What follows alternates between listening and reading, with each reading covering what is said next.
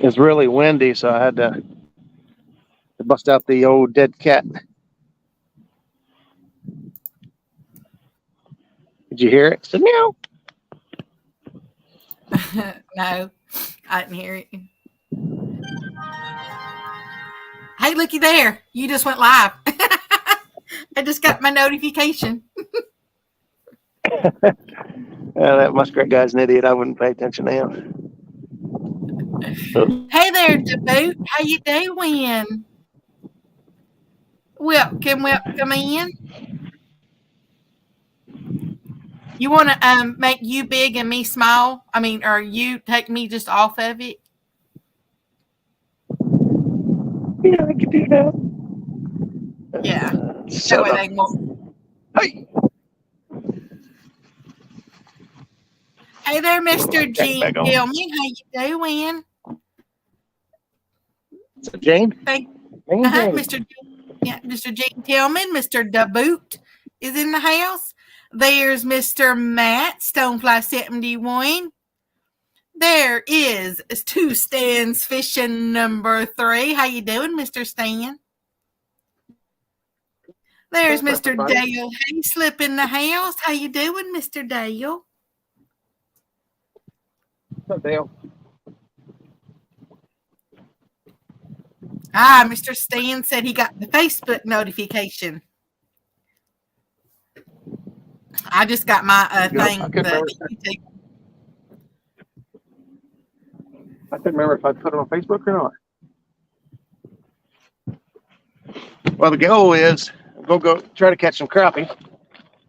I ain't gonna lie, I've been out here for a while. It ain't going very good. But I have found a bunch of shad. So if the crappie fishing doesn't go very well, I will catch some shad and start dragging for catfish. We're on Rocky Fork today. That sounds like a plan. Mr. DeBoot, I'm doing pretty good. I was planning on having lunch caught by now, but it ain't going that well. Sounds to me like you ain't gonna eat nothing for lunch then. If you ain't got none. You know, I got some better cheddars. Stonefly71 says, I'll take a bucket of shad, LOL. I might have a bucket of shad. I found a boatload of them. No pun intended. Toastan says, I never get the YouTube alert, but Facebook always comes through. Well, you got to click that bell notification. Get oh. Hey there, Mr. Paul Edmiston. How you doing? He says, what's the water temp, Roger? Well, it depends on where you're at. On average, about 47, 48. When I put in North Shore Marina this morning, it was 46. But when I went to South Beach and went up Kelly's Cove, and it was 50 in there. I'm up in another cove now, and it's 49.5. So right around 50 degrees, just a hair under. North Shore was just coldest. No bait, no nothing in there. So turn this a little bit. You guys can kind of see what we're aiming at. Mr. Stan said he had better cheddars last night. But were you on the boat? Are they better at night? Oh, yeah. Well, they're better on a boat, that's for sure. That sounds like something that Dr. Seuss would say. Are they better on a boat? On a moat? With a goat? I'm looking at a piece of fish swimming by here. There might be catfish.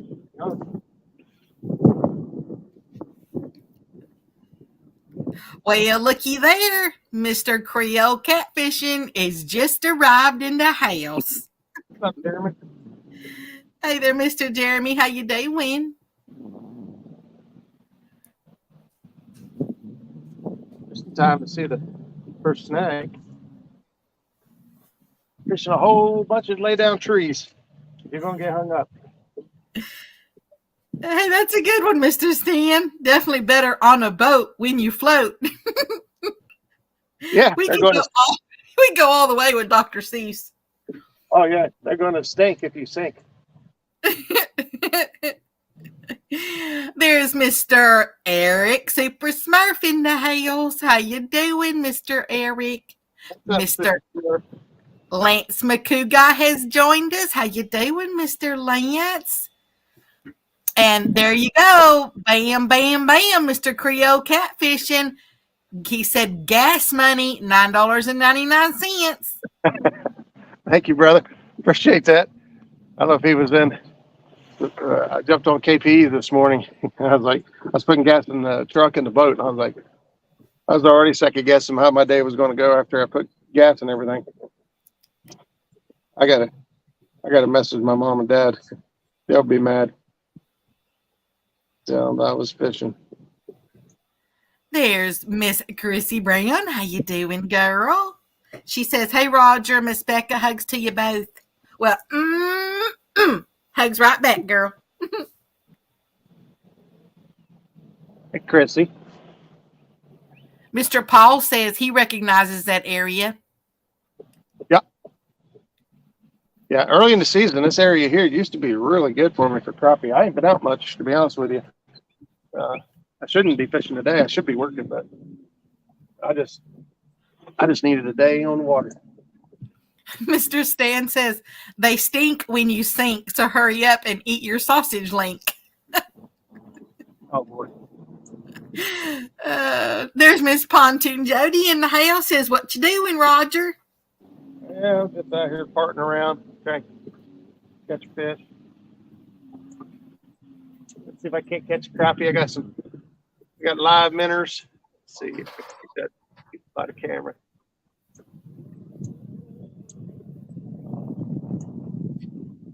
Kind of windy. Nebraska Mad Catter, how you doing? Thank you so much for coming in. He says, "Glad to see you getting some R&R." Yeah. I marked a lot of fish deep. I didn't think they would be deep right now, to be honest with you. They should be shallow, but I'm going to try shallow for a while. If that don't work, well, I'm going to go where I marked the fish, which is 25 feet deep. I marked a bunch of scale fish. They look like crappie, but we'll see. Did you hear me when I told you that Miss Chrissy was in the house? No. Hi, Chrissy. Oh, yeah, I did. Chrissy Brown. We got to get her on the boat soon so we can get ready for our challenge. And Mr. Eric says, "Becca, can I get a prayer for my dad? He's in the hospital." I did not know that. So, yes, most certainly. Sorry to hear that, buddy. There's Mr. Brian B with a bunch of eyeballs. How you doing, Mr. Brian? What's up, Brian?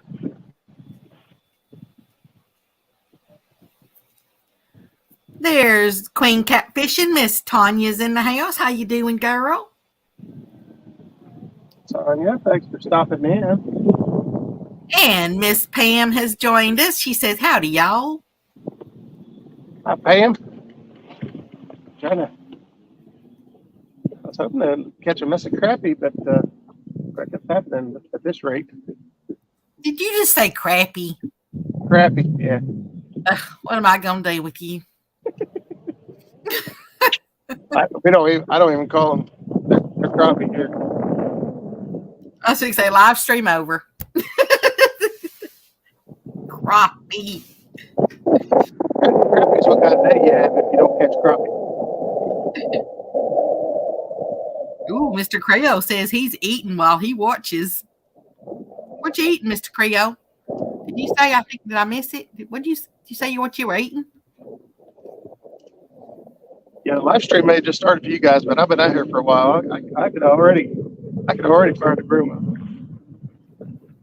There's Gula Cat. How you doing? That's a new name for me. Says water is dirty everywhere, it seems. Yeah, it's a little murky here. It's a little clearer in certain areas. This area here is a little bit clearer. Get back out in Maine and it gets muddied up. I was back in that 50, 51 degree water. It was really, really muddy, but that's also where all the bait was. Catfish and Dreams, Mr. Brandon says, good luck, Roger, listening while back to work. Ugh. Sorry, buddy. Won't be long, man. We'll be getting back out on it. They have a tournament scheduled here this weekend, but I would be very surprised if it doesn't get postponed, especially after events last weekend and high wind. We got a lot of high wind coming back this weekend. 25 to 35 mile an hour winds on this lake are not fun. This lake gets windy easy. Okay, Mr. Paul, he said he's got to get back to work. Good luck, Roger. You have a blessed day, Mr. Paul. Thanks, Paul, buddy. There is Miss Robin C. in the house. She said, came in to say hi, Roger, Becca, and Chet. Hey, Robin, thanks for stopping in. And you have a blessed day, Miss Tanya. She says she's got to go back to work. She goes, but she'll be listening. Appreciate it.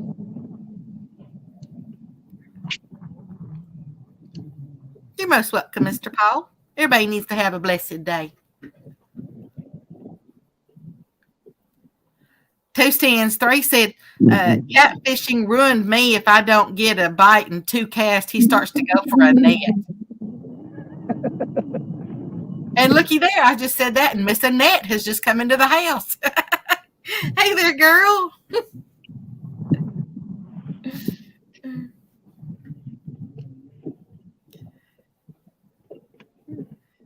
Creole says, he's doing fried shrimp, 8-2-fay, and smothered sweet taters. Oh my goodness, that sounds way better than better taters.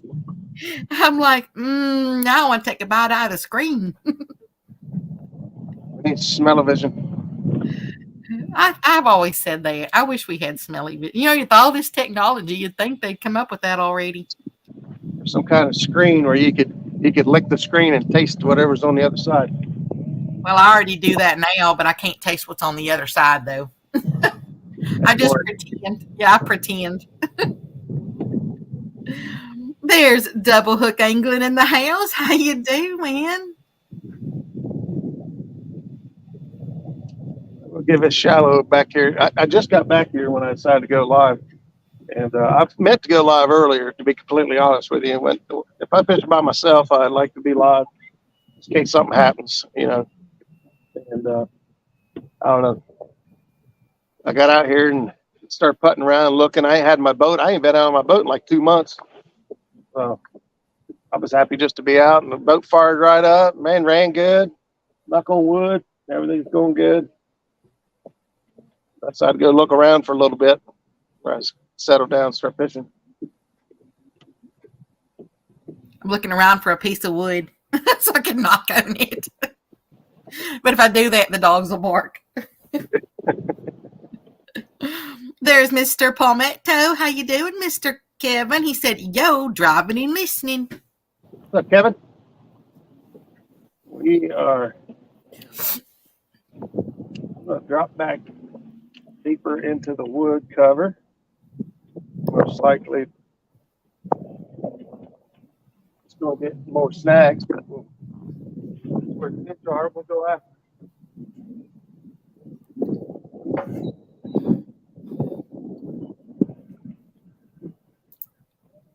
Looks like there's 29 wonderful people in here.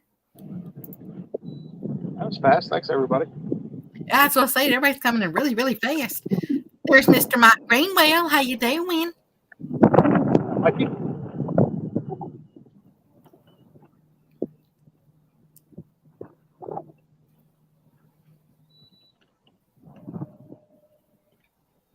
You can definitely tell it's windy out there.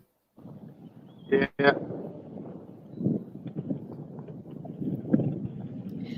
There's Catfish in Fresno. How you doing, Mr. Steven? He said, Mr. Muskrat.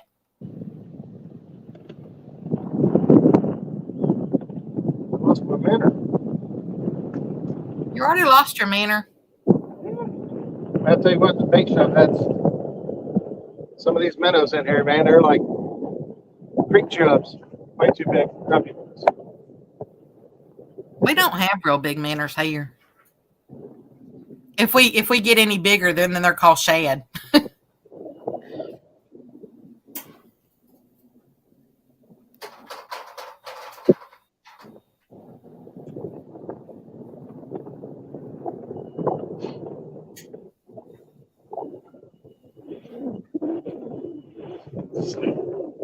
Yeah.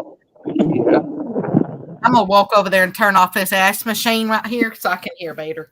What an ass machine is. I think I want one though. Robin, I'm at Rocky Fork. I'm not up on Hoover today. Heading to Rocky Fork, looking for crappie. Although a lot of people say that Hoover is really, really good for crappie as well. But Rocky Fork is about an hour and 10-minute drive for me. And Hoover is about 2 hours and 15 minutes, something like that. So trips to Hoover don't come very often. Okay, I'm back. Well, that's much quieter now.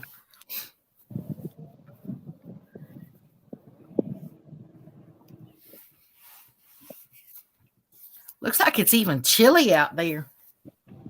It's a little chilly. It'd be great if the wind weren't blowing. If the wind was chill, it wouldn't be bad at all. But with the wind blowing, pretty chilly. There's Mr. Justin's fishing fetish. How you doing, Mr. Justin? What's up, Justin?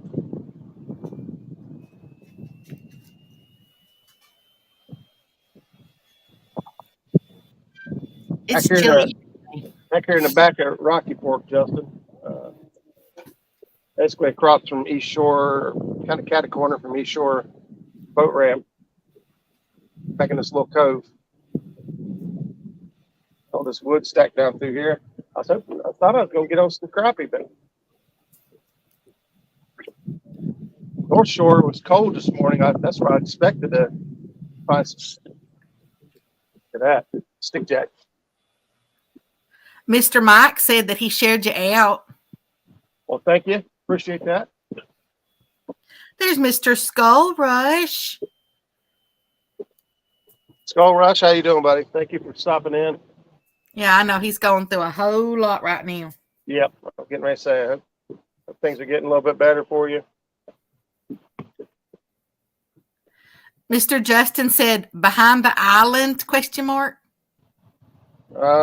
corner from the island. The island is, Justin, the island is directly straight back behind me here. So if you're heading towards the dam from North Shore, back in that far left-hand corner, that little cove, it cuts over there. That's where I'm at. All this timber and wood back in here, and you got the docks up in the very nose of it. It gets real shallow. It gets to like 2-3 feet deep back in there. I'm sitting in 7 foot of water right now, 48 degrees. There's Miss Shirley T. How you doing, girl? She says, hey, Becca, Muskrat, and everybody in chat. What's up, Shirley?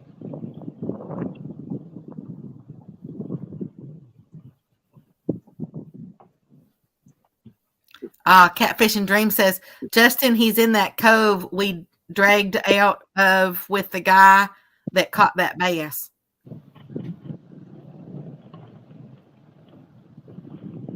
You got better memory than I do. I don't remember.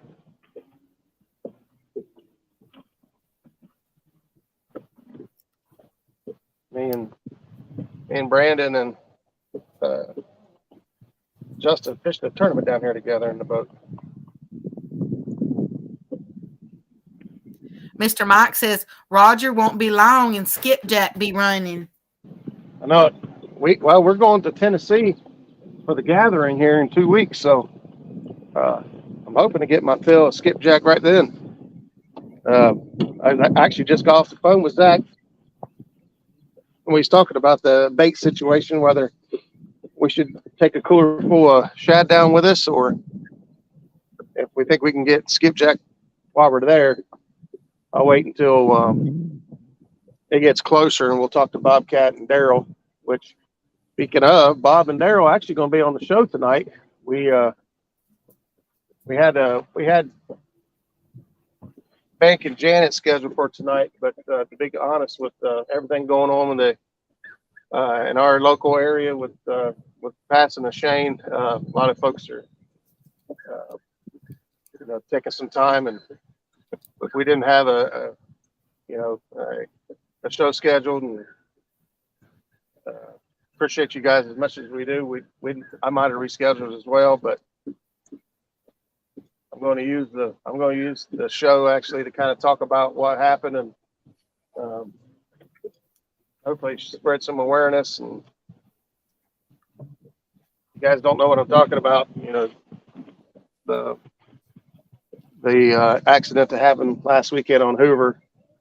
We lost our good friend Shane Henderson, who was actually on the show 2 weeks ago with me and Jeremy, talking about that exact tournament up on Hoover. And unfortunately, the winds turned terrible, and his boat went down, and we lost Shane. So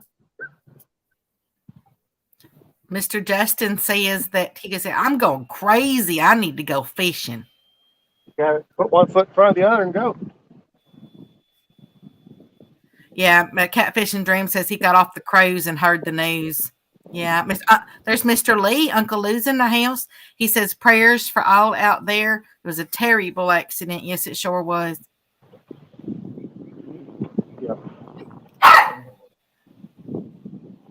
There's Cool Cats Fishing in the house. He said the skips are on the move and getting easier to get down here around Watts Bar.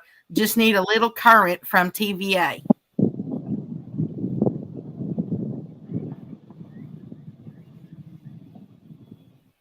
Mr. Eric Super Smurf said, yeah, we lost a great catfish angler. I know. I loved his personality. Loved it. He was so knowledgeable too. He's fished a lot with a lot of people. He's very good. Mr. Mike says many prayers to everyone. Mr. Justin says, why you only got 2 poles out? Because I don't know. Something planning on moving. There's Mr. Kelly. Bullock Experience is in the house. How you doing, Mr. Kelly?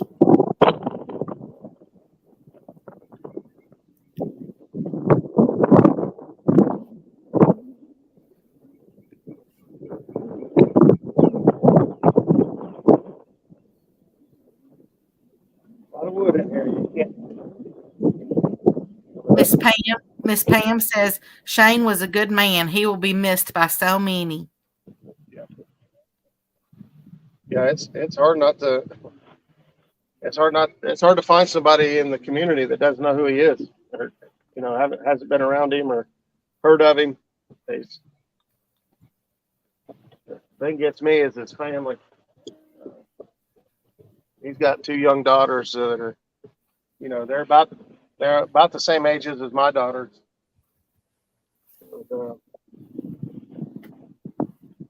I can only imagine, what they're going through, and what that might have looked like if that had been me.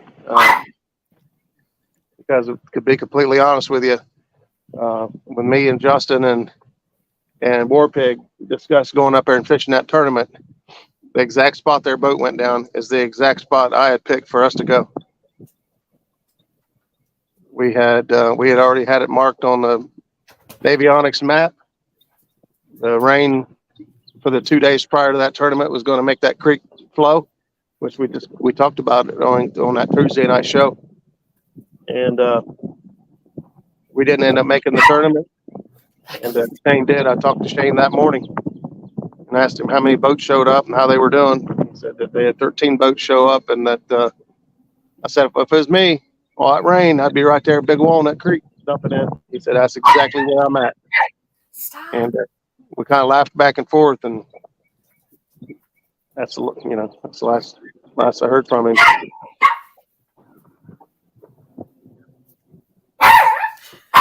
Lucky What in the world are you doing with them dogs? Lucky's barking at Tater. Tater's getting some petting from me right now, and Lucky don't want him next to me. Jealous. Yeah, that's all it is. There's Size Matters Catfishing. How you doing? I can't imagine them dogs of yours being spoiled or nothing. They're way too spoiled. Mr. Kelly said he's working like a government mule. That doesn't working for the government. I don't know if that makes you working hard or not. Maybe dirty or corrupt or something. I don't know about hard. I'm working harder than an ugly stripper. They work pretty hard. Mr. Mike says, got to get back to work. Good luck, Roger. Thank you. Mr. Joe Ziegler says, hey, y'all, who passed away? Mr. Shane Henderson. Yeah, Joe. So if you saw our show a couple weeks ago when we talked about Hoover, Shane was our guest that night, and so ended up being Shane. Passed away during that tournament on Hoover. Peter Mahorn actually put a video out about the incident. He's got some technical data in there too, as far as winds and things like that, and a message for guys to wear your life jackets. The other guy that was with him, I won't put his name out there for now. Just I imagine he's been hammered with lots and lots of questions and whatnot. He's probably told the story a million times, but he did put a post out as well. It said, guys, please wear your life jackets when it's you're just not sure about the situation, or just wear your life jackets more often. Or I've been talking to folks lately about those float suits that people are starting to buy and get into, primarily designed for ice angling and things like that. But basically, anytime you're near the water and it's below, 60 degrees, I would say, anywhere where hypothermia has the chance to get to you faster than you can get to a bank, those float suits, they're pricey, but they might save your life. That's right. You can't put a price on your life. This suit I'm wearing right now is a Cabela's Guidewear suit, and it's a good rain suit. And most of the decent stuff will run you about $150 to $250 a set. And people are like, man, I ain't spending $300 to $500 on an outfit. I was like, yeah, well, what if you could put a price on one of those float suits? What's your worth like? What's your life worth? Woo. Right. Mr. Justin says that Dieter done a good job on that video. Yeah, I had mixed emotions about it when I first saw it, because I was like, it's too soon. Don't, just, I got to be honest with you. At first, it just kind of irked me the wrong way. I just felt like it might have been too soon but in reality, there's a GoFundMe out there for Shane and his family to try to help his family out with, obviously unexpected costs and funeral costs and arrangements and things like that. So, Dieter put that out there to not only help raise money for the family, but also bring awareness to, all of us anglers who get complacent or, think we're invincible, or like, I'll be all right. And, this is a huge wake up call. At least I hope for some. I know it was for me. And so once I kind of put the big picture together after watching Dieter's video, I was okay with it. But if you guys haven't looked at it yet and you're not sure who we're talking about or what happened, Dieter done a good job kind of giving a recap on what happened and how to avoid it. Mr. Stonefly said, should have postponed that tournament with that wind. It was called for days before. Yeah, it's one of those, shoulda, woulda, couldas. You just don't know. Hindsight. I mean, there's lots of what ifs, that can be involved. And, I would say what my general saying is, but I don't know if you want me to say it up here on your channel about what ifs. Oh, I don't care. I always say, because I mean, you don't ever want to live your life on what ifs. I mean, we all think about them, but I always say, what if my aunt had balls? She'd be my uncle. So, you can't really do that either. Try another color real quick, and then see what happens.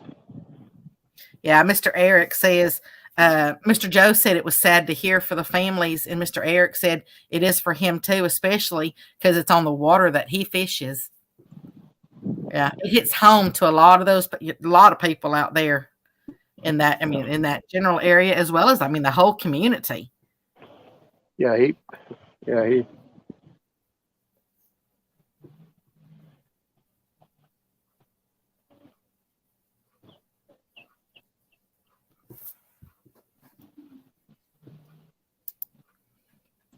Looks like we got 34 wonderful people in here.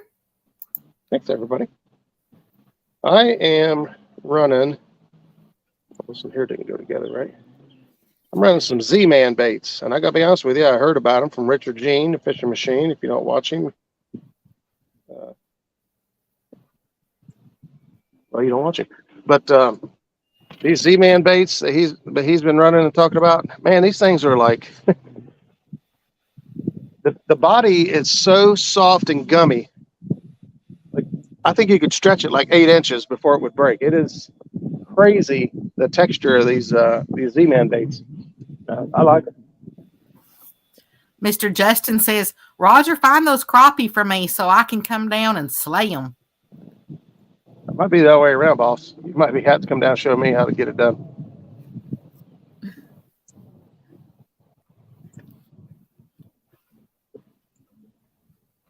We'll run minnow up there along the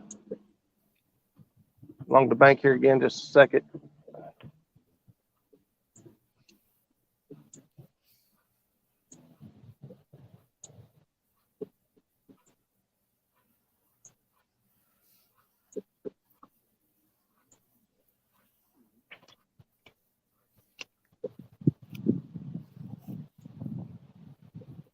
Well, I bet you wish that sun would come out.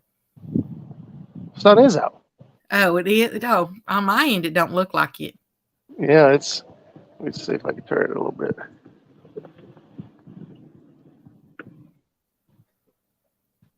Yeah, the sun's blazing. Oh, okay. Now it kind of cleared that up a little bit. Might not look like because the phone's kind of facing right into the sun, so probably get blown out. I think that's what it was. It's probably just my eyeballs too. Mr. Eric says, on that subject, what is the best and comfortable life jacket to wear?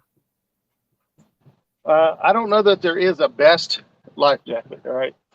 But in my opinion, these inflatable life jackets. So I'm wearing this one right here is a Mustang. Mustang's a good name brand. There are lots of good name brands out there. It doesn't have to be Mustang or anything else. The most important things is to pay attention to your sizes and know whether it's automatically going to inflate or manual inflate. Right. So like this one has a little pull cord on it, but this one also has a little dissolvable tablet on it. That if I go in the water, it'll go off on its own. So there's an MF and an AMF, and MF is manual flotation and AMF is automatic and manual flotation. So in my situation, I suffer from, I got blackouts and, I've had dizziness issues. So I'm afraid if I black out or fall in the water, I'm unconscious. I can't pull this cord. I'm unconscious. So I got mine to where it'll automatically go off. Now, those obviously are a little more expensive, but we're back to, how much is your life worth? And so I say, the thing is, spend the money and buy the one that you're actually going to wear, because if you go out and just buy a cheap one and it's not comfortable and you don't wear it, well, man, we should not just buy one at all, because it's not going to do no good. Right. You just defeated the purpose. Mr. Kelly said that Z-Mans are awesome baits to use. Good pick, Roger. Yeah, I've got quite a few different colors, a lot of different like tail designs and patterns on them. But yeah, I'd never used Z-Man until Richard Jean said he's using them and really liked them. So I picked a couple of packs up, and then I got them out of the pack. I'm like, holy crap, these things they don't feel like any other plastic. They're super soft, like super soft. Miss Chrissy said that you forgot to pick her up and take her with you. You were just afraid that she'd beat you at crappie fishing too. Tell me what boat ramp, I'll be right there. There's Mr. Deanie Stone. He says, lunch break, I'll eat this corned beef brisket. You just catch us some fish. Corned beef brisket, that sounds good. Lunch and a show.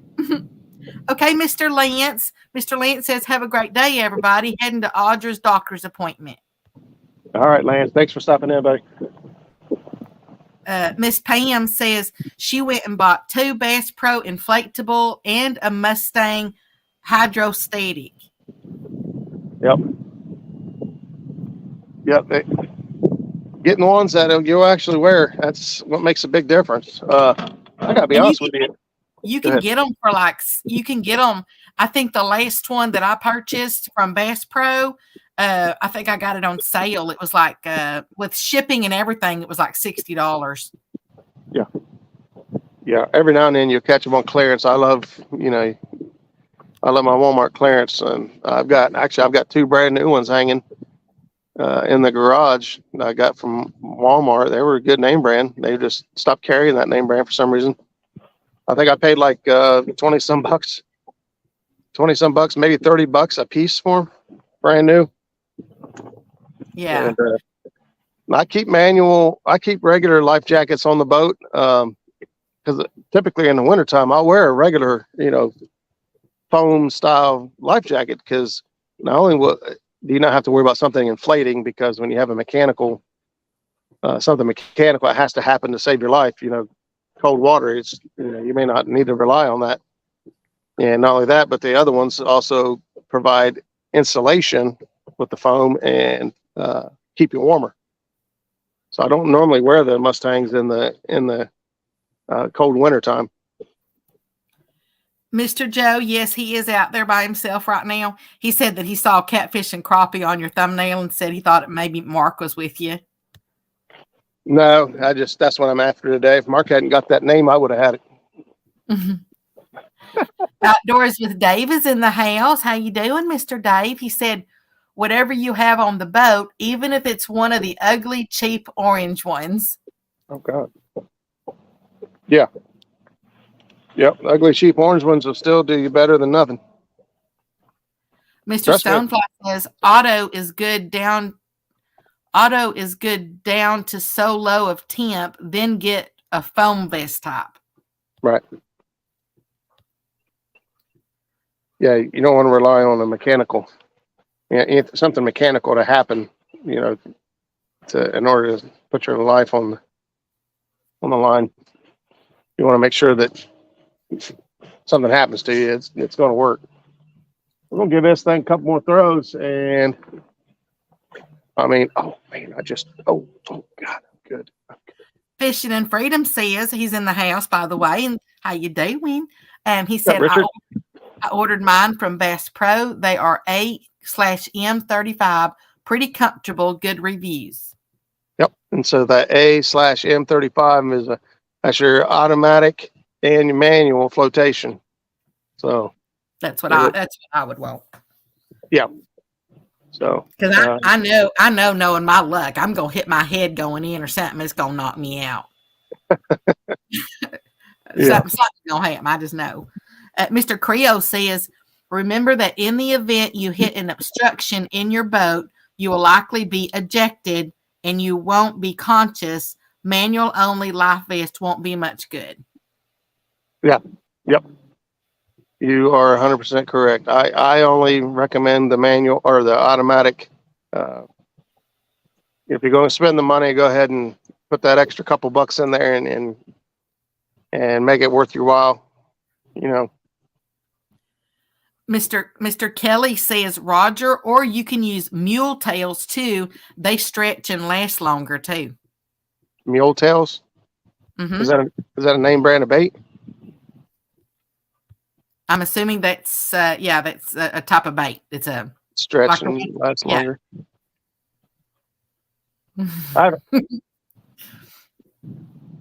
I haven't seen any of those. Mr. Creo says that also goes for the I know how to swim argument. Yeah, that don't always work. I'm not a very good swimmer. I keep myself alive, I think, for a little bit, but it comes down to it. I'll run out of gas. Mr. Eric, yeah, I'll go look for that one. I don't know if it's still on sale, but I'll go in there and look for the link on that, and I'll send that to you. Imagine we're going to be talking a lot about safety for a little while. You know, unfortunately, it's a tragic event like this is what shakes everyone up and gets them thinking right again for a while.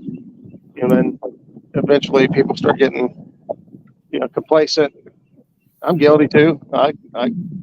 We're all guilty of it. I take my jacket off, now if I'm up at the dam or something and it's, I lose my balance too easy. I always got along. But like if we're down in some calm water and we're just anchoring, moving around, just anchoring, I generally don't have it on.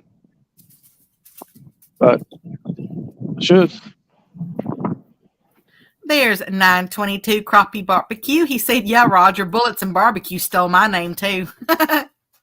When you find a name out there you like and somebody already has it, you're going, oh man, like it was perfect. Stonefly says, and buy at least one rearmament kit. Yeah, refill. Yeah. Miss Chrissy says it's always been a huge fear of hers is a boating accident.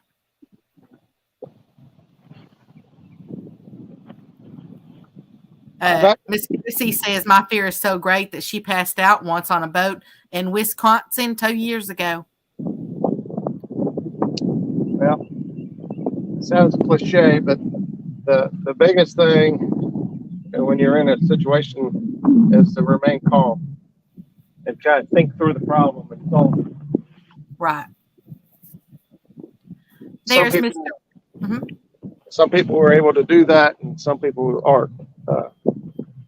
I've been with both. I'm the first one. I stay real calm in situations. You don't know who you are until it happens. Well, I've been in them. Well, so far, all the ones I've been in, I've been calm.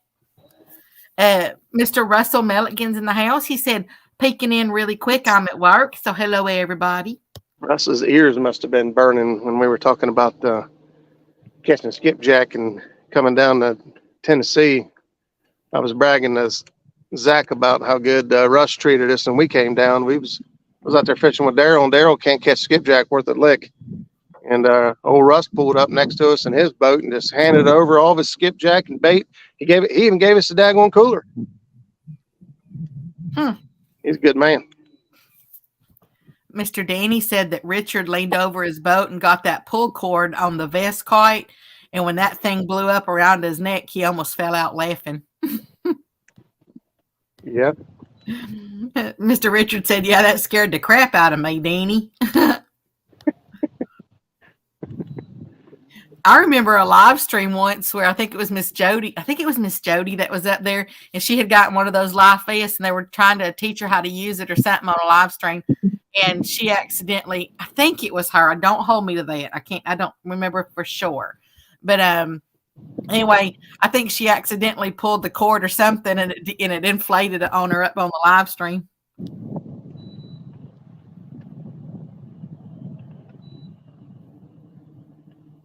Okay, Double Hook. He said, y'all be blessed. He's got to run. You have a blessed day. All right. See you, buddy.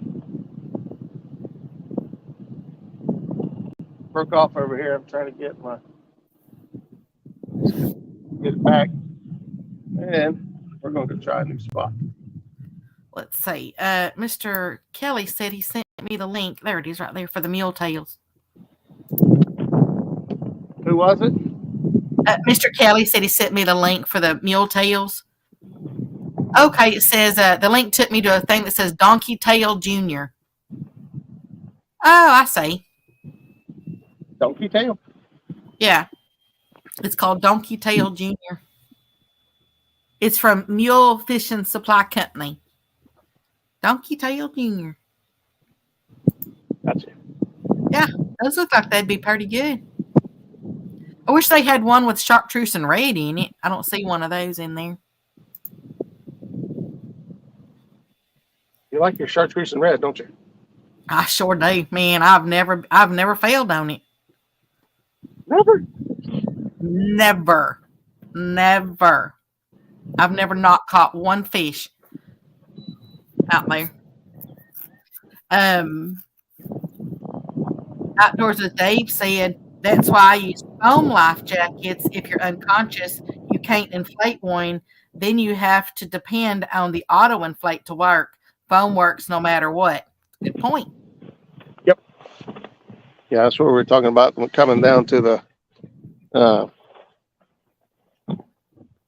when it comes to the winter time. Just control the mud. There's Mr. Alvin Lewis in the house. How you doing, Mr. Alvin? Mr. Kelly says I think they'll make that chartreuse and red for me. I don't know. I've just never. I mean, down here in Texas, well, I've used it. I've also used that chartreuse and red up in Idaho when I went down the Snake River. And matter of fact, I caught trout on it. Believe it or not. And for some reason, I love that color. It's just all the different places I've been, and it's never failed me anywhere I've gone. Not saying it's going to work everywhere. Some people's fish are kind of a little fickle. Fickle fish. Fickle fish? A fickle fish.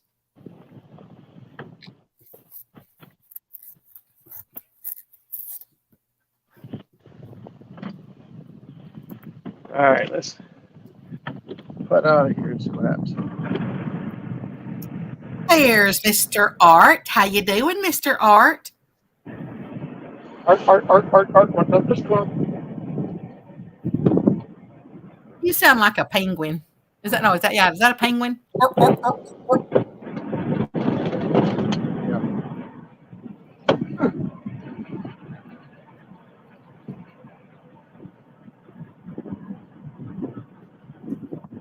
Is that a public thing right there, or is that like a boat ramp? This is somebody's. I don't know. Those docks back there are private, but all of this is usually not back here. I don't know if it floated down the lake and got back in here, and they just haven't come pulled it out yet, or what. Oh wow! Most of the ramps back there, those are all private. I have a friend that actually goes out and builds those.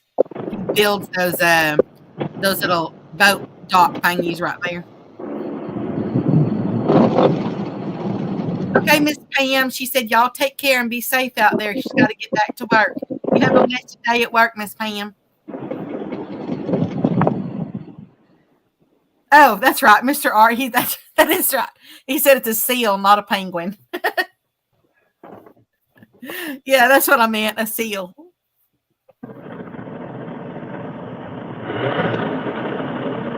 I got my marine life mixed up.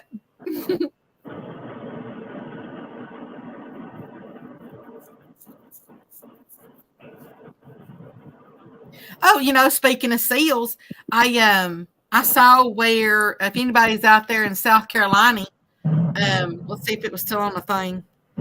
I saw come across my little weather app thing. It said that there's a 1,500-pound great white shark that they've named Breton. It's currently swimming off the coast of North Carolina. Oh, really? It came across my weather thing. It, I think it came out yesterday.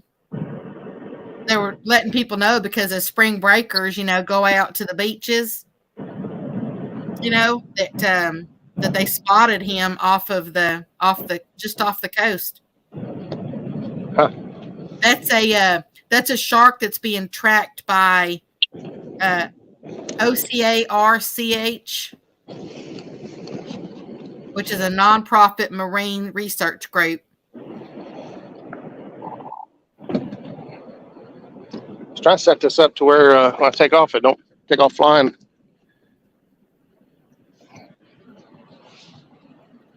How you doing, Mr. Jeff? There's Fishing with Jeff Beal in the house. Yep.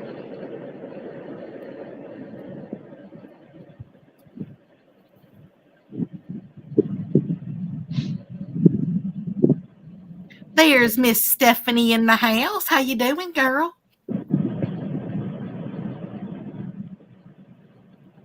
There's Mr. Shad Daddy in the house. How you doing?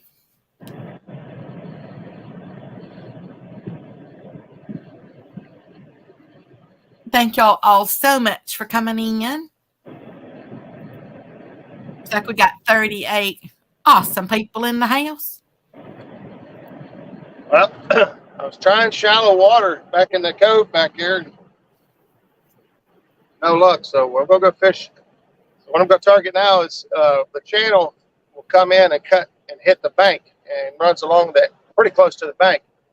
So there's a steep ledge. The channel hits the bank there, and there is some structure and cover down through there. And so I'm going to target. That's where I'm heading next. I'm going to target that. See if we can't find a fish down there. We're going from about 10 foot of water, 8 to 10 foot of water, to about 25 to 30 foot of water down there. Mr. Jeff says, I heard you said something about shark. I think I'm the only person that has a party on Shark Week. There's Wasting Bait in the house. He says, how's everybody doing today? How are you doing, Mr. Bait?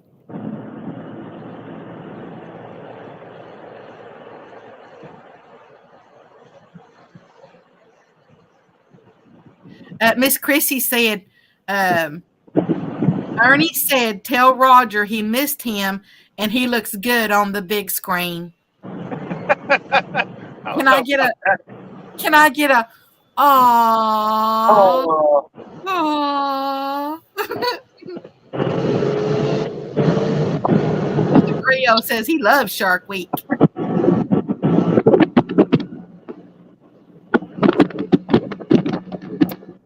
Mr. Shad Daddy wants to know where you're fishing at.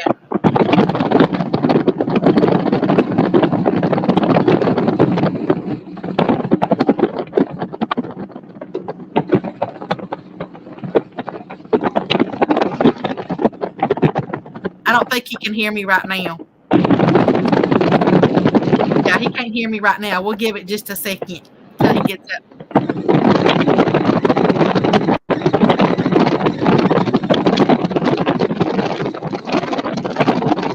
Miss Chrissy. I'll tell him that as soon as he stops.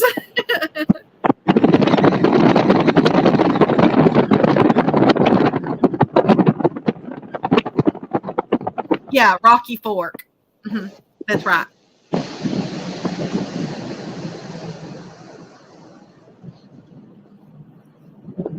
This water over here is a lot muddier than what we were in. Yeah, they were wanting to know where you were fishing at. So, Rocky Fork is where I'm at. Right now, I am trying to figure out what happened to my mount. Right now, those of you that know this area, I'm basically directly across from Blinko Point. Blinko? Is that what you said? Blinko, yeah.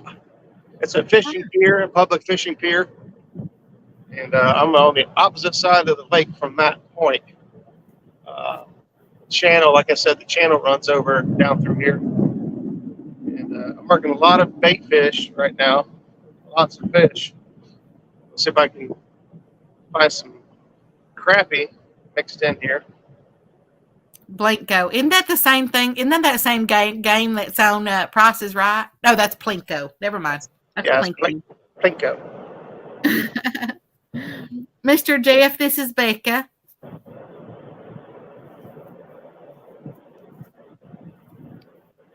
All right, I see some fishes. I see some fishes down there. I see you.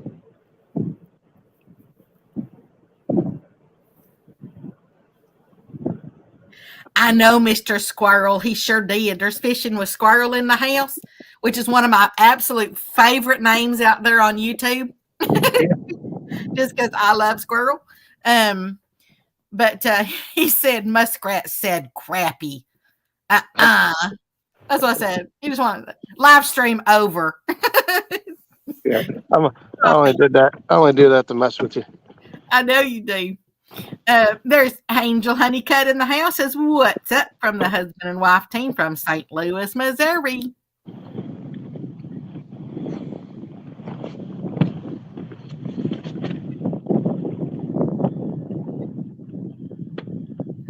I hate to say this, but listening to all that water when you were just moving the boat, I really have to run and go pee. I'll be right back. Take me just 1 minute.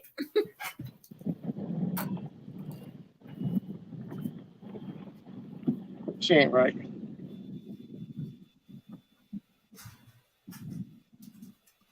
Wait a minute here. I'll get the boat situated. Pull off the bank just a hair here.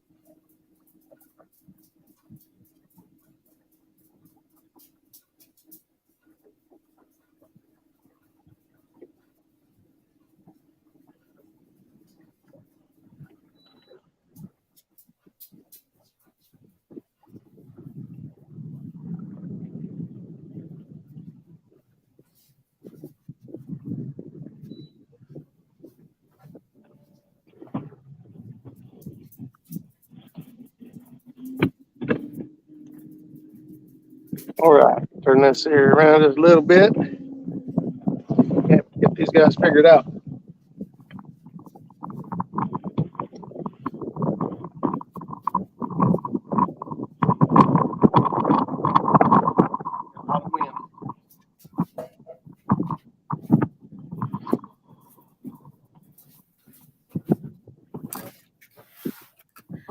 Okay, I'm back.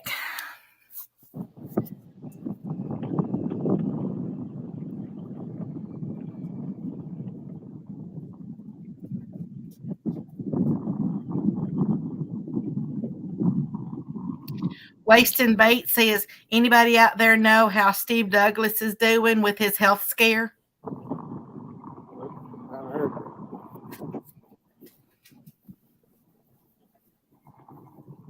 Mr. Kelly says, Wasting Baits, he did drop a video on Facebook.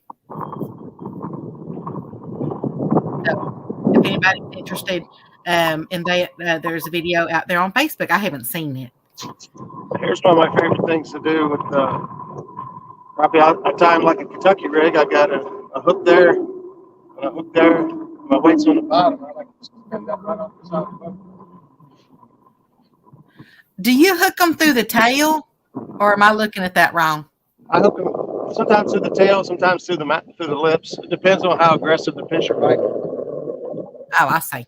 If they're not biting very aggressive, I hook them in the head or the mouth. If they seem to be taking the baits, then the tail's fine. And they stay alive a little bit better. I hook mine. I hook mine, in the back. In the back? Generally. There's always circumstances. There's Mr. Harold Bolton in the house. He said, hello, all. Where are we fishing today? Rocky Ford.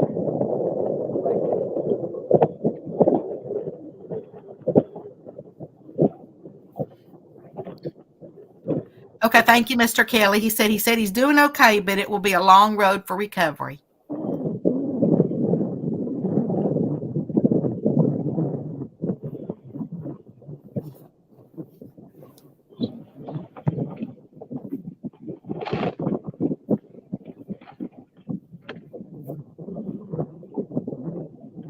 There's Mr. Tim Donna in the house. How you doing, Mr. Tim?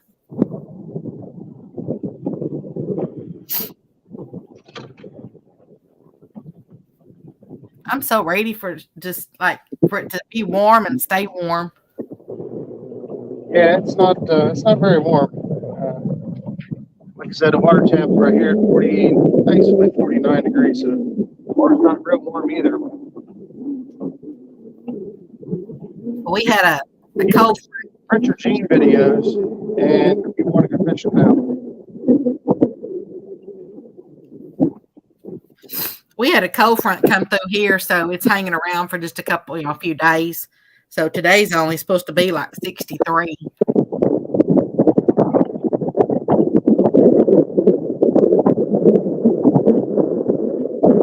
Right now, it's still in the 50s.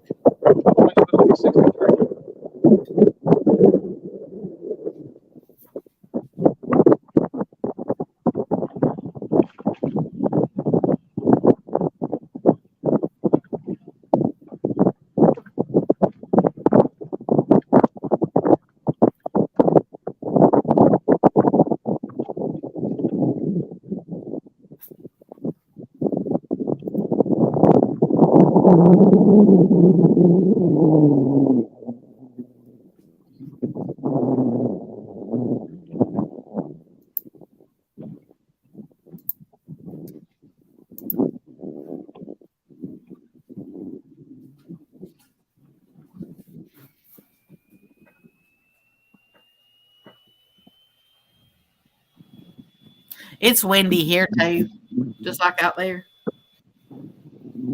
Okay. Are you guys hearing any of the wind? Yes, sir. Yes. Yes, sir. Let me play with that cat and see if it shouldn't have any noise. Mr. Jeff says he used to watch Richard Gene videos, but he hasn't lately. I like Richard Gene. Hey there, Mr. Kevin. Kevin Walters is in the house. Says, hey, y'all. Hey, Kevin. Is it Kevin Walters? Yes, sir. Kevin Walters. That's Monster Cat Catfishing. That's my friend. Well, hello there, Mr. Monster Cat. Yeah, we are right here. We are like at 23 miles an hour right now. Not too terribly high, but but it's pretty high. Yeah, that's not fun. But it's blowing from the north. I like when it blows from the south. That way it's warm. Yeah, you're getting our air now.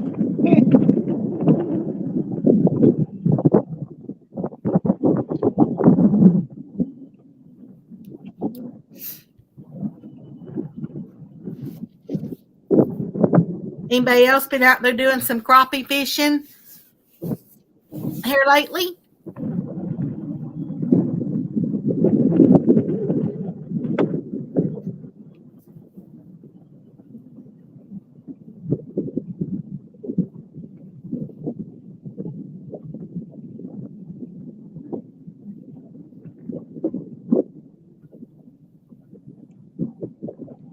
I like how deep your boat is too. Me too. Me too. I don't know if I really have it set to where I can turn it downward. Me too. That's one of the things. That's one of the reasons I bought it.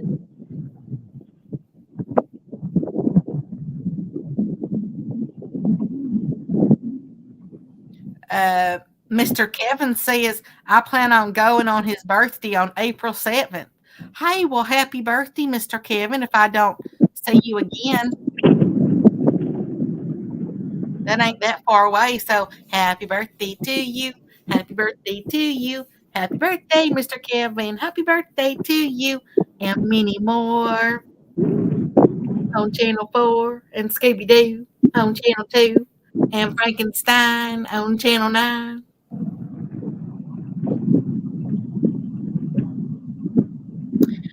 Waste and Bait says, Muskrat, how do you like that bait tank?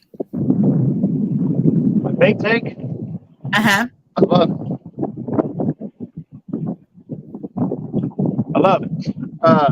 It's an older version. So, you know, there's lots of guys out there selling the old ones, trying to get the new ones. So some of the things to think about on these ones, it doesn't have a drain. So you have to pump the water out. So that's kind of pain in the butt sometimes. And outside of that, it makes my life 10 times easier. I can keep bait for a good while. Like today, I got it on here because I don't have a live well on my boat. I got a tournament live well, the big toolbox I made into a live well. If I fish in a catfish tournament for crappie and bait and stuff, that's what I throw on the boats. It's easy to fill up, keep all my crappie alive.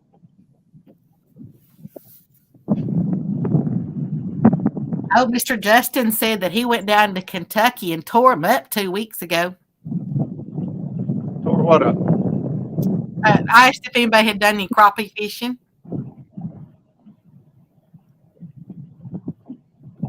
Mr. Kevin says he always makes his birthday the first crappie trip of the year. Oh, really? That's kind of a neat thing, like a little neat tradition. Yeah. Size Matters says that's a pretty slick boat right there. Pretty dirty right now, but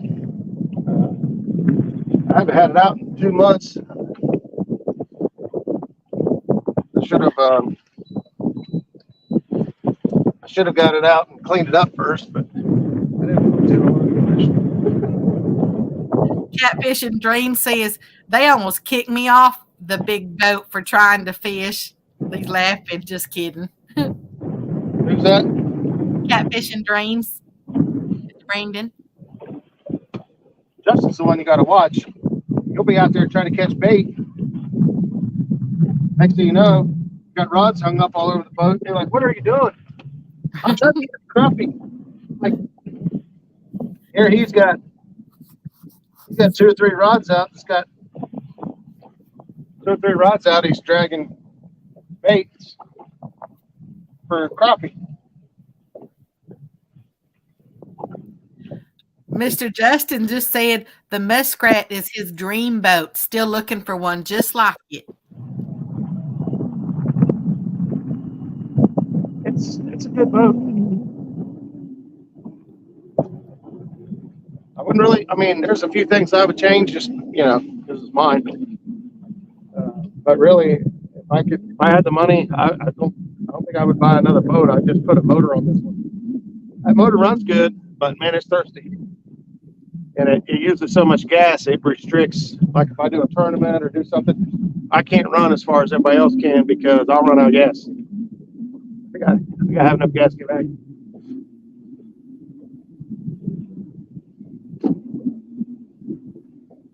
Too bad we can't use the gas in our bodies to run it. I'd never run out. I'd outrun everybody. Could you imagine the rush on the beans in the store? or some or eggs, deviled eggs.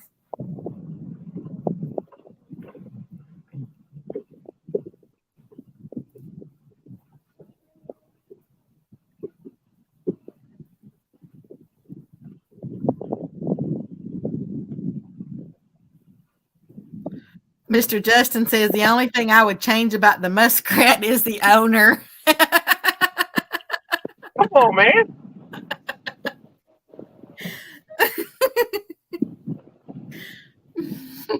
I'll give it to him. That was pretty funny. That was kind of funny.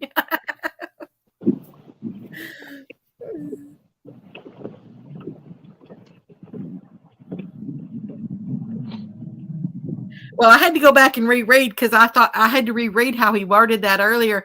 I was trying to see, did he say the muskrat is his dream boat, or that muskrat is his dream boat?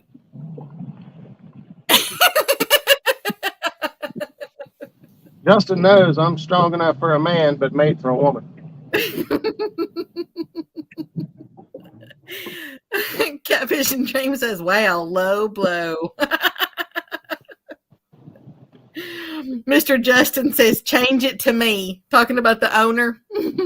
Yeah. Catfish and Dream says, Justin is now banned from the muskrat. I couldn't do that. Like Justin. Oh, y'all make me giggle.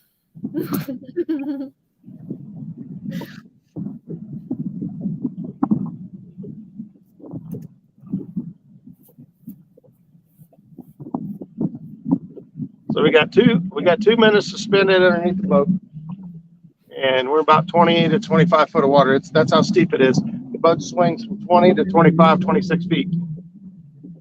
And then I've got a minnow on a bobber back here, and now I'm throwing a jig on a float. Because of the waves, when the water's cold, you don't really need a whole lot of movement. Just the amount of waves we got today will be enough movement to keep this jig active. Gotta get jiggy with it. Mr. Justin says, nothing but love for you, brother. Oh, I can feel it.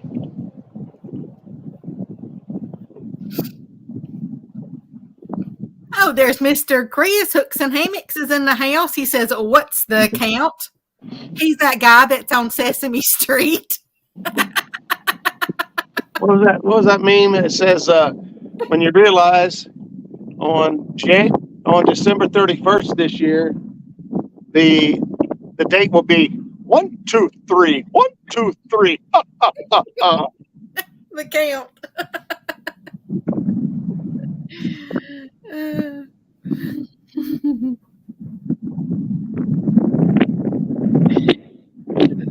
Catfish and Dream says just a 2-week ban during peak season, though, when he said he was banned from the muskrat.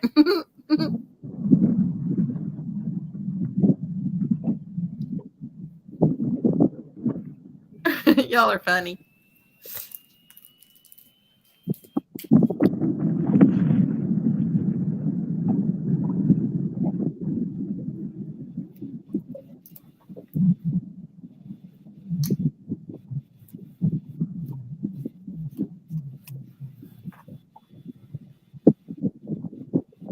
Man, I wish I'd see a deer or something go across that woods right there. There's people's houses like right there. Oh, You can see there's like a wooden bench right there. oh, okay. Yeah, I didn't see that. All around here. How dare somebody put a house where I want my deer to be? There are on the other side, down through there. There's a lot of deer. Mr. Justin says, you should see us when we're all together. It gets a lot worse. Oh, trust me, so do I.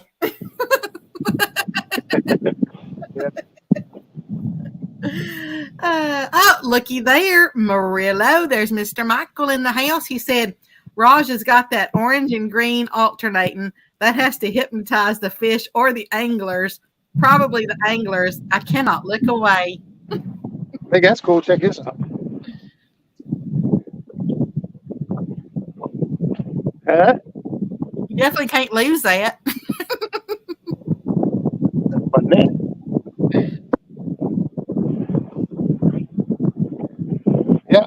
Well, honestly, I like green. I like everybody's got green. I love orange. So when I went to buy the rod holders, I didn't know if I wanted orange or green. And I thought, I'll just put them both on here. I bet you were one of those ones that told that knock knock joke a lot. You know, knock knock, who's there? Orange, you glad I didn't ask you again? Yeah, or orange, you glad I didn't say banana?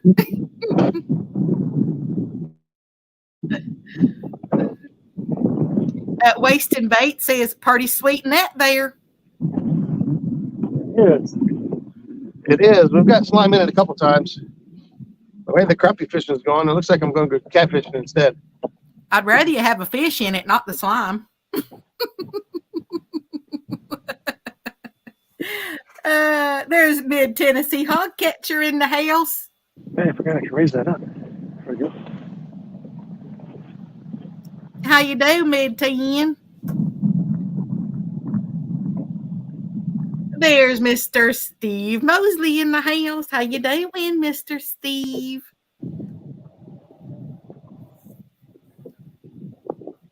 There's Nubby's Catfishing. How you doing, Nubbies? Thank you so much for coming in.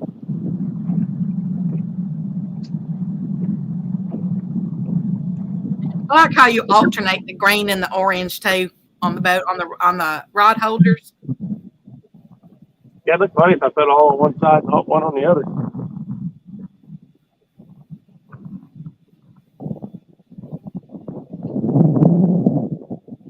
That'd be pretty neat if you could put like one of those better cheddars in each one little rod holder. Just go around the boat.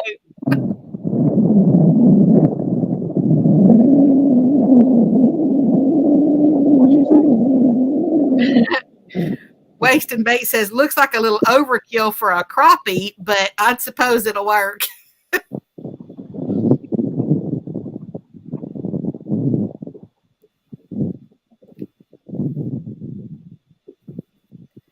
Mr. Justin says, Roger, we fish in the Rocky tournament if they don't cancel it. They're going to cancel it. Even if they don't, I'm canceling it. 25 to 35 mile an hour winds out here. It's not fun. It's only 8 mile an hour wind right now. That ain't that bad. It's just. That's only 8 right now? Holy schmoly. I was going to say, ours is like 25 here, or 23, I think is what I said earlier.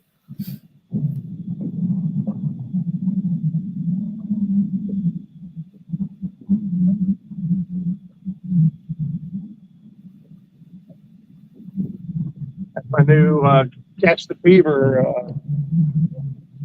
crappie rod. So far, I like it.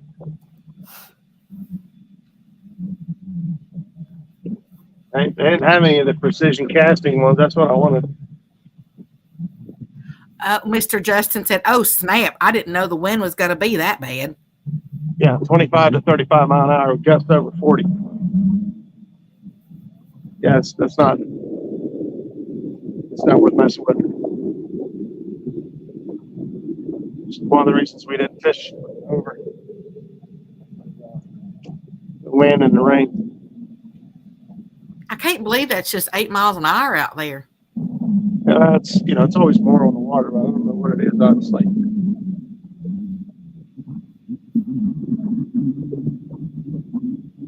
Yeah, Mr. Justin said, count me out.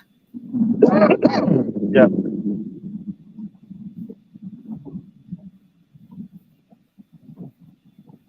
Yeah, 7.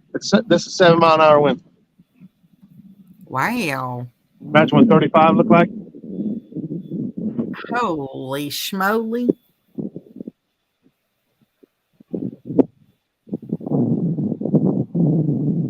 I know down here, like the place that I go, I can tolerate generally up to about 12. Anything pretty much over 12, and yeah, I probably don't need to.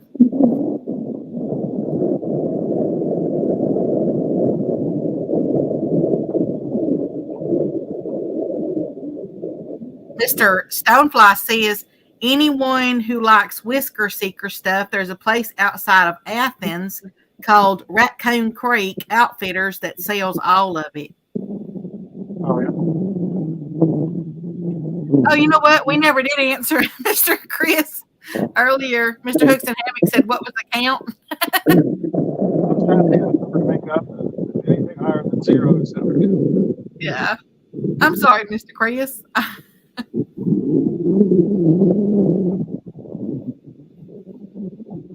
We're sitting on a big old goose egg, buddy.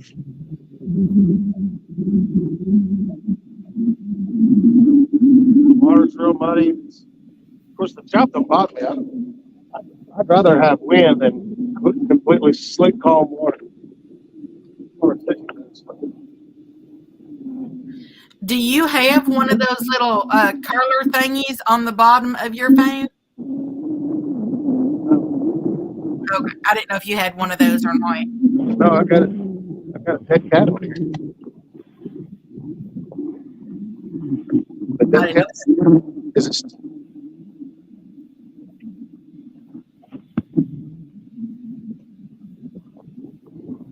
Is that worse or better? That's a little better. That's better. I don't know, y'all. Y'all tell me, is that worse or better? Wow, that's unplugging the dead cat. It doesn't. It's not a lot of like. I guess it's not so much wind like whoosh, whoosh, whoosh. It's more like a humming sound, like a like you're out in the woods, on Halloween night.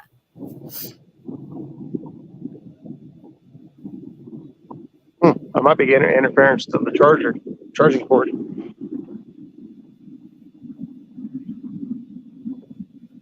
Yeah, I mean it's not bad. We can still hear you. Mr. Dwight Ward is in the house. He says, "How do you like the 3-pole rule?" Love it. Should have done a long time ago. Does that make anything any better?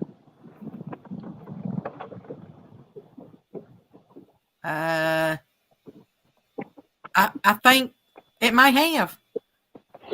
I unplugged it from the boat charging. I was going to hook up my power pack. Mr. Joe says it's okay till a gust, of course, hits it. But you know what? I think that did make it a little bit better.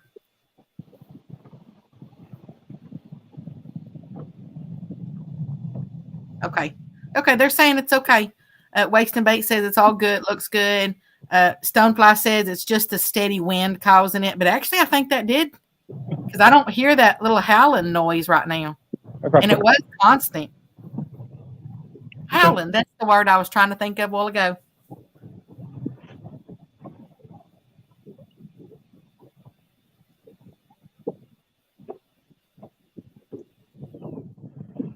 Mr. Stonefly says, that's just Roger blocking wind. Yeah, I think so too, Mr. Joe. He said, that sounds good right now. Yeah, I think so too. Whatever he did, it helped it. It worked.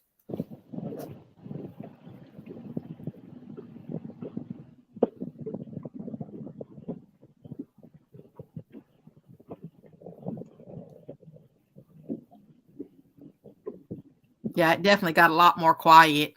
Of course, quiet and me those two words kind of don't go together, but Mr. Eric says, you know what would make it look better? Me on that boat with you. I don't know about that.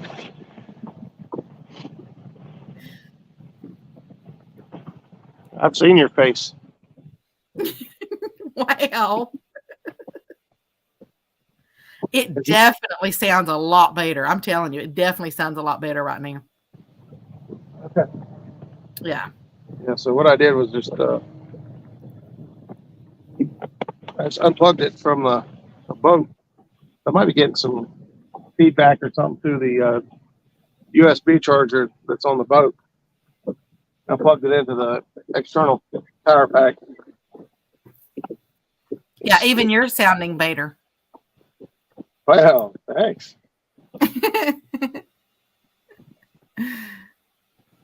I gotta go over to the YouTube site. I want to see what Mr. Eric, he put some emojis in there. I wanted to see what they were. Uh-oh. Oh, okay, I see. It looks like a blue fishy that's smiling or laughing.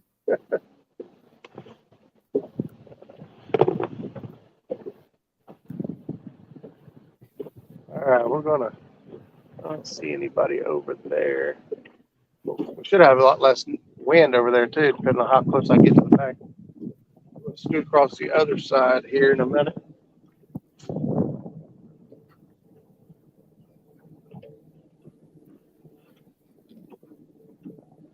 Too many boats out here today. I like 4. That's all I've seen. Some bass guys.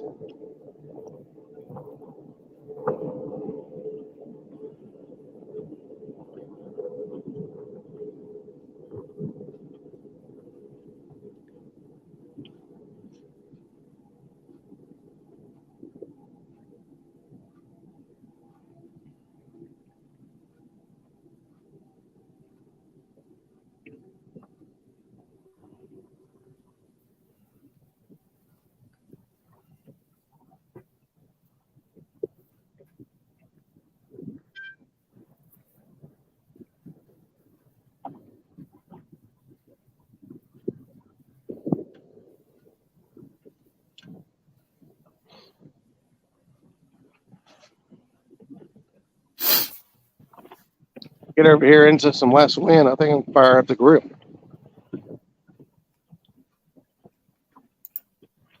You gonna make us all hungry. Yep. And then I might go catch some shad and pull baits for a little bit. You gonna put some shad on that grill? No. It'd be really fresh. Yeah.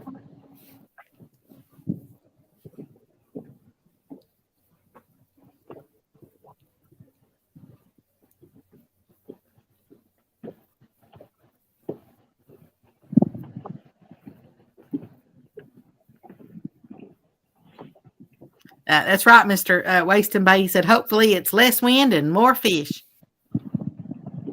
Yeah. We'll see.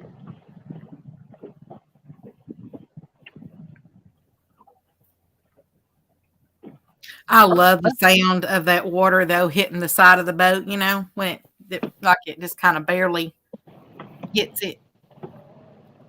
Kind of makes that little echo sound.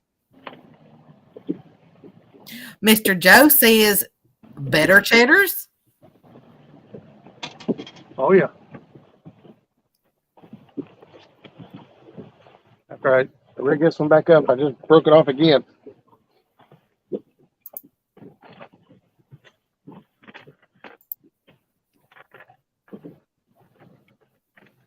Mr. Brandon says the Amish have really hammered the crappie population at Rocky Fork. Have they really? It's a shame because a few years ago, Rocky Fork was listed number 2 crappie lake in the country, or in state. Yeah, that's really a shame because, I mean, if I was out there, I'd have done caught like 30 of those things. Oh, I bet you would. At least at my place down here, I would.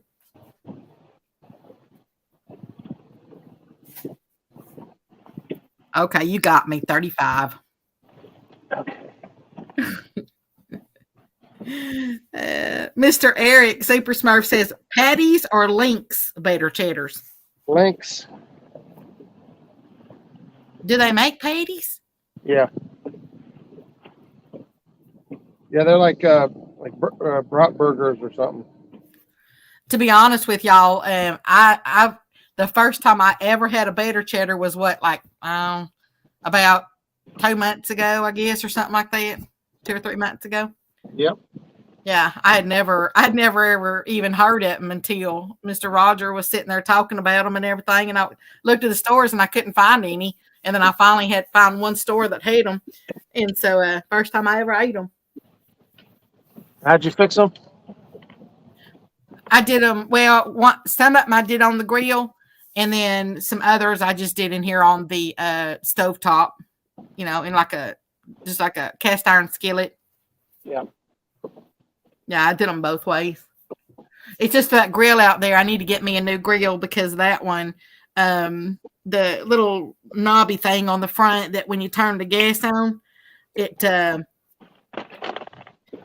something's wrong with it. So you have to take one of those big old long lighter things and you have to stick it in towards the middle of the grill.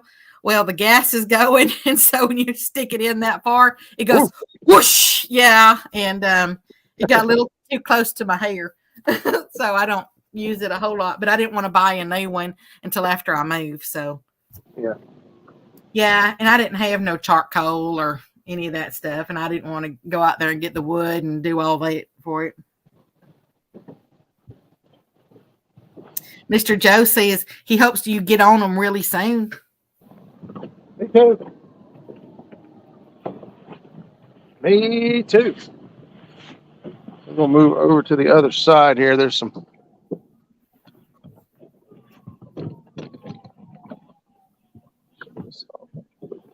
There's a cloud up in the sky. Y'all see that right in the middle of the screen? Doesn't it look like a hammock? Doesn't it look like right there in the middle of the screen? Looks like a big old hammock up there in the sky. Yep, that's it. It's for Chris and Telly. You're up in the sky, Mr. Chris. You got Miss Telly right there laying in there with you. That's so sweet that y'all are cuddled up together.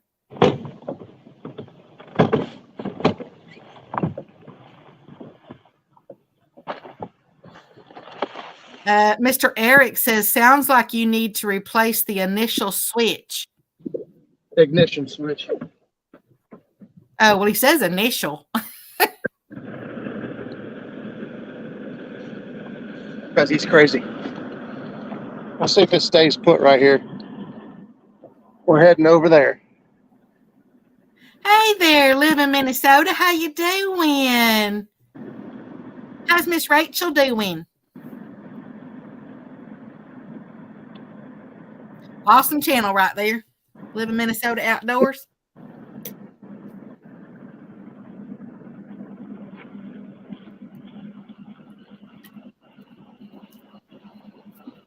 Yes, it is. It sure is. Doing pretty good. Getting really, really close to moving now. I am like so close I can taste it.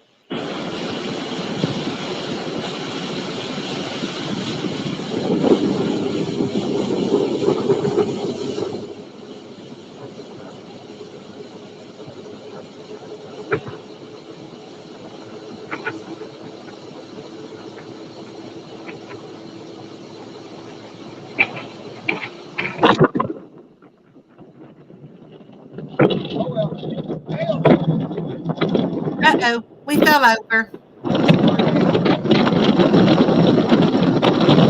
I'll grab a hold of that net so we don't go nowhere. Yeah, boy sticks. I'm sure.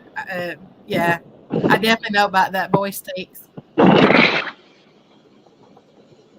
Aw, will you give her a hug for me, okay? I hope she starts feeling better, though.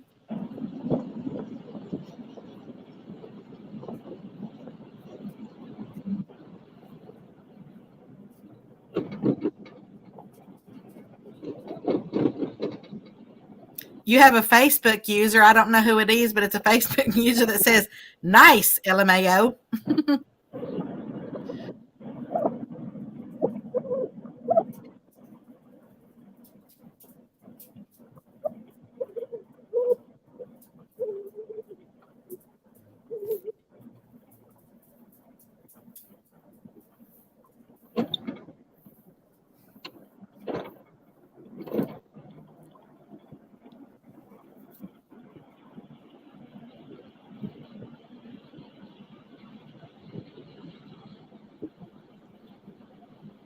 Oh, it's Mr. Harley. That's who the Facebook user is. Mr. Harley Neal? Uh-huh. Uh-huh. What's up, Harley?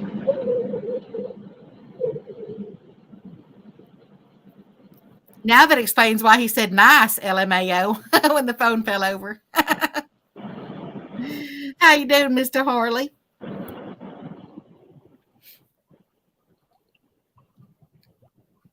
Oh, that looks like a good section up in there. It would if I start seeing any bait or anything, but I ain't seeing Bo Diddley yet. It's been a while since I saw Bo Diddley.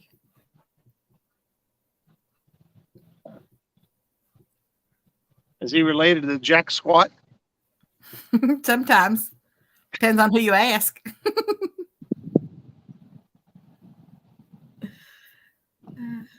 That's right, Wasted Bait. He was just showing off that purdy net. Yeah, he said, yeah, I was looking at the mall.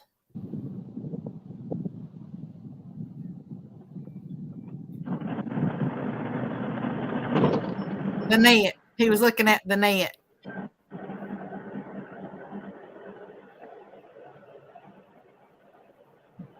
Yeah, it gave us a place to hold on to while we were going. I held on to the rope.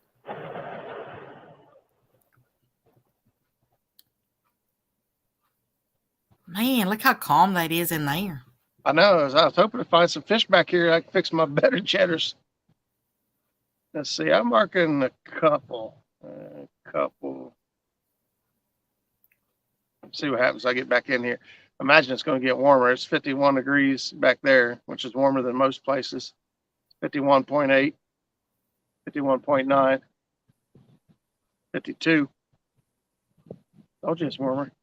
52.3, 52.4, 0.5, 0.6, 52.7.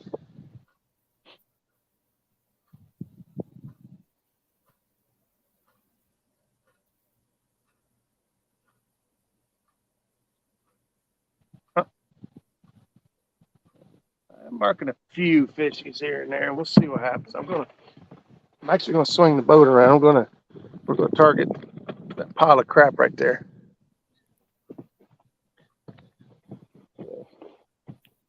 Looks like a good spot to target. Looks like a good spot to eat lunch. Is what it looks like. I got my priorities straight.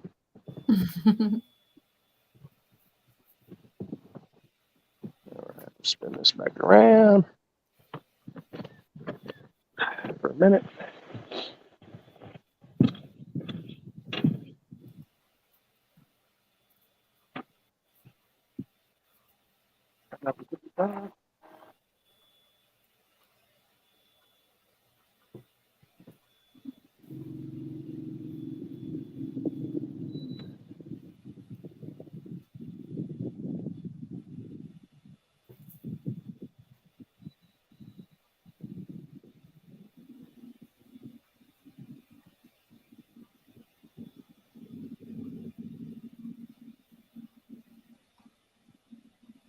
It's 52.5 degrees back here. Pretty good.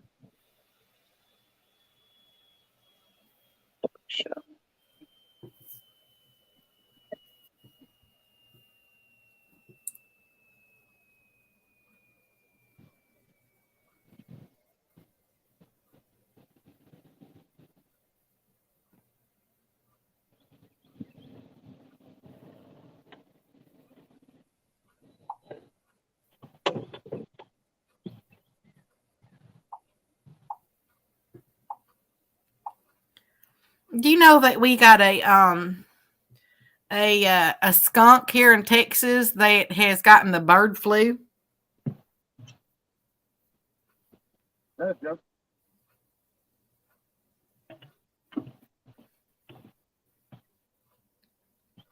Some sort of joke. No, that's real. You want else is real? What?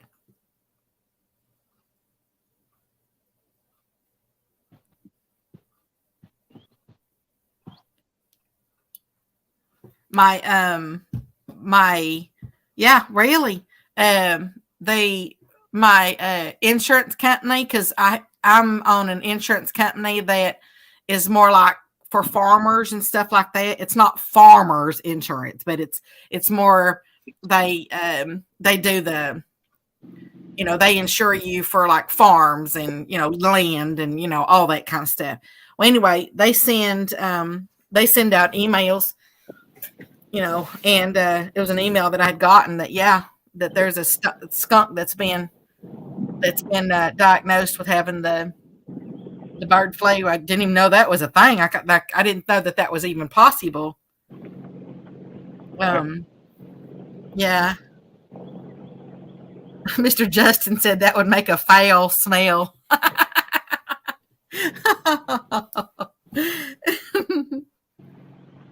Yeah, agriculture. Yeah, agriculture insurance.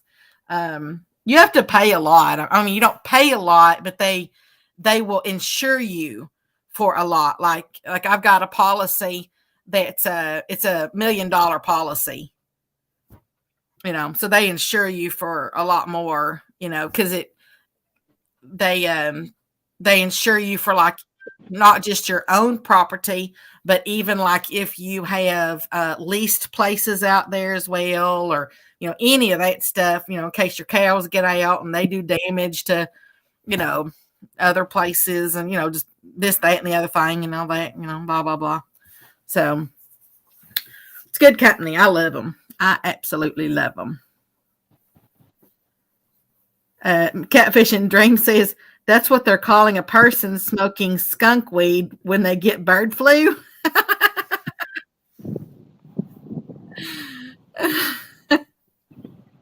So I didn't want to say this until I got it recovered and to figure out what was going on. But remember the other spot where I had a line suspended down underneath the boat? You guys let me forget to reel that in. I completely spooled this reel, and it was still on there. I just reeled it all back in. When you were on the other side over there? Yeah. Yeah, when I was on the other side of the lake, I forgot to bring that one rod up. And when I got over here, there was already a line in the water. I'm like, how in the world did I do that? And yeah, I left it in the water the whole time. Oops. I'm surprised it didn't get hung on something. I know. It's crazy, huh? Too bad it didn't have a fish on it when you reeled it up. Yeah, that's it. That would have made the story so much better. Like, actually, that's true, Wasted Bait. He said, so you were trolling for crappie. I actually do that a lot. I didn't know that people trolled for crappie. Oh yeah. Well, spider rigging is going forward, but I will long line out the back for crappie and troll just like I would for catfish. I lay a track down. I do everything the same, except I'm just using crappie minnow. I'll be danged. I was just joking. I didn't know that was actually a thing. Right. Believe it. Catfish and Dream says it just shows those Smackdown rod holders work great. I love you, Smackdown rod holders. I really do. Hey there, Mr. Brad. He said, Mr. Brad's in the house. He said, at least title weight. He said, at least I didn't get stuck into the prop.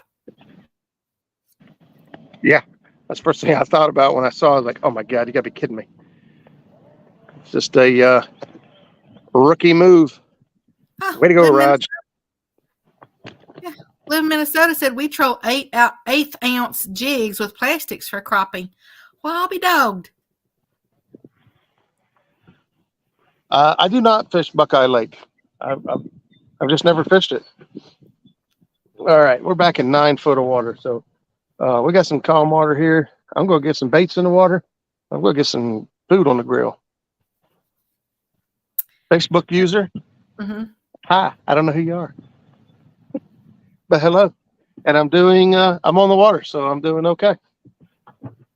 Yeah, I don't think that one would still be Mr. Harley since he had already said hi. True. All right.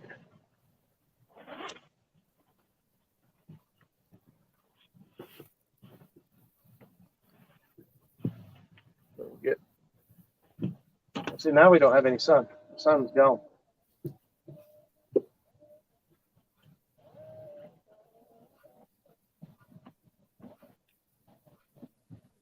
Maybe you need to start singing, You Are My Sunshine. Go ahead. You are my sunshine, my only sunshine. You make me happy when skies are gray. You never know, dear. But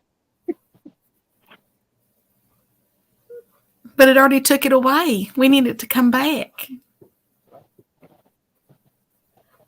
how much I love you.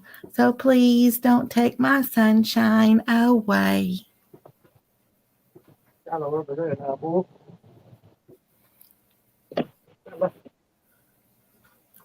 Yeah, Della. I got plenty of sunshine here. I can blow it your direction. Yeah, blow me down. There's your sister in the house, Miss Garden Princess. She said, Hello. please don't take my sunshine away. Yeah, it already did. I don't even see. I don't see no blue in the sky at all. I know y'all are really. That kind of looks kind of gloomy. Yeah. Gloomy Gus. We're nice and blue skies and I mean there's some clouds up there, but the sun's out shining. It's just chilly. Miss Garden says it's a beautiful day out today. It's a little chilly out here on the water. You know how it is. It's always like 10 degrees colder on the water than it is on land. Mr. Justin says, I'm gonna hit Buckeye Lake with kayak for sausage I soon. Soul guy soon. That moved on me. There's Mr. Fishin Ed Evans. How you doing? He said, good afternoon, everybody. How's everybody doing?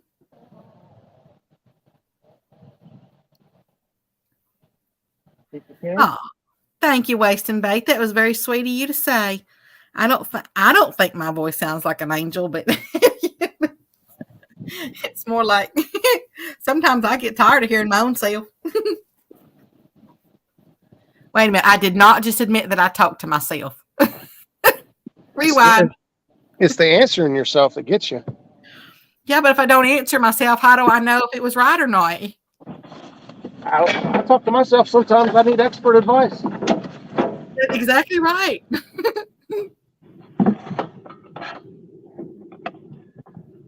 Oh, Mr. Squirrel says Muscat probably doesn't want to hear sunny and 70 degrees. Mr. Justin, I am so sorry that I read that wrong. It jumped up on me, and I saw just the first, and it looked like sausage. He said, I swear I'm never sausage fishing. You get down there, pick a park. Fishing with J-Dog.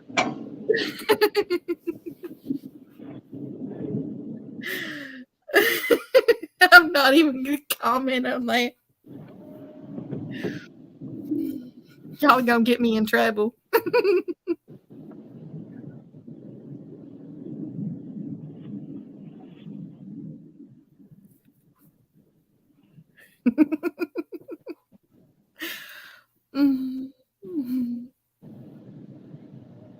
Did you get hung up?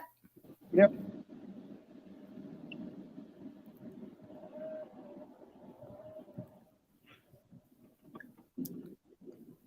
But it is one thing about like where I fish here, you know. I mean, you do take a chance on getting hung up quite a bit just because of all the Christmas trees I sank right there. Oh, the ones you sank? Uh-huh. I know exactly where my spot's at. I built it. There's some guys around here that do that. Yeah. There's the years and years of Christmas trees there. I made a whole ecological system for them down there.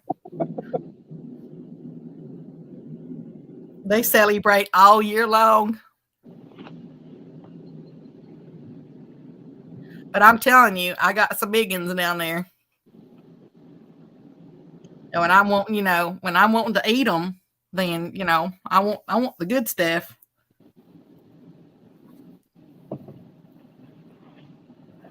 I don't want to raise crappie. She is hilarious.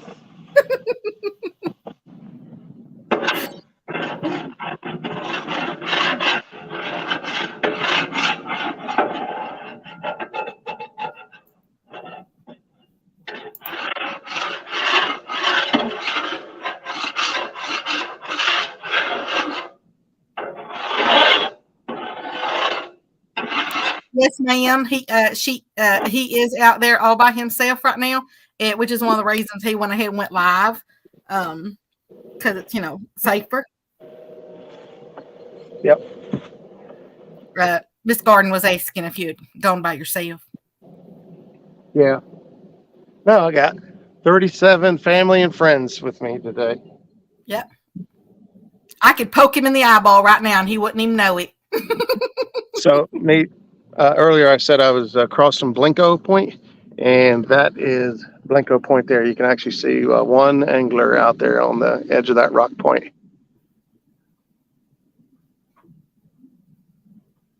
So that is where I'm at. Mr. Jimmy Geiger said, "Wish you to call me, Roger." I didn't even think about it, buddy. I'll be honest with you. Everything here lately has been kind of last minute. I told myself I was going to go work today, and I don't know. I've been in a funk the last few days, so I just decided, you know what? I'm going to go fishing. So. Now you got me thinking about the funky chicken. Funky chicken? Yeah, you know that dance, the funky chicken? Yeah.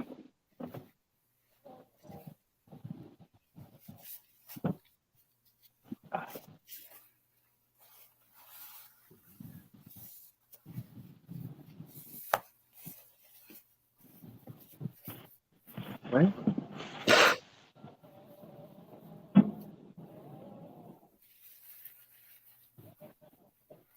Yep, that's exactly right. Size matters. He says fishing always takes the funk away. Yeah.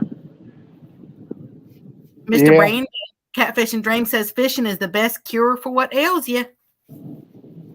True. That's true, size matters. He said, then you start smelling funky. Oh, I'm okay with that. I ain't got nobody to complain about it anyway, so fish on. Nothing wrong with smelling a little funky, when you're out there doing that.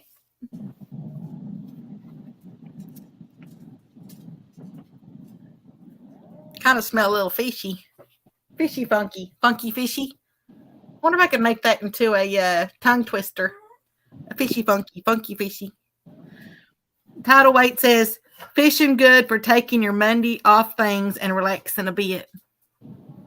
Yeah. That's like that song. Rainy days and Mondays always get me down. Y'all need to go outside. I'll be right back. I gotta let these poochies outside. I'll be right back. Come on.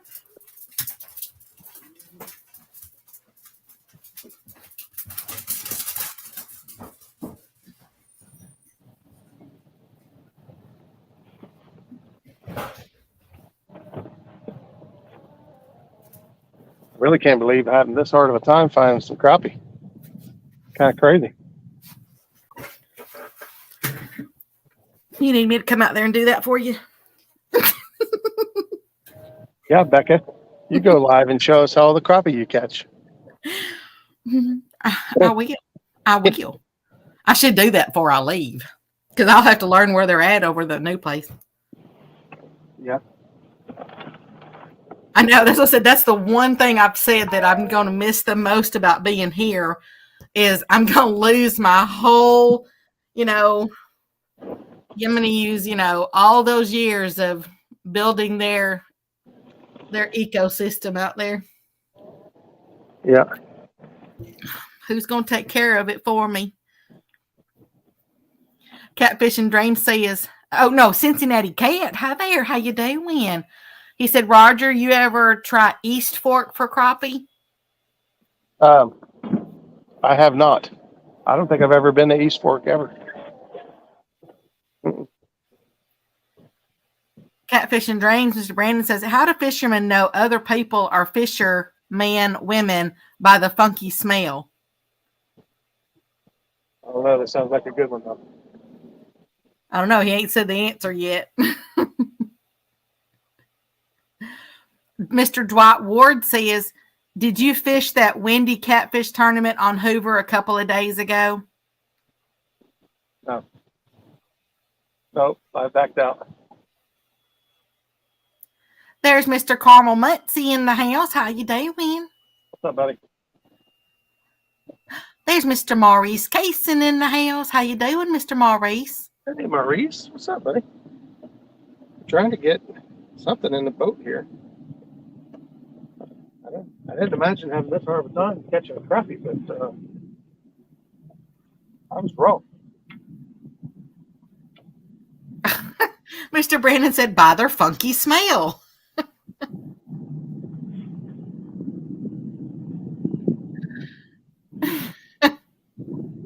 I am not going to elaborate on that one. Yeah, probably better. Mr. Justin said the Amish already took all the crappie out of Rocky.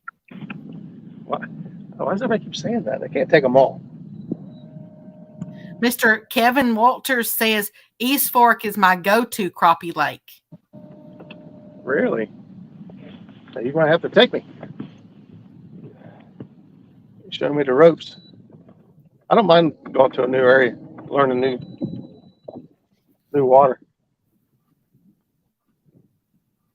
But well, you know, if you've never been there before. Cincinnati Cat says you should give it a try. They got some nice sized crappie and flatheads and some blues. Really? Huh.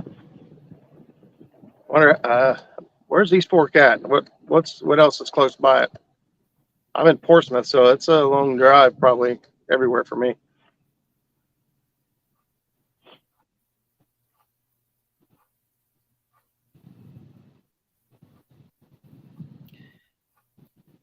Mr. Kevin says it's about to blow up if the water temp climbs a few more degrees.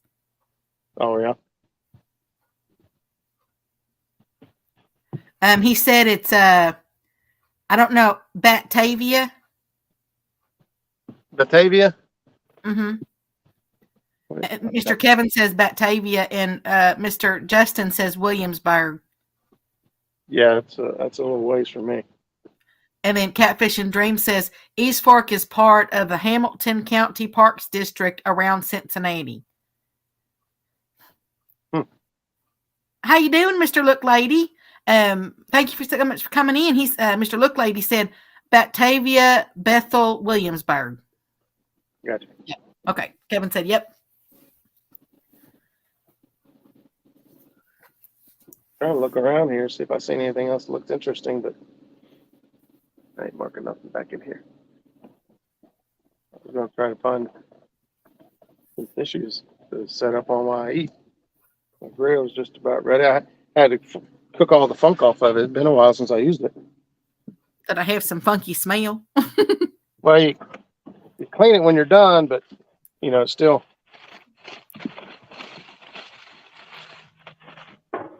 Cincinnati Cat said, yeah, it's a state park.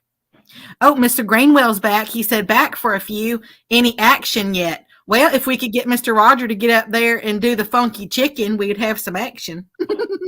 That's not going to happen. Roger ain't had no action today. You can't get no fish. You can't get no funky chicken.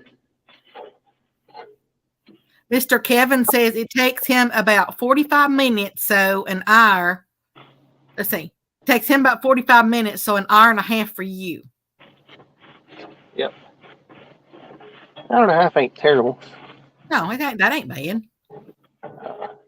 If it's good crappie fishing, it's worth it. Yeah, it takes me about an hour to get down to where I go. Or depending on, like, if there's some traffic, a little bit longer.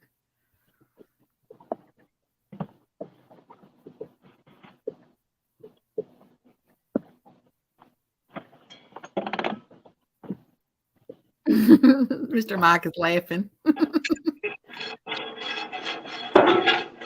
I would say a thumbs up in the chat for anybody who wants to see him do a funky chicken, but I know we're going to strike out on that. I'm not sure if I know the funky chicken. And they're like, I don't know how it goes. No, that's the chicken dance. Oh, I don't know. Hey, that'll work too. Since you brought it up, that'll work. Wasting Bait says, got a skunk on that boat. You need to catch a fish and get that skunk off boat. Yeah, I know it. Catfish and Dream says, I know there's 40 to 50 pound blues been caught out there. Oh, really? Yeah. Mr. Mike just gave you a ton of thumbs ups for you to do the chicken dance or funky chicken. He said it's worth a shot. I knew what the funky chicken was. I'd do it for you, but. Lynn, Minnesota said he typically drives 2 to 3 hours to get to a honey hole.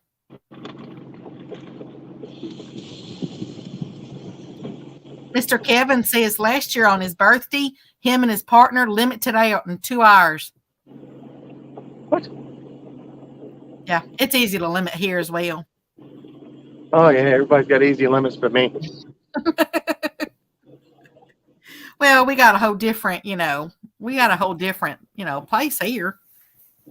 They're not all the same.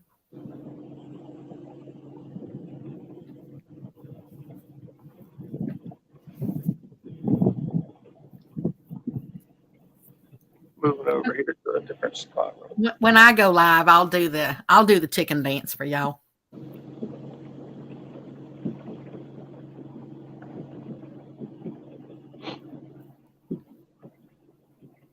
I don't mind getting up there and dancing on screen. There you go. Oh, that was her bark to come in. I'll be right back. Who's got who trained? That's true.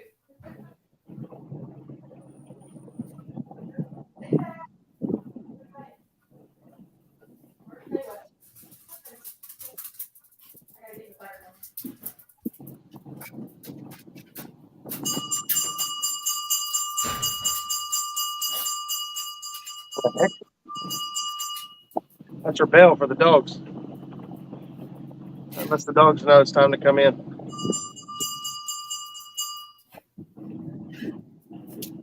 Or it's my dinner bell. My bitter cheddars are almost ready.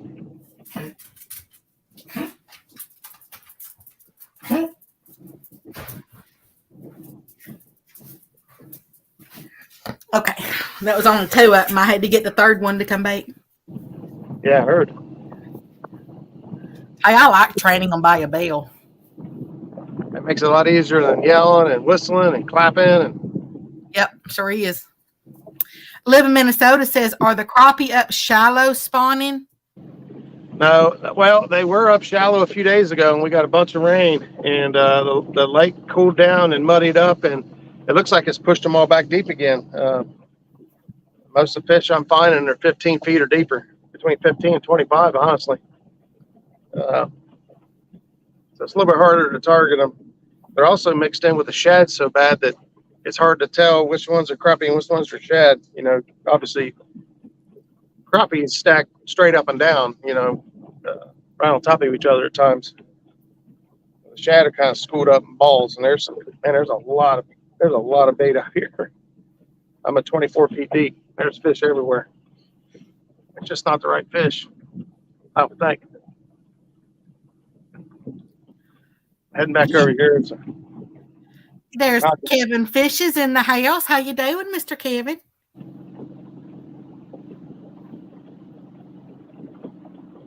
Mr. Jimmy Geiger wants to know, where are you at today, Mr. Roger? We're at Rocky Fork Lake.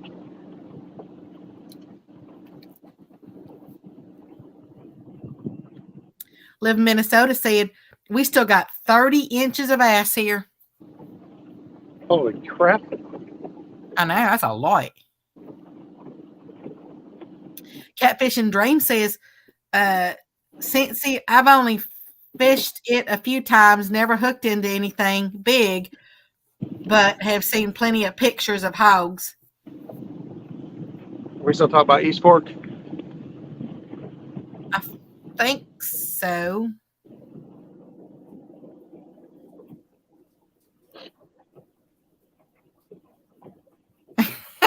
Mr. Brandon. I know.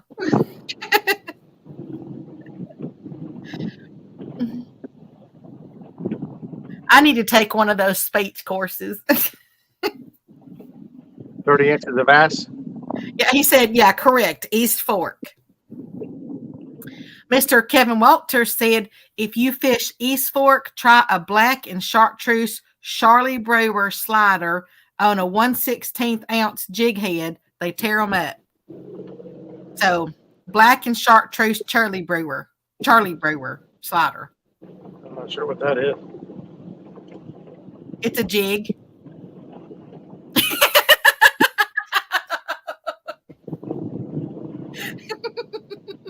You know, I had to go there. Oh, I know. Yeah, Catfish and Dream said, yep, correct, East Fork.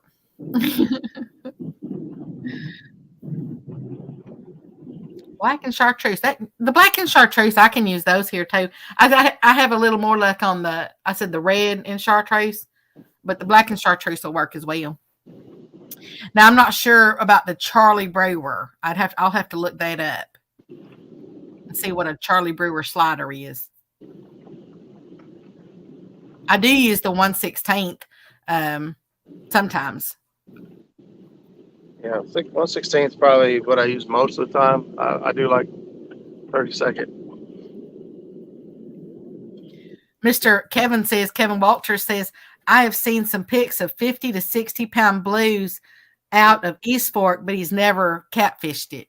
Really? Well, that tells me a lot about how you feel about the crappie. If it's got 50 and 60 pound blues, and you still prefer to catch crappie. That's because they're good eating, man. Boy, I tell you what, they're good eating. That's a fact. Mr. Kevin, do you like eating the fish, the fins and the tails? That's one of my, obviously I love the meat, but that's one of my favorite parts of a fish, eating those fins and tails.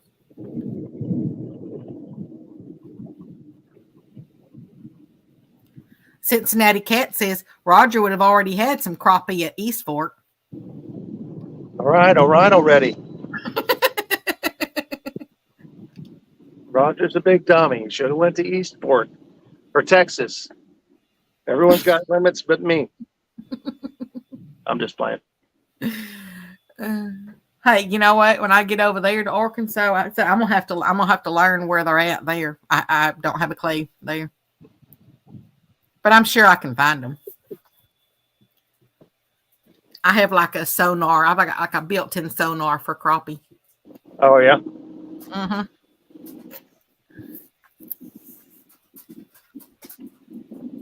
Oh, heck yeah, Mr. Kevin. He said, heck yeah, I love the crispy fins and tails. Oh, finally, someone else who eats the fins and the tails. Boy, I do. Boy, those are so good. Like little tiny little chips. Like fish chips? Yeah, they'd be like little fish chips. We'd be sitting around at the table and everybody would be like pulling off. I mean, because a lot of people just fillet them. But I want to keep the fins and the tails so that I can do those as well. And but if we had cooked them whole, then everybody's like pulling that part off, and I'm like, y'all stick that in this plate right here. I said those are all mine because they didn't like eating them but me. It's kind of like eating calf fries, Man, those suckers are good. I just marked a bunch of fish on the way in here. Catfish and Dream says, East Fork, the state used to stock it like a pay lake. Unfortunately, from what I heard back 15 years ago, they stopped because of all the backlash. Now they're doing the stocking program like Hoover. Huh. Y'all got a lot of forks out there, don't you? Rocky Fork, East Fork, forks and spoons. We have Lake Fork here, but it's more of a, they do have good catfish in it, but the bass tournament series goes through there and does Lake Fork. Kevin Walter says, East Fork has a limited population of catfish. Give it about 10 years and should be the same quality as Hoover, but if I'm catfishing, I just hit the river. Yeah, I normally do too. the reason I'm here is because the river is jacked up. Mr. Justin said, I didn't know there were blues in East Fork. I thought the only lakes in Ohio that have blues is Hoover and Caesar Creek. Caesar Creek. Don't you love the names of creeks? Yeah. There's Uper RD in the house. He said, boy, Roger, you sure know you're amongst friends when fishing is tough, LOL. You're not holding your mouth right or not spitting on the hook, etc. Yep, we have not seen him spit on a hook yet.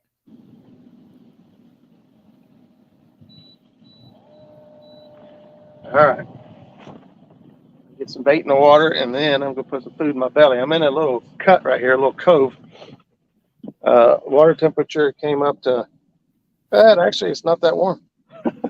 I'm sorry, I have to do this, y'all. You know what, y'all? Now we know why I ain't catching no fish, because there ain't no bait in the water.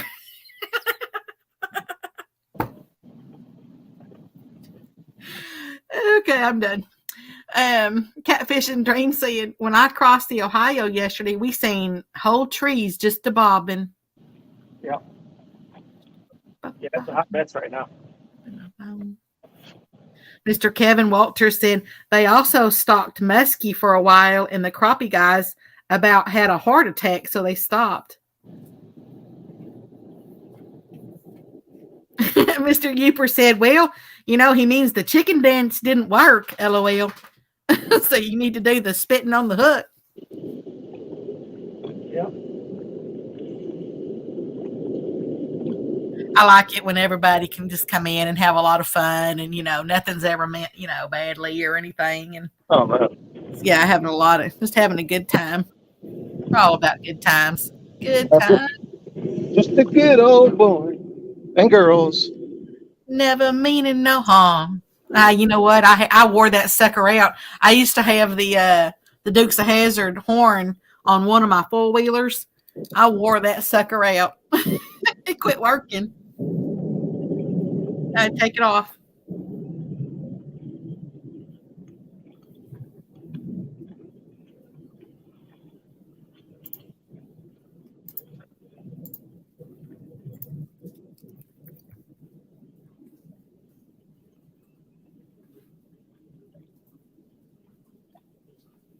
Never meaning no harm.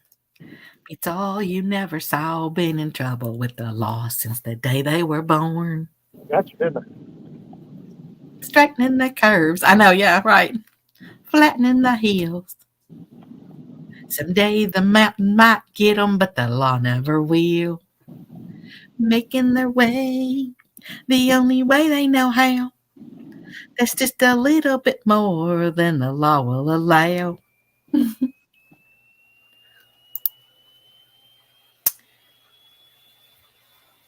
Cincinnati Cat said, I knew a guy that caught a 64-pound flathead out of East Fork when I was 16.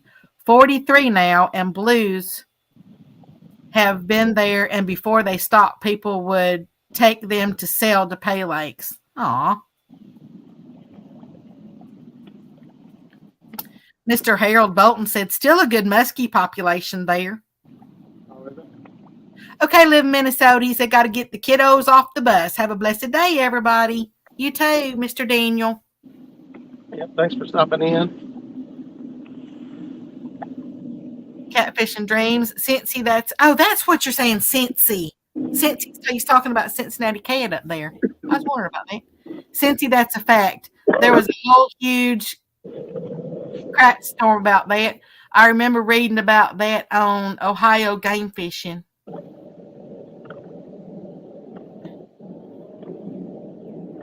Joe Ziegler says his PB flathead is a 64-pound too in South Carolina. Ooh, that's a heck of a flathead, bud. That's why I can't wait till I get to Arkansas, because in the river I'm there, my uncle says that the average one, you know, because you're going to go small. You can go small, you can go big, you know, but the average is generally about 30 to 70-pound flatheads. Oh, yeah. Yeah, I mean, you're obviously going to go small, and all that. But he said, if you're going to catch them, there might be more 30s and 70s. Who knows? But that's just, he's been there forever, and so I can't wait to try my luck out at that. Yeah, no kidding. Mr. Kevin Walter says, throw a jig on that lay down over there and pull a big old slap off of it. Get ready to. I'm throwing 5 minutes out right now so I can eat, and then I'll toss the jig for a little bit. Then I'll have a decision to make soon whether I'm going to stay out here and try to do my show from the water, or I'm going to head home here a little bit. Did you just say you were going to eat a live minnow? No, putting live minnows out on the. I think there'd be some action right there. Oh yeah, you guys would love that, wouldn't you? You see Roger here in live minnows? It wouldn't be the first time. What's going on? Mr. Justin's asking what part of East Fork is best to hit for crappie and striper. Actually, I love stripers. I used to, this has been a little while back. Me and my daddy, we used to fish the striper tournaments. I love the way they fight.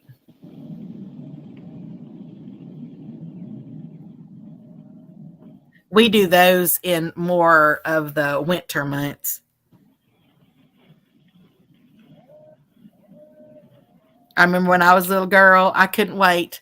It was the first time I ever got to get a pair of coveralls, like the ones that completely go over your whole body. Yeah. And I couldn't wait. He's like, yeah, when you go do that, we're going to get you some coveralls. And it was like, oh, you should have seen me going to that store. And I was going trying to find me one. I found the prettiest set of camo ones. I even loved camo when I was a little girl.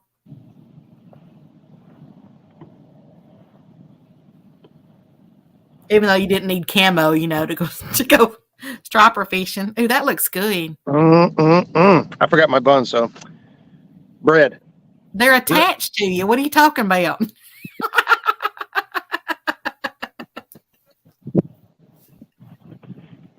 What's going on, so Mark? Get over there.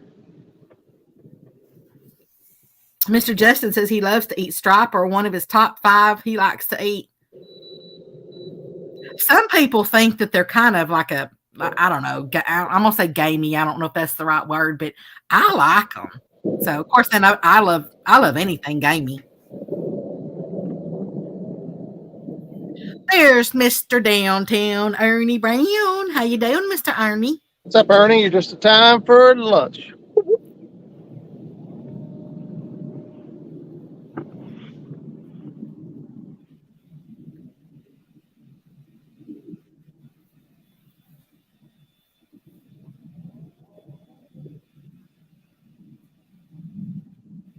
Cincinnati Cat says, Justin, just depends when you go. They are caught, or where you go. They are caught.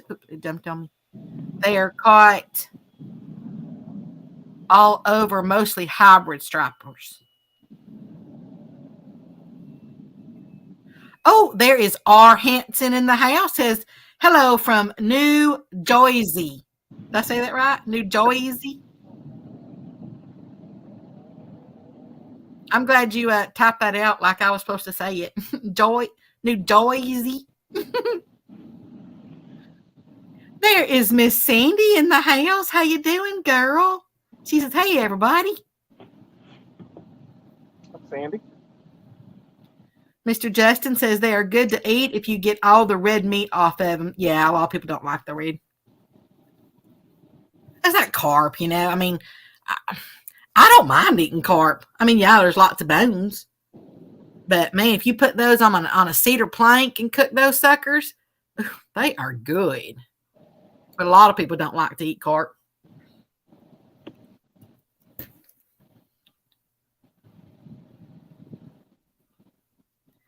Mr. Ernie says, looks good, Roger. Been here, had you on a big screen. You know what that means? That means your sausage was a whole lot bigger to him. Because he had you on the big screen. That's the trick I've been missing my whole life.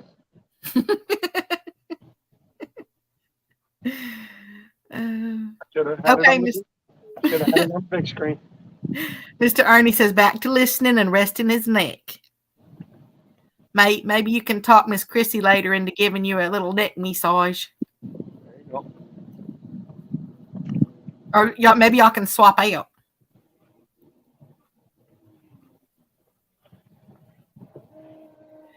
Mr. Justin says, weather providing, I might hit East Fork in 2 weeks. Oh, and he likes carp too. I don't find a lot of people that like to eat carp. That's what I said. I don't see nothing wrong with them. Mr. Brian B., he said, carp is bait. That's right. That's right. My man. Bait. Miss Sandy says, we caught some nice crappie 2 weeks ago on a lake in Okeechobee. I saw that, man. Those are some great looking crappie.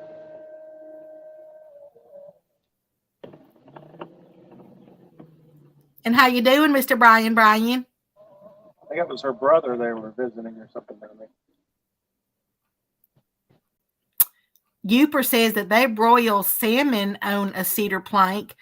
Throw the salmon away and eat the cedar plank. LOL. I like salmon. They got good fats in them.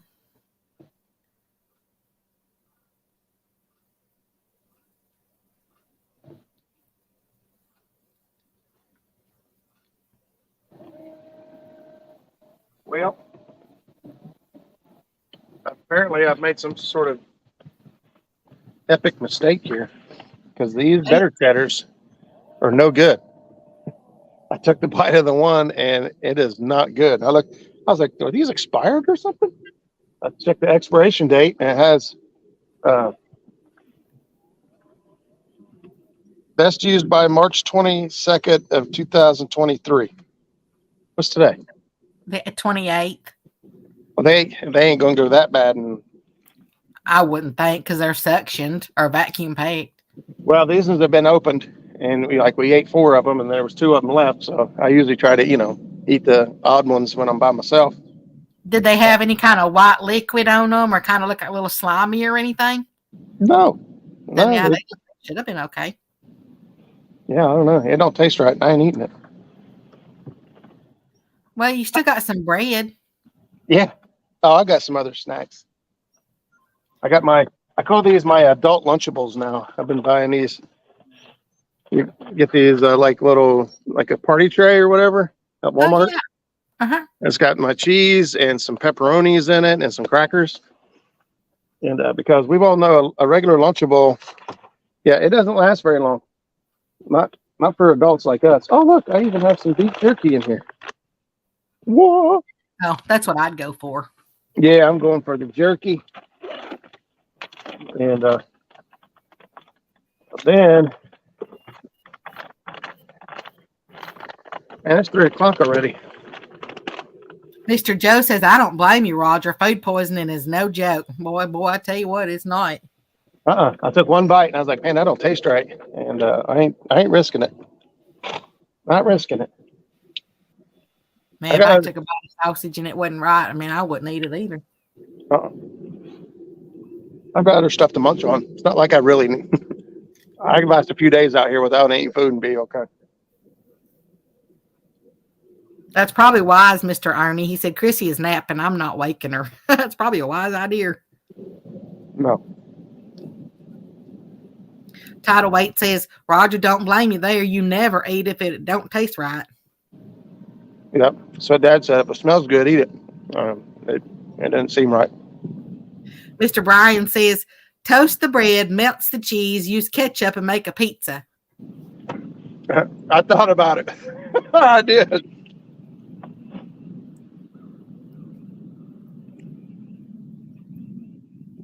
It ain't that big a deal.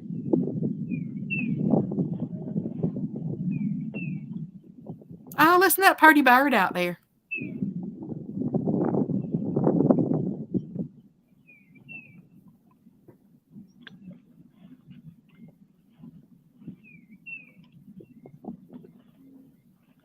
Is that your birds or is that mine? Birds here. Okay, because I hear my birds too. But yours was very distinct out there.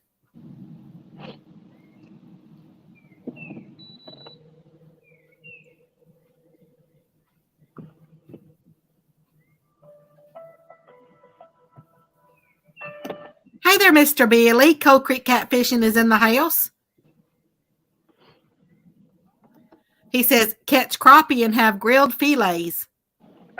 I would love to. I can't catch crappie. Mr. Brian says, Brad, you always do a smell test first. Yeah, pretty much when you're a man. You always do a smell test first. Easy. Easy, Becca.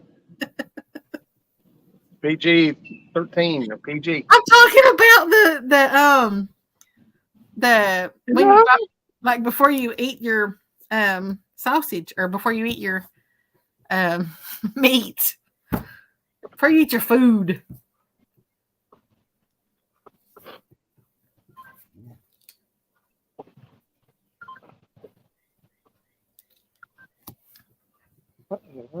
Say that's right, Mr. Brand. He said, Brian, safety first.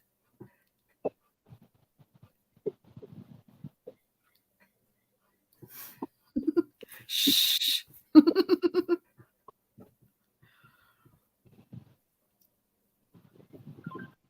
My dad just messaged me and said, Mom made dinner. If you're hungry, stop by the house. And I said, well, see you, everybody. We're done.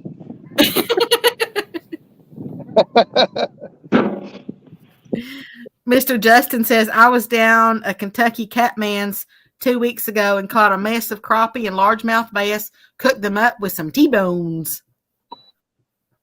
All right. Let's see what happens here. I marked some fish over here when I came in. I don't know what they are, but we're fixing to find out. Mr. Brad says, food prep, Roger. Food prep. I prepped it. Turned out it was no good. It might still be fine. It just didn't taste right. Mr. Billy says, he said, sounds like Miss Beck is on one today. No, this is just me. Hello. All righty. I'm still fishing right now, but I'll wrap it up there in a little bit.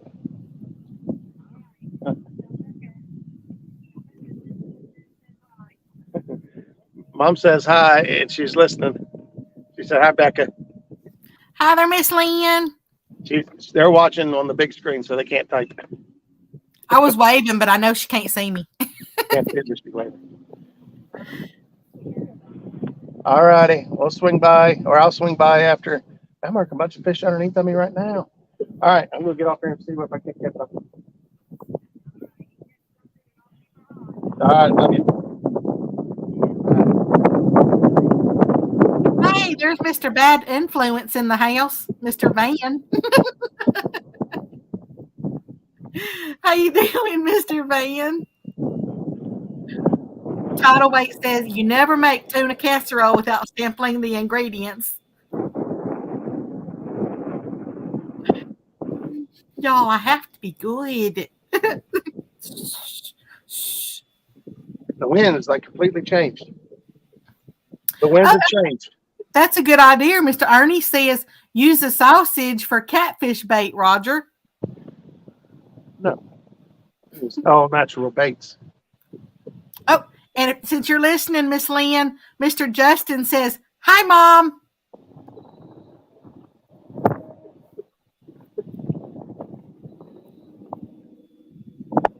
Everybody loves my mom.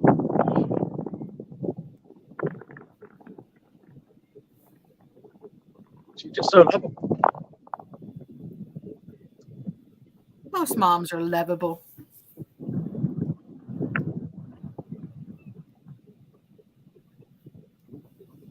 Uper says, way to go, Mom. Bill Roger out. Don't call him late for dinner, LOL.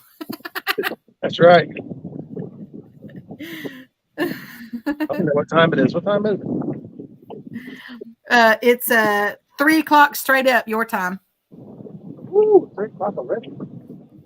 9:22 Crappie says, had to jump off for work. How's fishing, bud? Not great, bud. Not great. I'm gonna lie to you.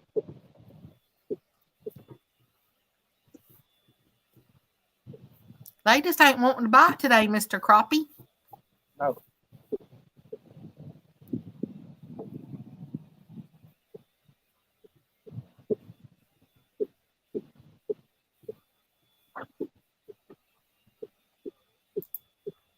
$41 people watching. Y'all put a thumbs up in there if you're still having a good time, though. We like to have a good time. G with an O, O with a D, T with an I, M and an E. That spells good time. I don't think I can do Alan Jackson. Did you kick your... Sound like a cheer. I was waiting if he was kicking your leg up while you did that. No, but I could. I like doing the splits better, though. Thank you. I don't think I can do any cheering. Rah, rah, Reed. Kick him in the knee. Rah, rah, Rass. Kick him in the other knee. Other knee. Yeah. Mr. Van, troublemaker if that's not the pot calling the kettle black. What do you say? Mr. Van, he's talking to me. He said, troublemaker if that's not the pot calling the kettle black. When I told him that he was the bad influence in the I said, look, the bad influence has come in the house. Looky there, you got thumbs up. There's people, they're all having a great time. Mr. Brad, Look Lady, and 922, and Mr. Warren Stock is in the house. How you doing, Mr. Warren? I appreciate you guys hanging out. I wish I could put a fish on the boat here. Now I have a huge debate. I have to decide, do I go after shad and try to catch a couple catfish, and or do I keep trying to catch some crappie and give up on the catfish today and go to my mom's and eat some good dinner? Well, I say you go for the catfish and keep the plate warm for dinner. I got to go tonight at 8 o'clock. Oh, that's right. And it is 3 o'clock there. Uper says, hey, it ain't always about catching. I enjoyed it either way. You will get them another time. Have a great day, y'all. And you also have Mr. Christopher Wright in here from Facebook. Hey, what's up, Chris? What lake are you at? Just got on. Rocky. The boat comes rocking. Don't come a knocking. We're at Rocky Fort. Tidal Weight says go for the catfish. Go for the catfish. Go for the catfish. Well, it's obvious the crappie, and they really ain't. I mean, they would have already bit. I mean, you are in the middle of the day, though. They like in the mornings and then the evenings. Yeah, well, I was here in the morning. That's my point I'm trying to make without saying it obvious. Go for the catfish. 922 says, what colors are you using? Actually, he's using minnows. I'm using minnows and lots of colors. So one of the colors I've been using today is the pink, white, and chartreuse. I also had some monkey milk. I also did some just straight chartreuse and white. Typical dirty water colors. We got pretty stained water, pretty dirty water today.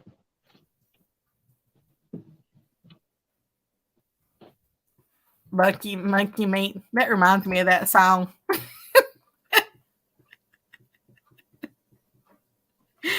Oh, y'all remember that song? How does anybody know what you're talking about? The song about, monkey meat, great green gobs of greasy, grimy gopher guts, mutilated monkey meat, little dirty birdie feet, French fried eyeballs rolling down the muddy street, and I forgot my spoon. I don't know how you remember this stuff. How many of y'all remember that? No, nobody, Becca, nobody. Just you. Mr. Brad says, show is on the water. He All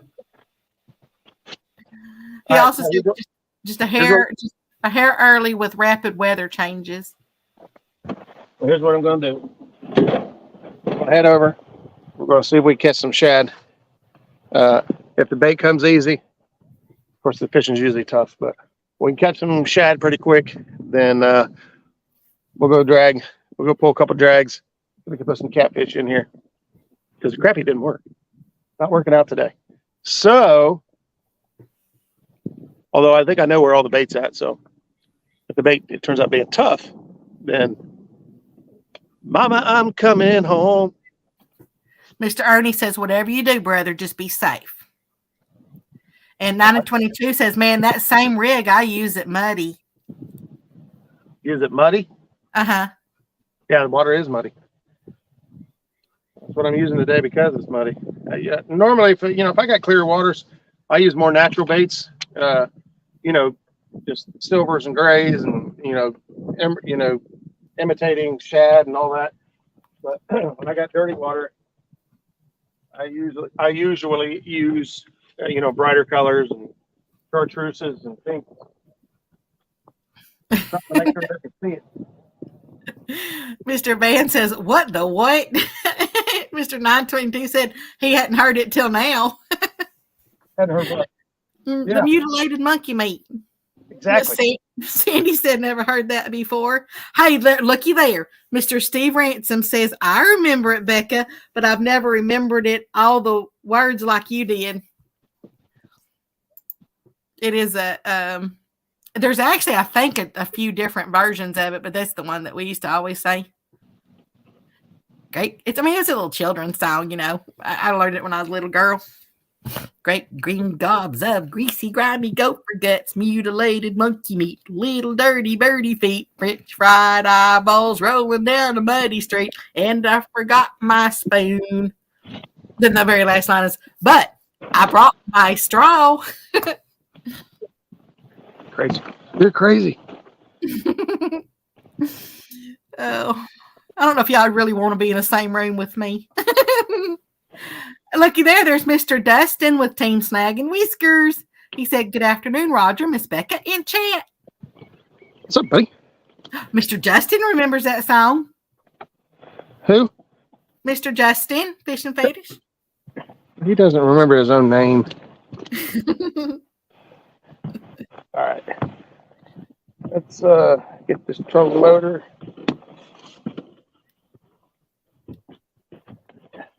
$9.22 says, purple chartreuse is my go-to anytime, but muddy water, I use that rig.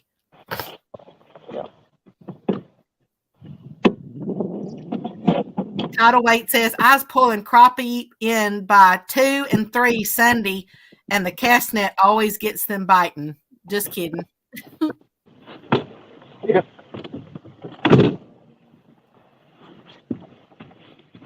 Well, we'll go see if we can. It's like that saying I learned, of course, some people might have heard this one a long time ago, but it went, ladies and gentlemen, flies and fleas, bow-legged grasshoppers and bumblebees, I'm here to address you and not to undress you, to tell you something I know nothing about. Early one morning and late one night, 2 dead boys started to fight. Back to back, they faced each other, drew their swords, and shot each other. A deaf policeman heard the noise and came to arrest those 2 dead boys. If you don't believe my story's true, ask the blind man. He saw it too.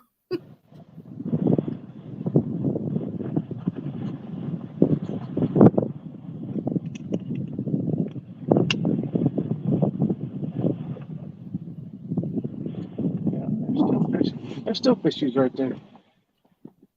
Fishies. All right, we're gonna run back over. We're gonna run over to where I saw some bait this morning. We'll see if they're still there. What do you think? Did you get that one pole out of the water? Yeah, thank you. Okay. Just make sure. Now I'm double checking. Yeah, they're all in. They're all in this time. Okay, y'all, everybody out there, all hands and feet inside the boat at all times during this ride. Girls, make sure you put your hats on so you doesn't blow your hair all the way. You got to turn your hat around backwards. Well, you got your ponytail out the back, though. You can't turn it around backwards.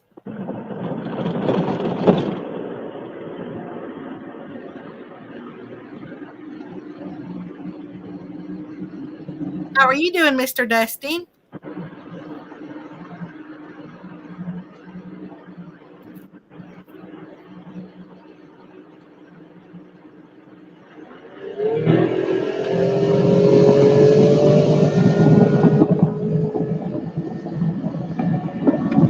About a motor, man. It just gets you, doesn't it?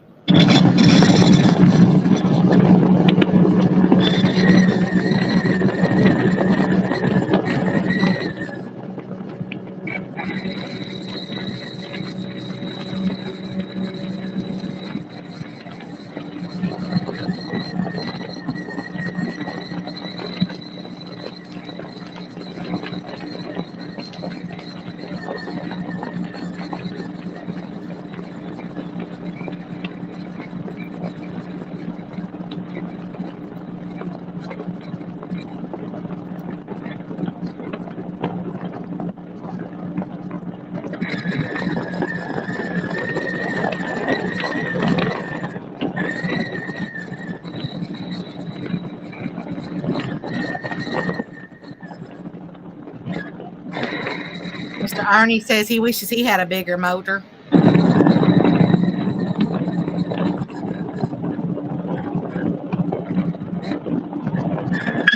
Mr. Justin. I know it keeps going through my head now. I didn't even think about it until he talked about the monkey meat a while ago, or the monkey whatever.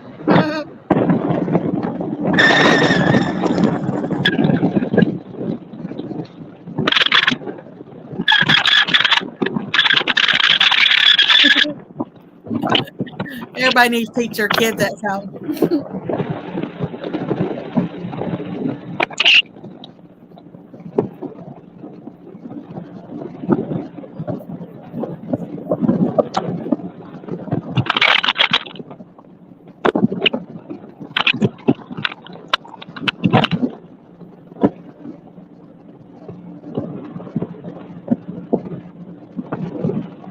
I used to get out there on the playground when I was a little girl, and I'd always, whenever they'd have recess, everybody would, well, there's a whole group of people that would always run straight for the swing set, and I still love to swing even to this day, on the swing sets.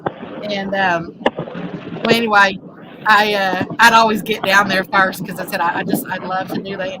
And I would sit there and I would sing "The Devil Went Down to Georgia" on the swing sets as I was swinging.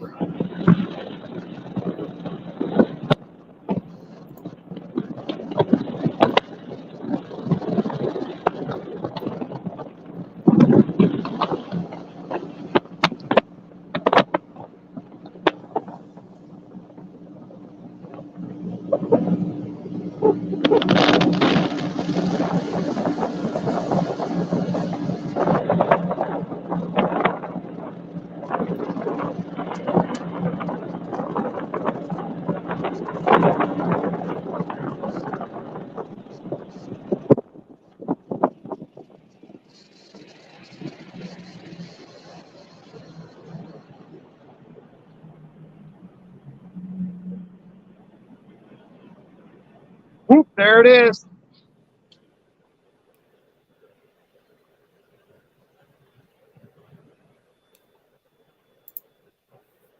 Mr. Steve, actually, I do know the Monkey and the Baboon song, but that's not something I can sing up here. I don't even want to know. It's just the lyrics in it. The lyrics are, I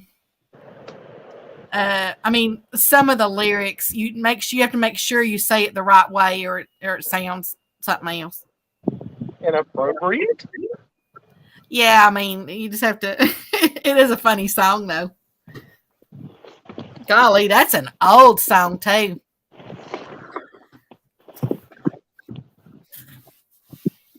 I have my kill switch attached to my safety vest.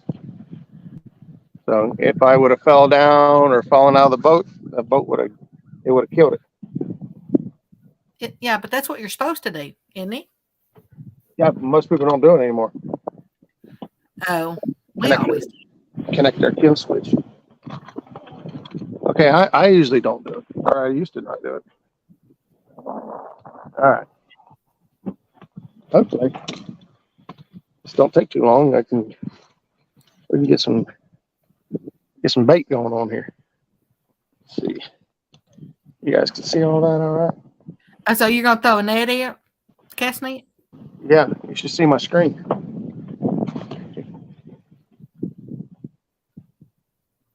That's all bait. Yeah, look at my side scan. I don't know if you can see it or not. Bring the camera up just a little. There you go. Huh. It's all bait. Well, no wonder the fish ain't nowhere else. There's too much bait. Mr. Justin, I actually think you're right. He said that song about the baboon. He said that song is from the 30s, he believes. I think you're right. It's a very, very old song.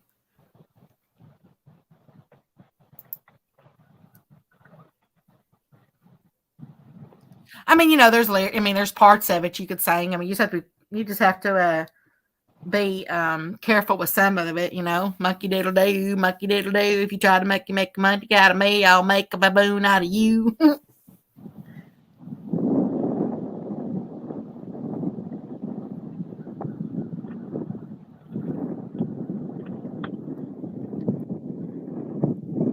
Monkey and the baboon shooting crooked dice. Monkey, I'm trying to think. Monkey stepped and letting twice. Baboon got hasty and he swung in fast, knocked the little monkey in the grass.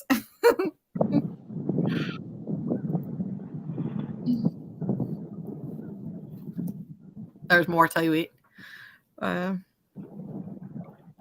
Mr. Billy, I'll ask him that as soon as he gets done throwing his cast net. I can hear you.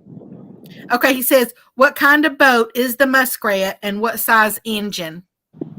It is a 1983 Sylvan Deep V with a 1990 Johnson GT 150 motor.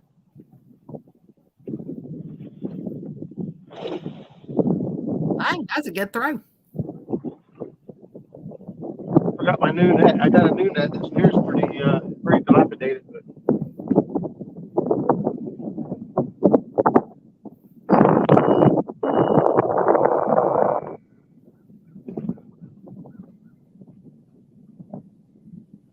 That was almost a perfectly round circle with that net. You know what you're doing.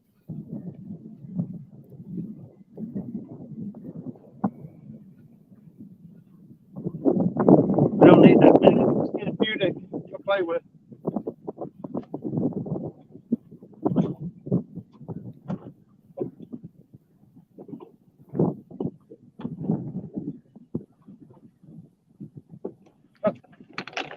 We don't need that many. We only got one. Now. Oh, I see him now.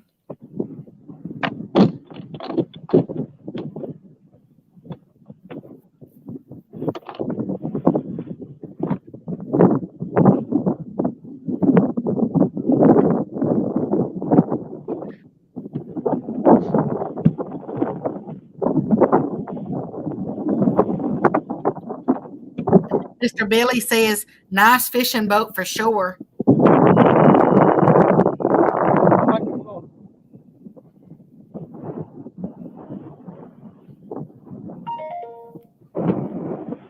Not very big, but I'll take it. He's so cute.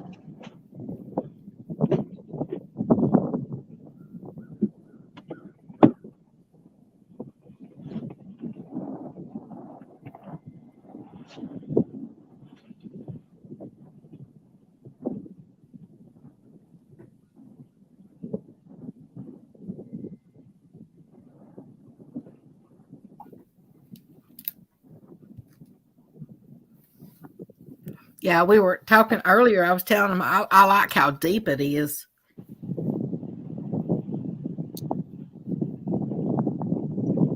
It reminds me of an old green boat that we used to have. We just called it the old green boat because it was green.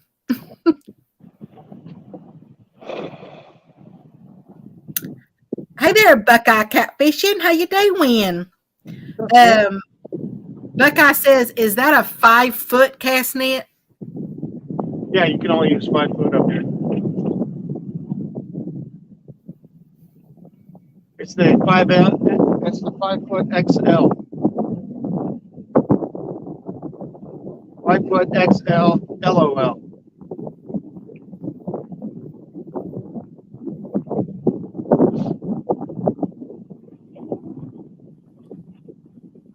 Were you being funny, or is that an actual thing?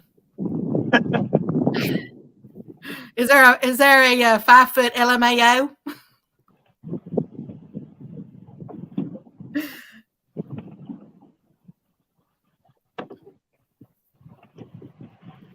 Hey, Louise. One little tiny dinky one. Thank you. A little tiny dinky one. Hey, I could put that in that song. And when I came in, the boat was moving, 2 to 5 miles an hour. Now that you slow down to point, now I'm driving 0.5 mile, going 0.5. They're scattered out a lot more than what it looked like they were on the screen. On the screen, it made it look like they were just everywhere. And there's a lot of fish. But they're not all stacked up together real tight. If you talk to them real nicely, you could ask them to huddle up together for you. Okay.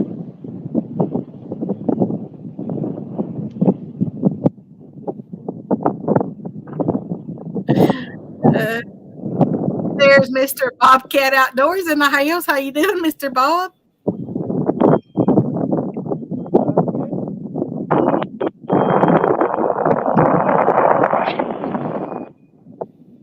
Mr. Rogers been out crappie fishing, but the crappie just ain't wanting to bite today. So he's going to catch a few shad, and he's going to try his luck at catfishing for a little bit.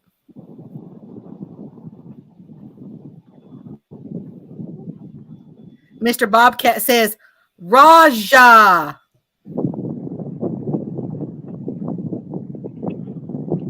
hope I said that right. R-O-J-A. Raja. Couple more.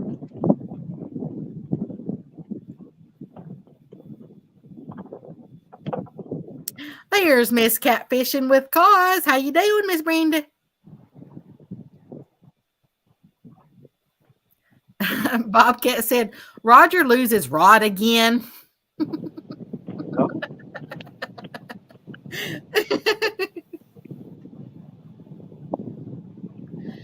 He wanted to make sure he caught some fish, so that's why he's using his cast net. Yeah. The skunk is off the boat. He caught some fish. Yeah.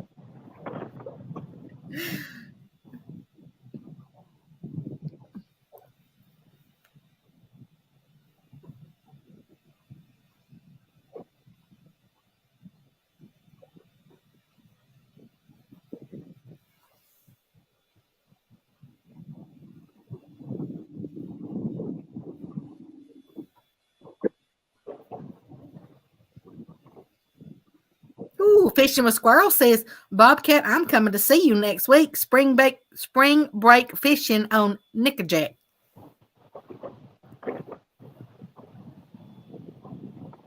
I like Nickajack.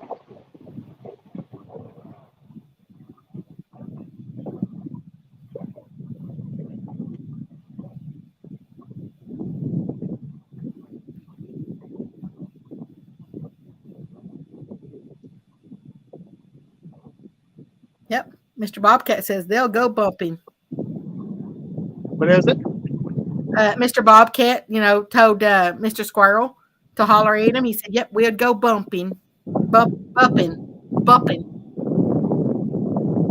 There's Mr. AJ's Mercantile. What's up, Joe? Mr. Joe, no, he ain't caught nothing yet. He was doing some crappie fishing, but they just ain't wanting to bite. So he's gonna try to do some catfishing real quick. So he's getting some bait for it. Bait's pretty small. Well, you're gonna give that bait a complex. You talk like that.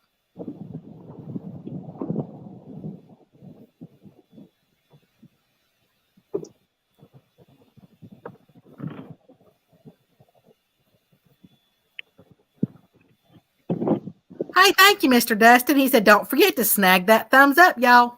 Thank you.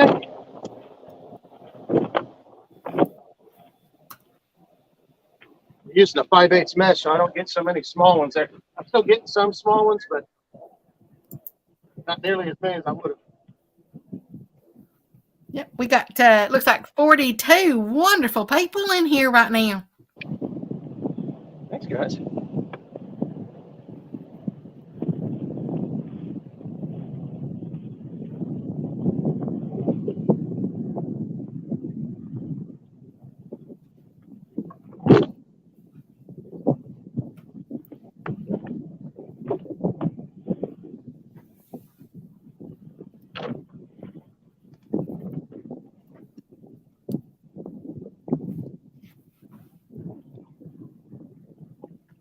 Mr. Bobcat said, gotta run. Just wanted to drop in and say hi. See you tonight. Hey, buddy.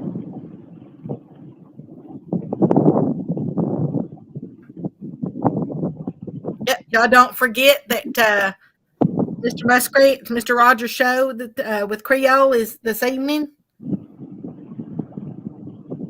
at 8 p.m. Eastern Time, 7 p.m. Central.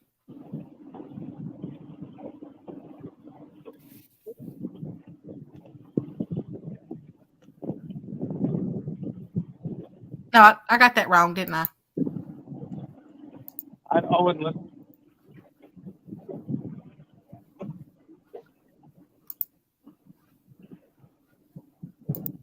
I always have to decipher everything between Eastern and Central.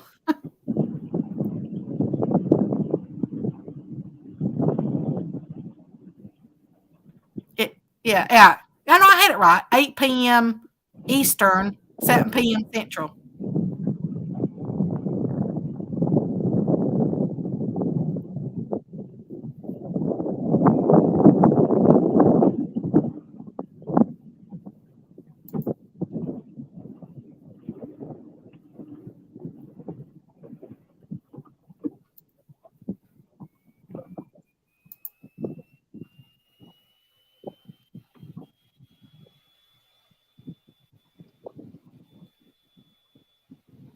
Yeah, and didn't you say y'all were going to talk about the gathering tonight, as well as?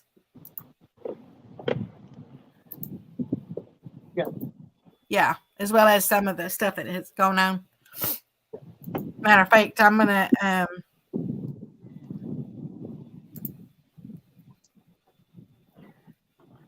come over here into the chat box.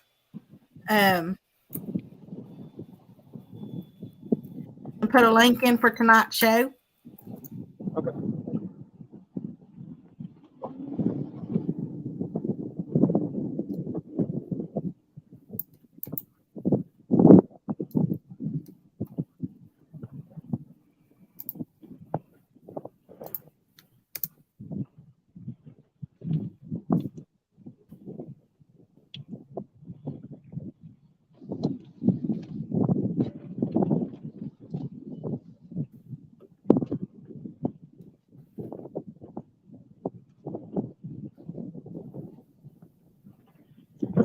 Hey, I got a gooder one. Woohoo! I didn't see it yet. I was putting that link in there. I dropped him on the floor just for a second. Now he's got a little concussion down there.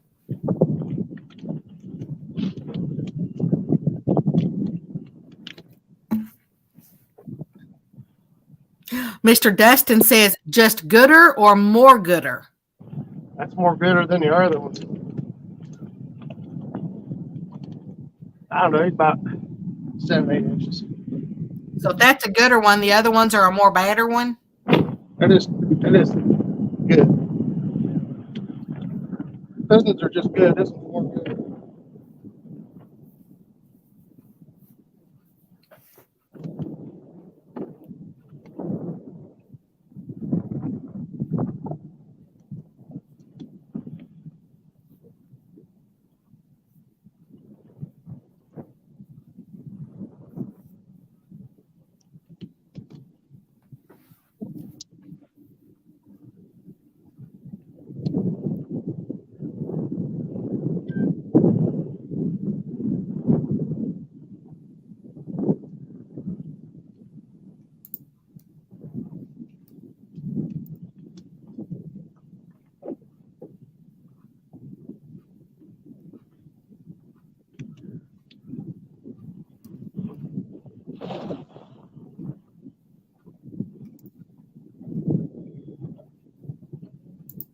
The wind's blowing me sideways 1.5 miles an hour. Wow. Yeah. It sure looks like it's a lot more than just like 7 miles an hour, though, out there, the wind. Yeah. I mean, I'm looking outside right now, and of course, I know the trees are, blowing, or the leaves, not the trees.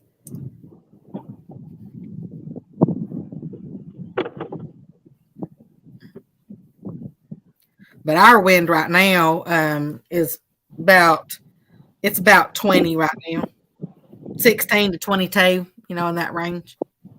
Okay.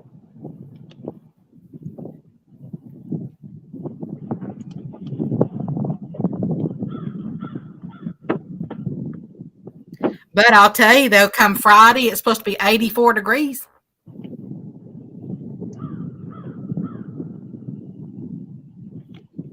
But we do got more rain coming in. I had thunderstorms last night, and then got more rain coming in for Friday and Saturday, too. I need this rain to, I know we need the rain or whatever, but I need it to stop so I can get my move done, so I get it finished.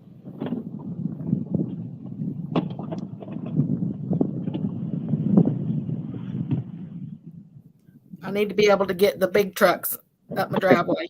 Here's one that's more gooder. Hey, look at there. If he only knew what he was in for. Yeah. Do you ever give him a little pep talk before you put him on the hook? No. Like, come on, big boy, you go down there and you see what you can find me. You wiggle your tail just the right way and get those suckers to come in.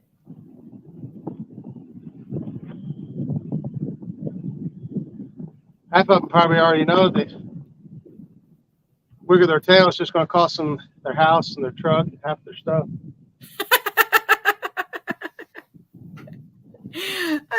I'd love to see a fish driving a pickup truck.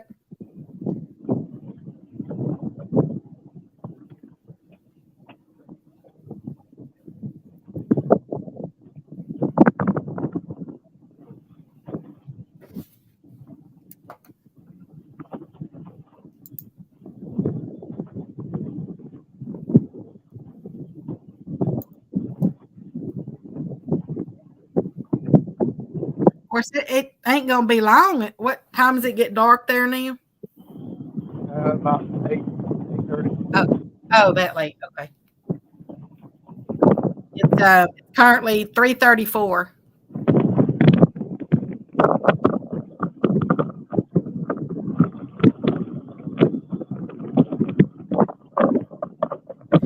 Y'all hang tight.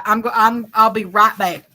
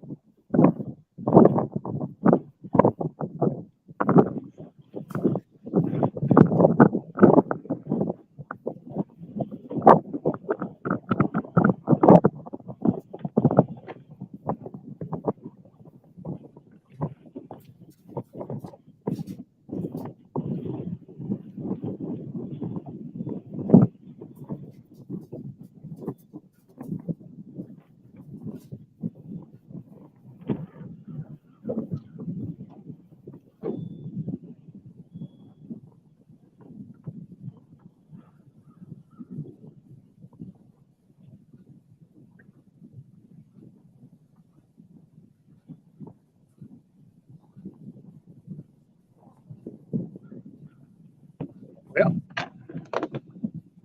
that's all boogered up. Get these nets that you've sewn about 400 or 500 times, and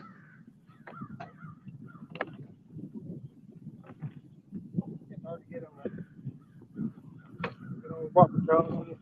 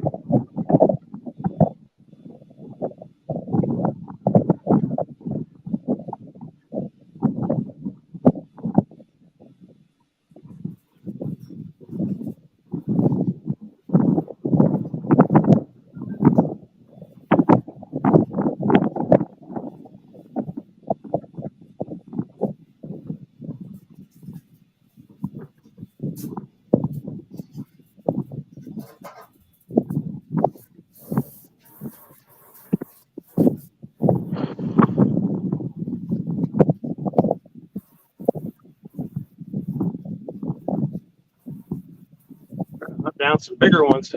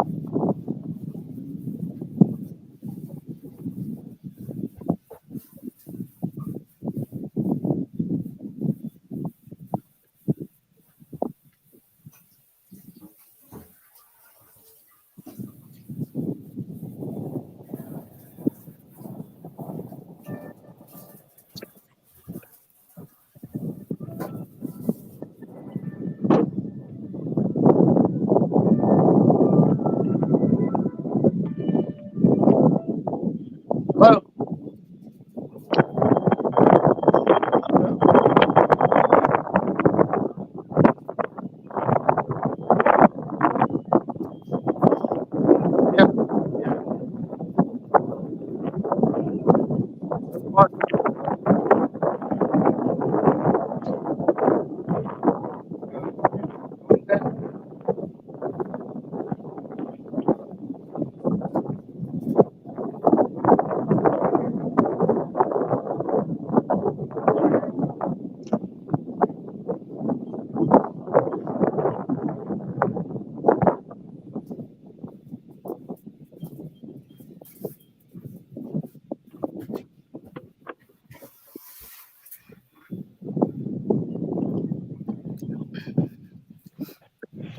Okay, right I'm here. back. This right here is my life jacket. See it? This thing. And it's got this little cord you pull on it, or it automatically inflates itself, or it doesn't inflate itself, and you end up in the water. You got this tube. You blow it up yourself.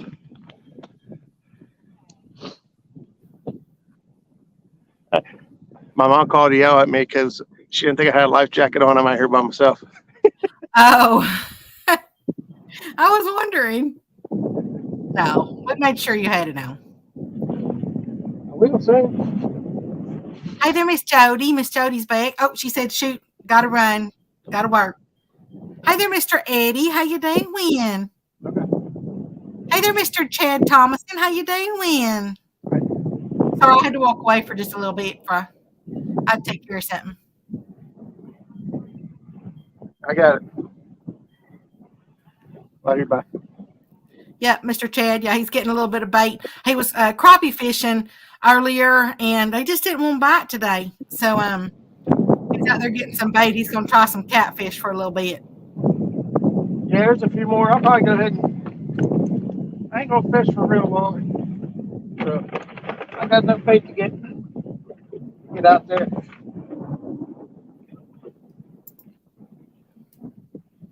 Got about a dozen probably pieces of bait to get started. Hey, that ain't too bad. I mean, what, 30 minutes?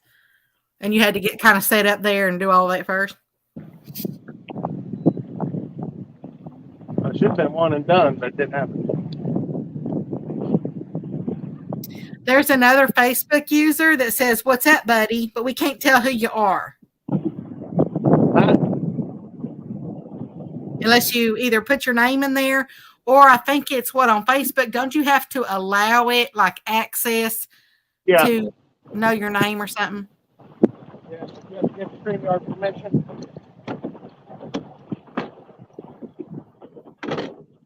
Yeah, I remember when I went in and did that once.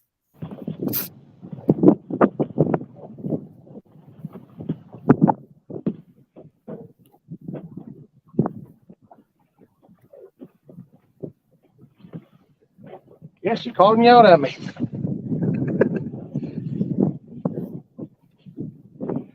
Oh, Miss Lynn, we wouldn't have let him be out there without his life jacket on.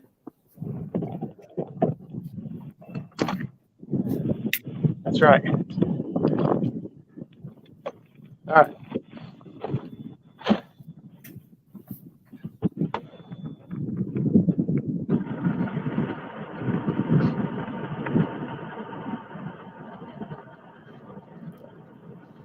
Remember, ladies and gentlemen, keep your hands and your feet inside the boat at all times. Girls, go ahead and put your hats on so that your hair don't get all tangled up and like a rat's nest. This thing's idling too high. Facebook user, he's at Rocky Fork.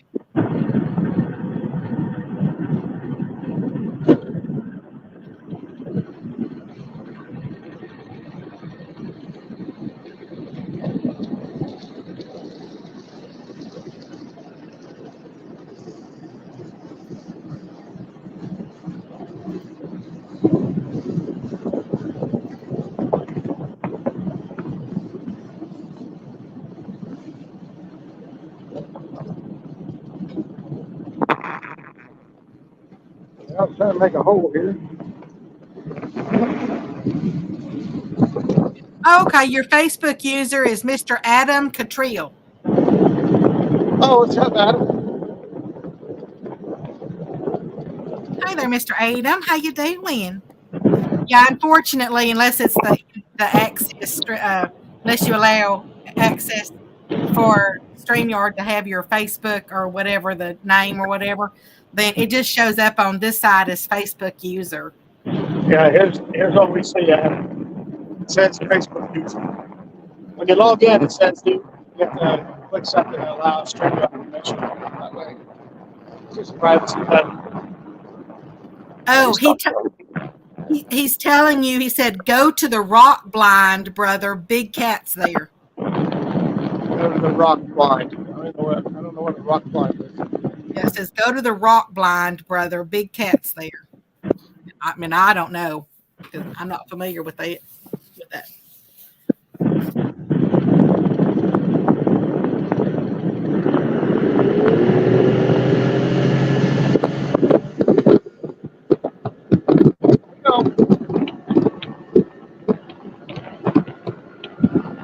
He might not be able to hear me just yet, but he said he'll send you a picture.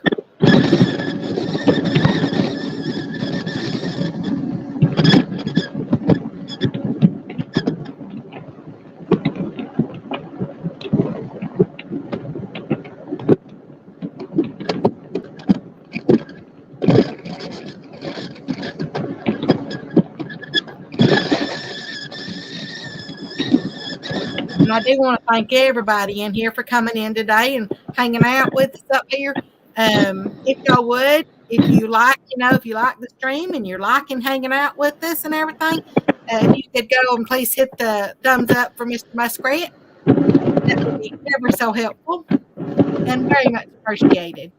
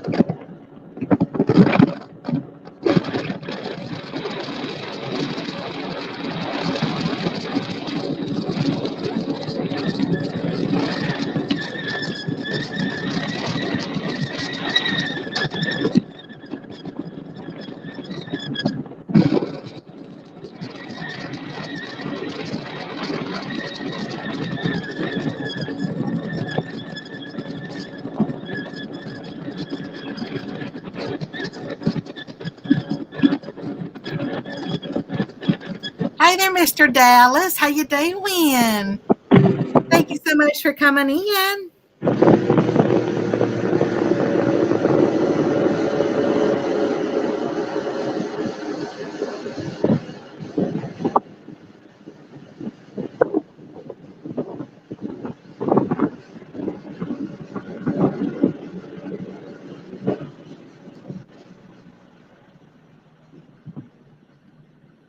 All right, we'll take a peek down through here and see what we see.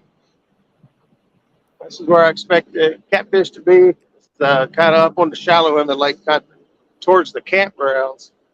It goes from like 12 foot here and just keeps getting shallower. Water temp actually got cold out in the middle, but as I've got down here, it started warming back up. We're back up 50-degree water. So. And during the boat ride, Mr. Dallas came in here, Dallas Libert. What's up, Dallas? And Mr. Adams said that he'll send you a picture. He said, point off of South Beach and sent you a pic of the location. Oh, yeah.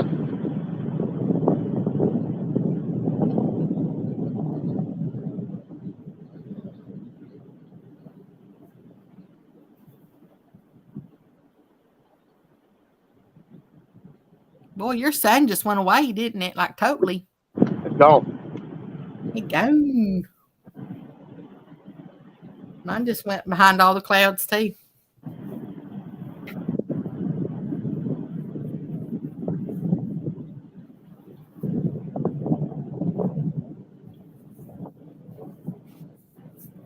How are you doing, Mr. Dallas?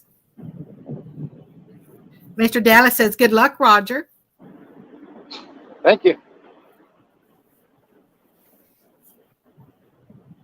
I'm going to need more than luck at this rate. All I see out here so far is scattered bait.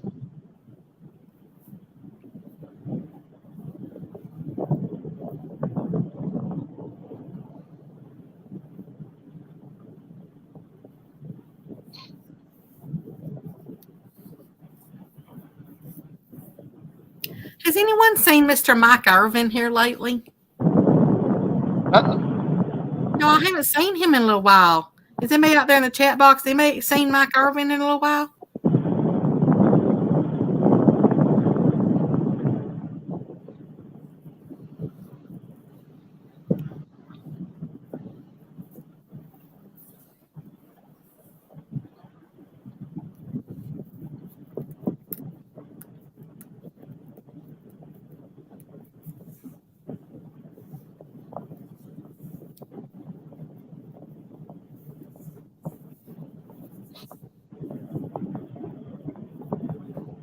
Ah, Mr. Dallas says he's making some chili. That sounds good. That does sound good. After I've been out here today all day, it might be 50 degrees on land, but out on the water, it's chilly out here today. Yeah, that really does sound good. I'll take a bowl or two. There's Mr. Mark NJ Fishing Maniacs in the house. He says, hey, y'all, what's up, Roger? What's up, buddy? Hey there, Mr. Mark. Mr. Mark was out fishing earlier, too. Was he? Did he have better luck than me? He was live earlier. I wasn't in the chat box, but I was there. Creeper. I was not a creeper. Creep. Okay, yeah, I'm creeping. I'm creepy. Creepy.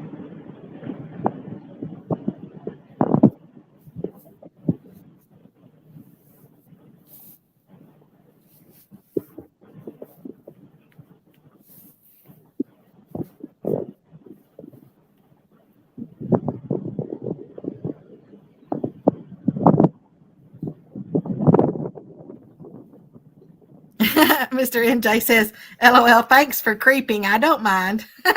There you go.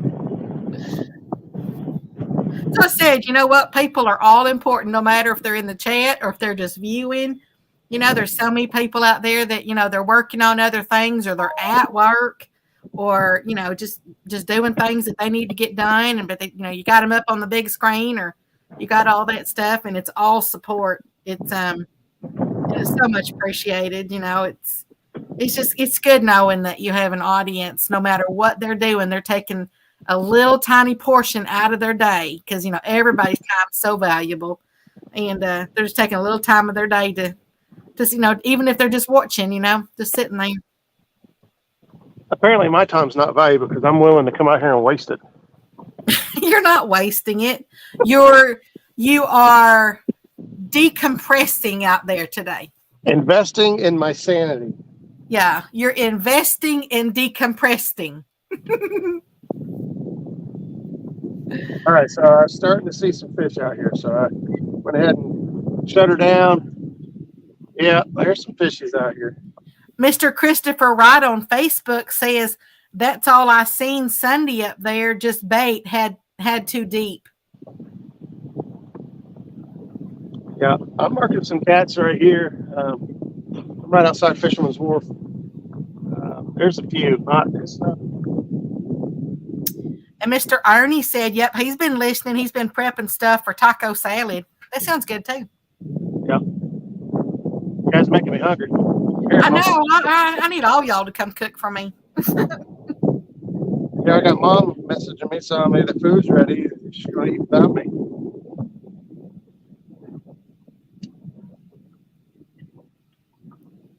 I'm out here trying to catch a fish. Mr. Dallas says, I can hit like on TV, but I need my phone to chat.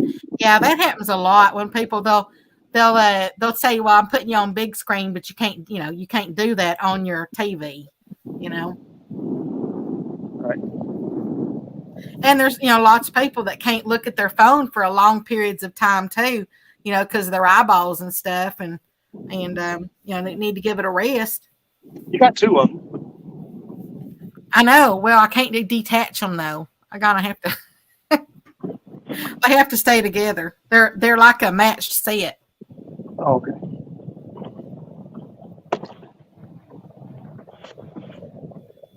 I did put some eye drops in them though. That sounds like a fart, doesn't it, y'all? What? The way that wind just hit the camera, it sounds like a fart. Right there. Man, and you bent over perfectly right at the right time, too.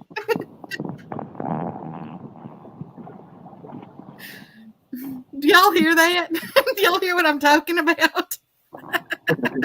Nobody knows what you're talking about. No, because Mr. Dallas is laughing. It sounds like.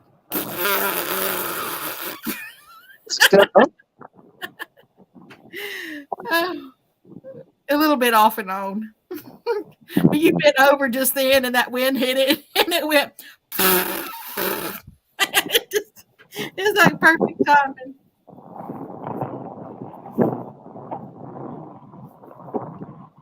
Yeah, Mr. NJ said that he heard it too. Yes, messing with you.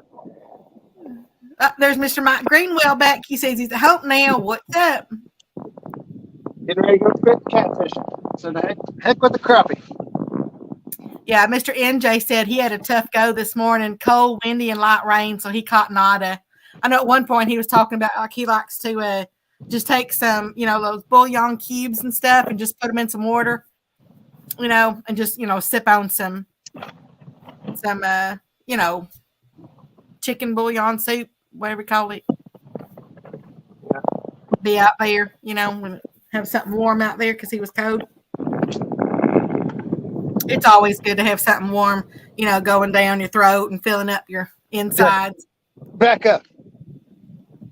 Soup.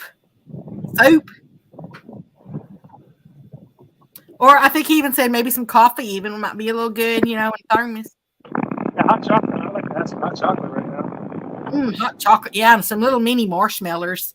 Hot chocolate. Here we only got one rule. Never ever let it cool. Yeah, broth. That's the word. That's the word you said. Yeah. And a thermos to keep warm. It's perfect like having broth. Yeah. That's what Mr. NJ said. I remember hearing you say it. I just can't remember what you called it. See, I told you I was in there.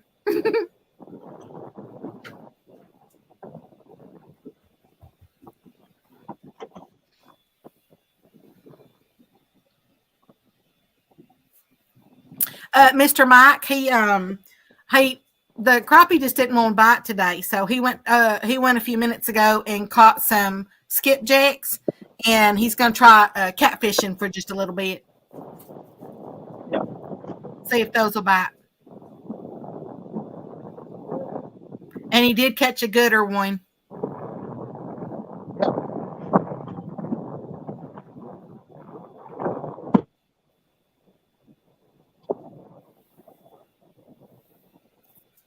Okay, go on, Tater. Boy, I've been petting you now for how long?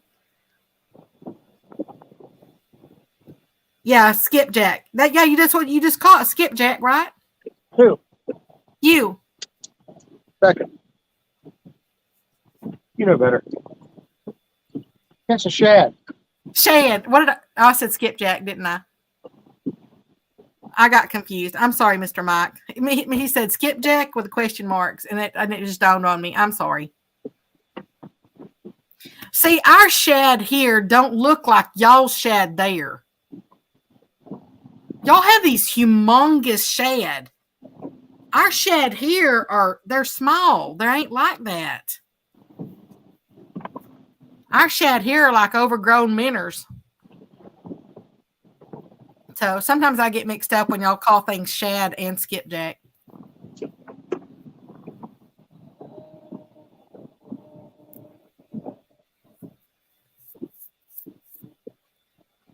Yeah, our shad here, or like the ones down here, I mean, they ain't no bigger than like the length of like the palm of your hand. And that don't even include your fingers.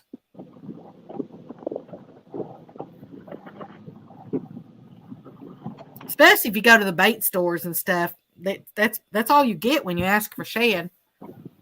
Now, they might have some bigger ones up on the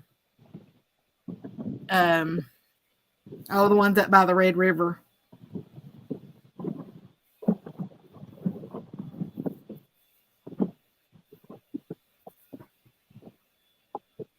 I don't know why I said skipjack.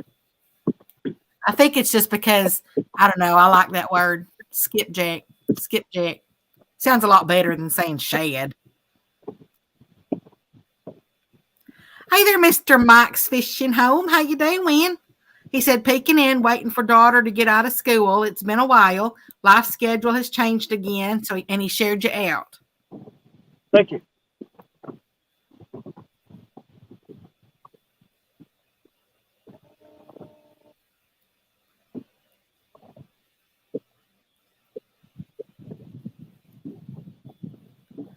Mr. Greenwell says, threadfin shad are the smaller ones. We like the gizzard shad. They are the bigger ones.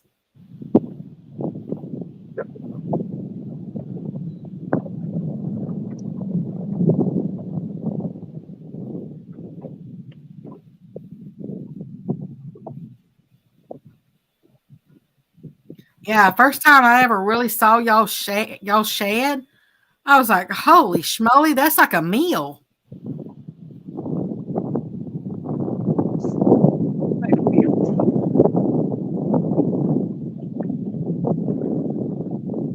I mean, catch those, you didn't need to go eat nothing else. You can just take those home and throw them in your freezer.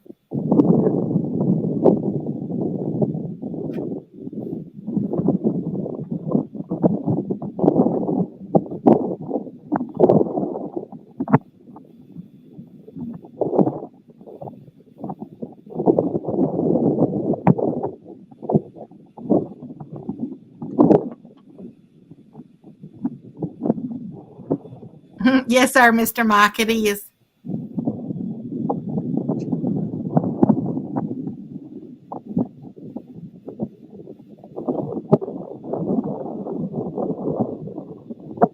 Well, that wind is really picking up out here where I'm at. Is it? Yeah. What that tree, that boy, I tell you that the lambs are almost sideways. Mr. Dallas, are you not supposed to eat shad? He said he wouldn't want to eat one. I mean, I wouldn't really eat the ones here. There's no meat on them. They're so small. But they're good for, they're good for to take in the lake if you want to like catch fish, like the catfish with. I've never used like really big. I don't use like crappie to catch catfish with. I don't cut up other fish.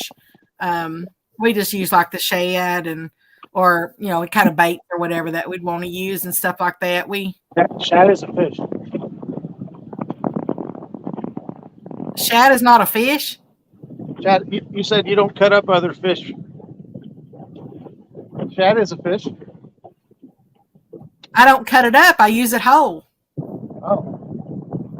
They're small. They're small. That's what I'm saying. You don't really eat these because they're so small. There's not like a bunch of meat on it or anything. But they work. It doesn't take a whole big old chunk of something, to catch a catfish here.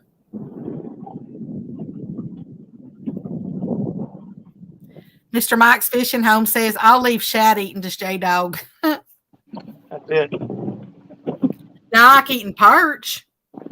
And even y'all's, I think, well, there's all kinds of things y'all call them too. Like y'all's bluegill, or I'm trying to think of some of the other things. In Arkansas, they call them brim. I love eating perch, but perch ain't very big here either. They're probably about, they can vary from the palm of your hand to maybe go out to your fingertips.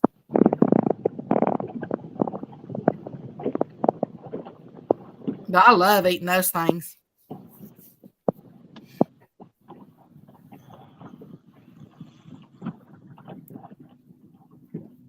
So I said, I'll be glad when I can experience some of the stuff that y'all do, that y'all catch. Because that's totally, I just don't have that here.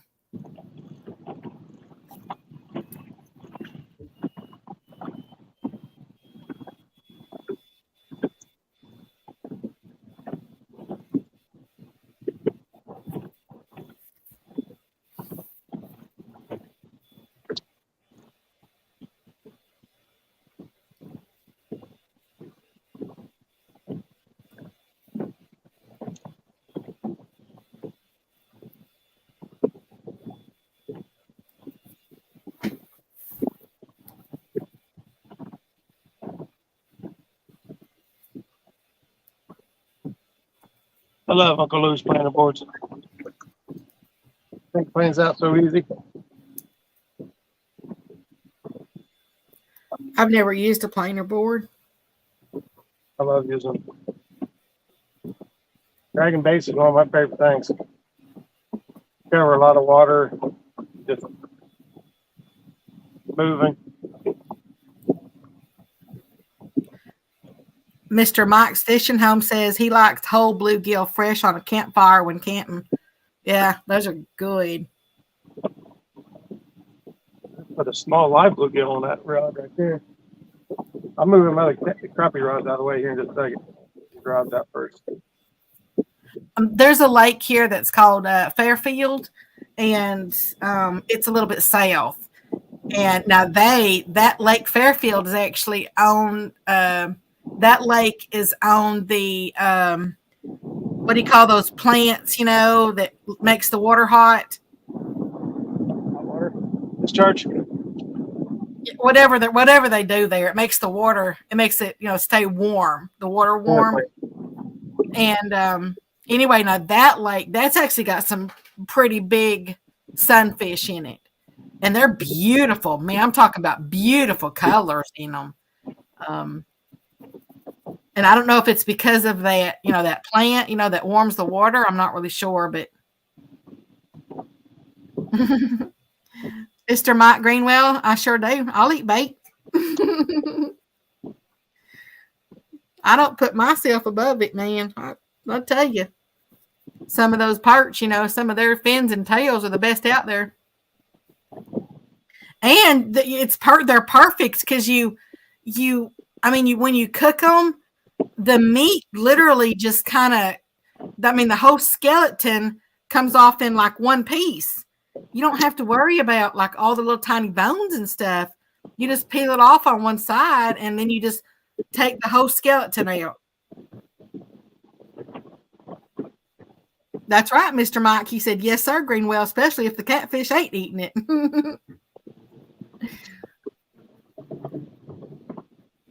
I love the flavor of them.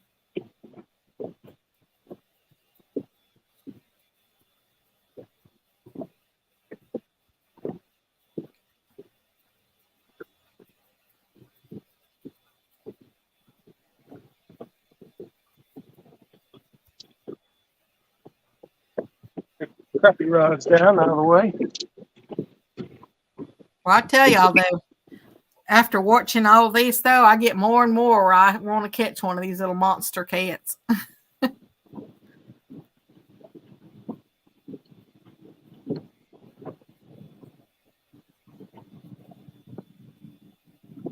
I've always just, catfish to, catch them and eat them. So y'all make it look really fun, to catch these really, really big ones. It is really, really fun. Yeah, and I want to have a really, really lots of fun. Well, tell me what you want, what you really, really want. I really want to catch a big fish. I really, really want it.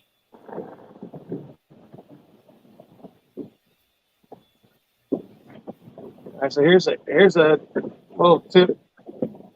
Those of you who may be new to pulling planer boards, once you put your board on, get it fastened to your line. Most always goes towards the boat inside.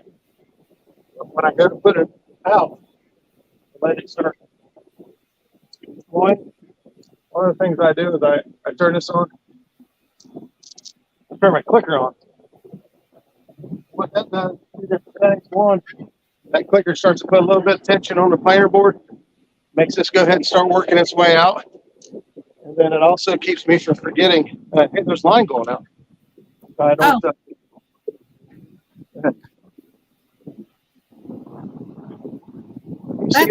That's actually a really good tip. Can you guys see the rods? Well, I mean, you could move the camera a little bit to the left, a little bit. Oh, well, now never mind. You just move the rod. We can see all 4 rods now. The only one that was really kind of out of it just a little bit was that right one, so we can still see the bottom of it.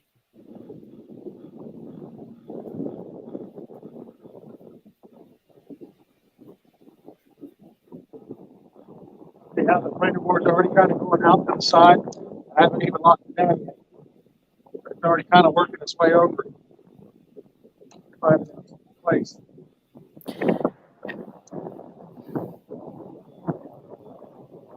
How do you know how far to let them go out? It all depends on how many rods you're putting out. Right now, I've only got 3 rods to put out. I just want where it's going to spread out decent. If you run a multiple boards, obviously you got to run, some out farther, out to the sides, and then some inside, and then some inside of that. So it's kind of a trick. But as far as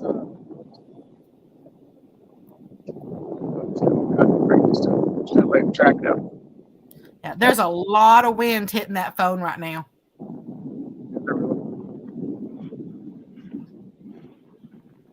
I swear, I think it works. The better or worse? Keep Worse. talking. It's probably worse. Yeah, I mean, it's still in there. I don't know what's going on. This my little dead cat. Dead, I guess. Miss Missy Kennedy, how you doing, girl? She said, so I'm just wondering which side of the boat Miss Chrissy is going to fish on when she beats Roger, LOL. Never side she wants.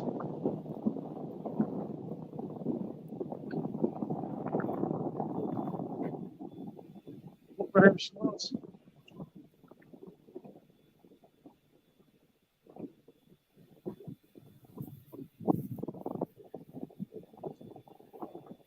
There's no wind in that one.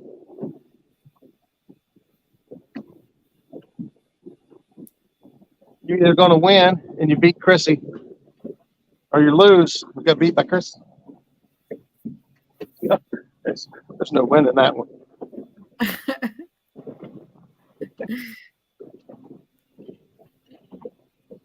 But Chrissy beating me wouldn't hurt my feelings at all. Unless it was physical, like if she actually beat me, then I would be upset. Well, yeah. That's like earlier when you said, right before you moved or whatever, you said, "Welp, they ain't fishing or they ain't biting or something," And I was fixing to say, I was like, "Welp, that's what you get when somebody spanks you." When somebody what? Spanks you. Yeah. Mr. Grainwell says, I got Pam. She's a real threat to beat me. Miss Missy says, I don't think Miss Chrissy will do too much bodily harm, LOL. Yeah, we'll see.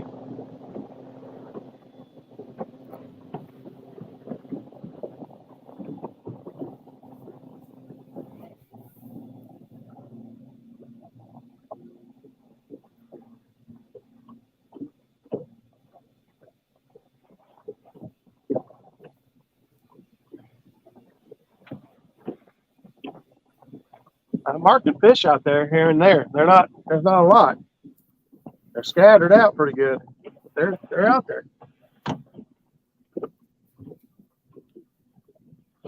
We'll have to give them just a little bit. I'm not gonna waste the rest of the day on it.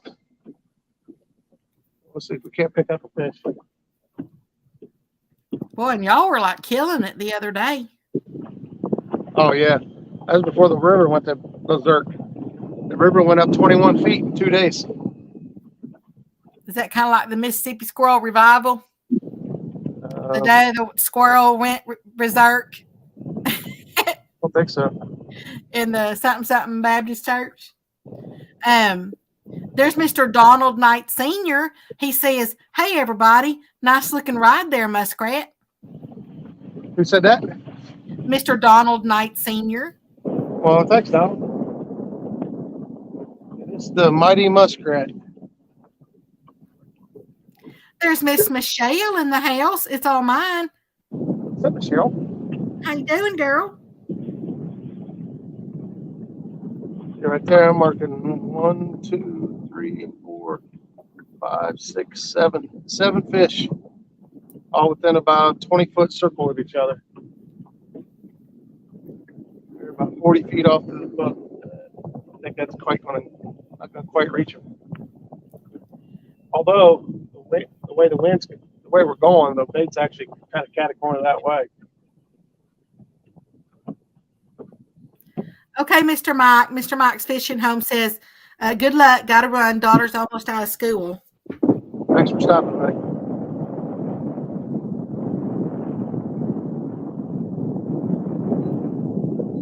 34 amazing people in here. And you currently, according to my little thing here, there's 67 thumbs uppers. Yes.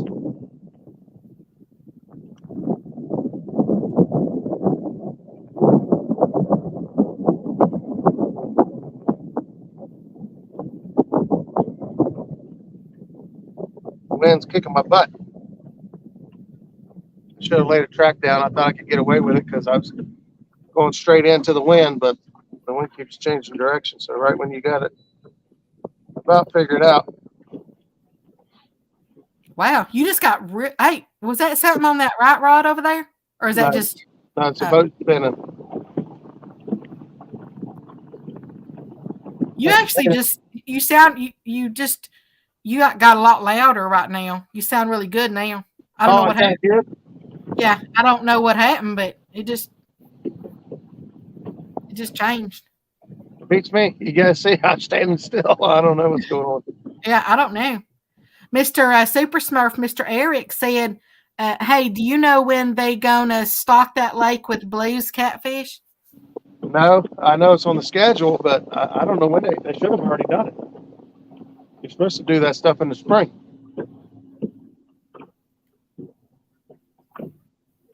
That's their growing season, you know. That's when they're supposed to put them in.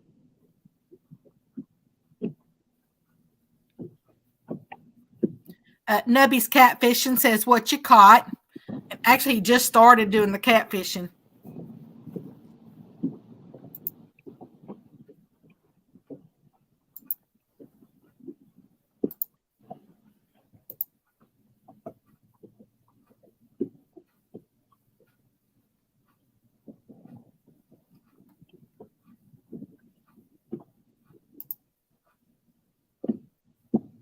Okay, Miss Missy. Miss Missy said she's going to send me something about the Ohio River that I could share if people don't already know.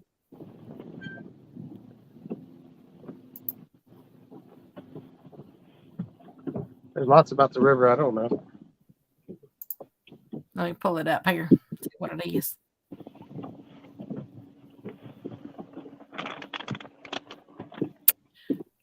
She said it's an article that it's from the Kentucky Energy Environment Cabinet. It says our emergency response team is currently responding to a barge incident which occurred this morning on the Ohio River in Louisville. The incident involves 11 barges, 10 of which are loose from the tug. One barge carrying approximately 1,400 tons of methanol has become lodged at the McAlpine Dam and is partially submerged. Oh, yeah. So the U.S. Coast Guard, the Kentucky Department of Fish and Wildlife, and the Ohio River Valley Sanitation Commission are working with their team as well as local officials. They've dispatched a boat team to assist with downstream assessment and water quality monitoring. The nearest municipal water intake downstream is Henderson County.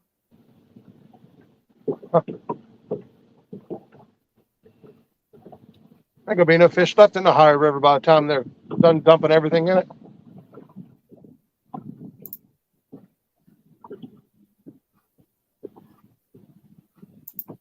Thank you, Miss Missy.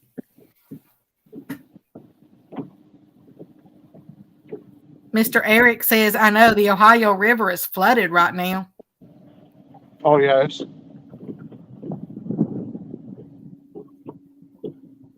coming down. It's coming down fast. I dropped 3.5 feet yesterday. I think our pool, it's not the same. The whole river is not the same.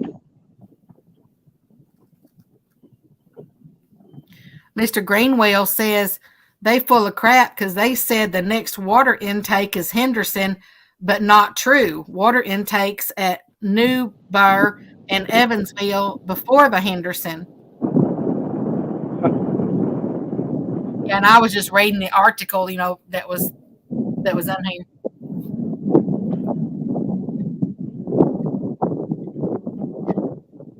Miss Missy said that she just wanted to share that to help out the folks that fish it. Yeah.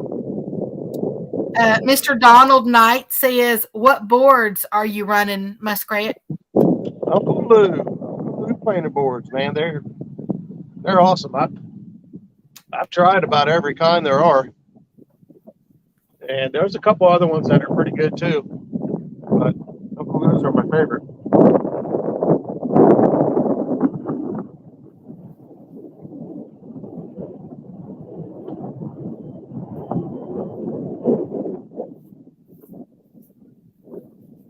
Yeah, so what happens is I got the cruise control on, trying to set my speed to go between 0.4 0.5, somewhere around in there. And it sets cruise control like 0.4.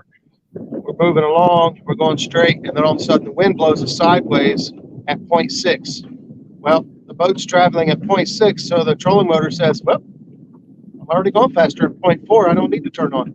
So it just shuts off. That's why the boat swings around, and then you get all this weird stuff. Can't really use the cruise control. You have to kind of play with the speed yourself, or the boat just goes crazy. That's why you should lay a track down, and the boat will follow the track like a dotted line. Mr. Donald said, I just bought a set of Parks. Hope they work well. Parks are pretty good. I like Parks. Zach just bought a brand new Park planer boards.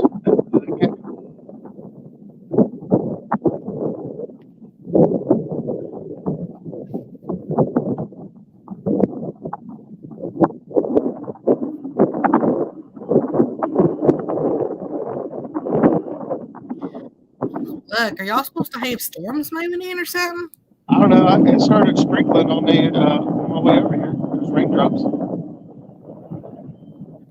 Well, it sure does look like it's getting dark out there. I was getting ready to say, it looks like rain, doesn't it?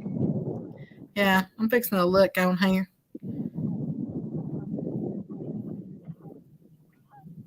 Look at the radar. About Hillsboro is probably Hillsboro or Bainbridge are about the same, I think. Hillsboro is probably closer. Looks like there's a rain going across from Georgetown all the way to Jackson. It's not even close. And then down there, Vanceburg all the way to Green up to Huntington. That's not even close. Oh man, there's a whole bunch gonna come across. Right now, I widened it out. What do I got right here? Hillsboro.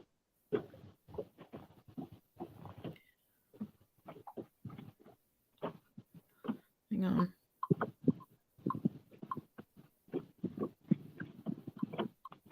It looks like it's trying to cloud up.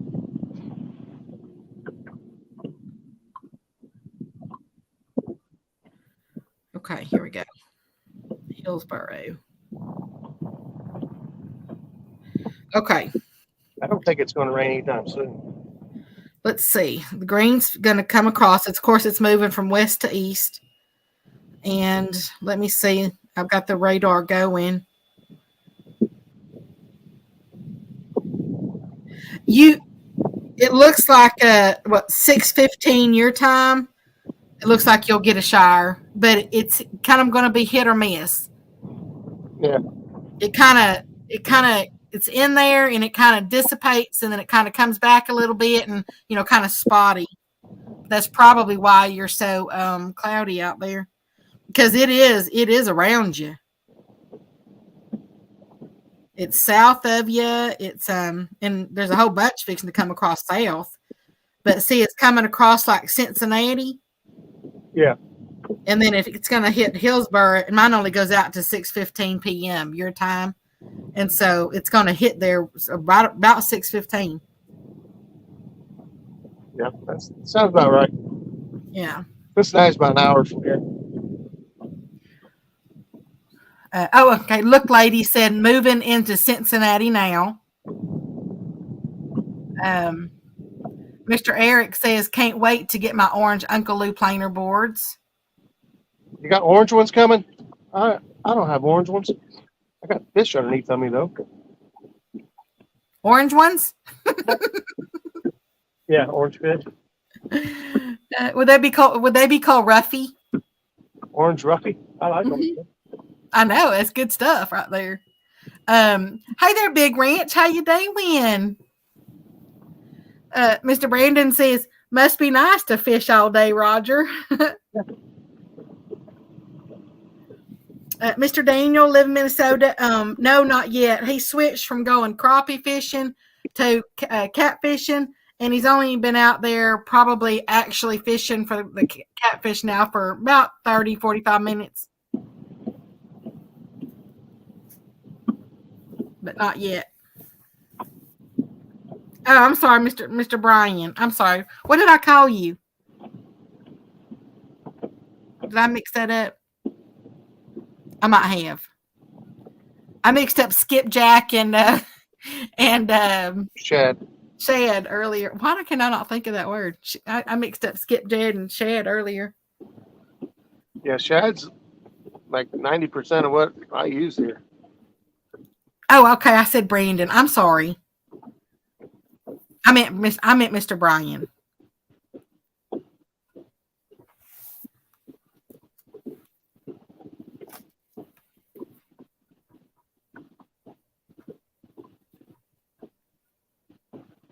Yeah, I mark the fish down there every now and then.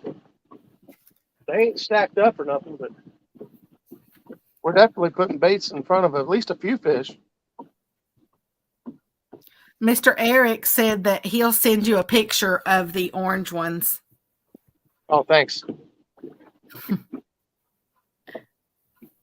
Mr. Donald Knight says, are you on the Ohio? No, we're on Rocky Fork Lake. It's right next to Pink Creek, southwest Ohio. Mr. Ernie says, we'll change the plans. No taco seasoning. We're going to have to make turkey chili then. He'll take some and pour it over the salad.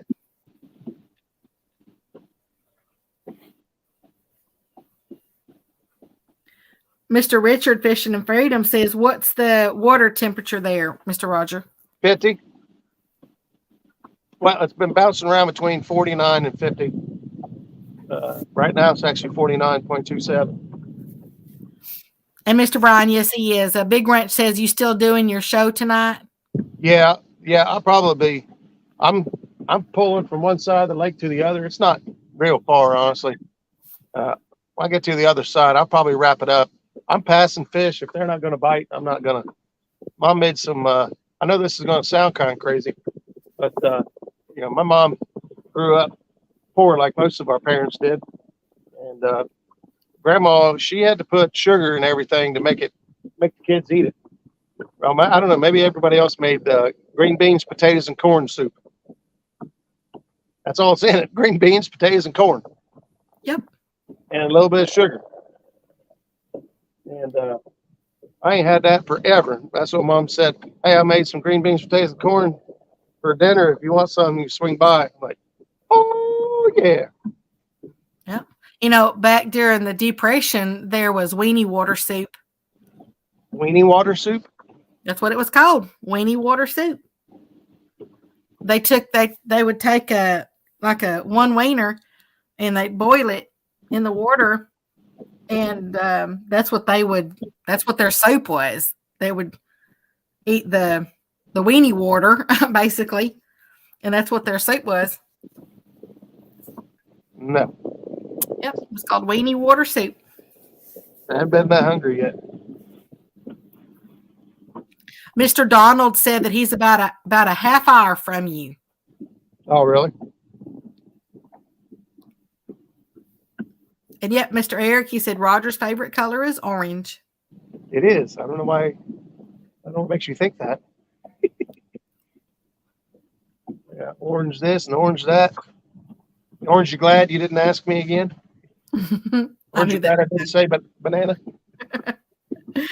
Mr. Bobcat's back. He says, looks cold out there, bud. It is chilly, man. I don't know. 50 degrees on land, 50 degrees on water is two different things. And we've just had it. Now, the wind actually is kind of dying down. I don't know if it's really dying down or if I'm getting close to the side of the lake that the wind's coming from. I got some trees might be kind of blocking some of the wind down for me. So, but we got rain moving in, storms, stuff coming. So, when I get to the other side, if we ain't got no fish on, I will probably wrap it up. And that way I got time to load this boat up, go get something to eat. And then I got to drive it clear to Zach's house and drop my boat off, cover it up and all that. You know, my gear out. It's good times. Fishin and Freedom says that he's had Jack sandwiches before. You know what Jack sandwiches are? I'm not sure if I even want to know. 2 pieces of bread and ain't Jack between them. Oh, boy. Mr. Bobcat, see, he knows what weenie water soup is. He said, I just ate some weenie water. It was in my Vienna sausages. Yeah. Yeah, you can have those Vienna sausages too. Those are nasty. That's what I feed my dog sometimes. I ain't ever cared for those. Mr. Brian Big Ranch says, and regular bread was all your different buns as well. Mm-hmm. Yeah, they didn't have really buns; they couldn't afford it. Yeah. They just did Oh yeah, no, that's what I had earlier. I was like, well, we're having the Johnsonvilles on old-fashioned buns. Yep. Big Ranch says he likes Vienners.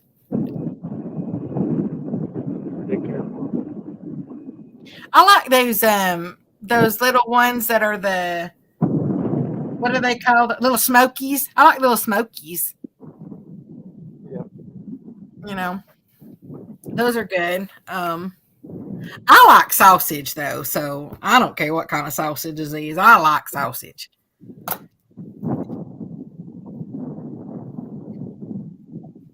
I mean, the Vienners, you know, they are very salty though.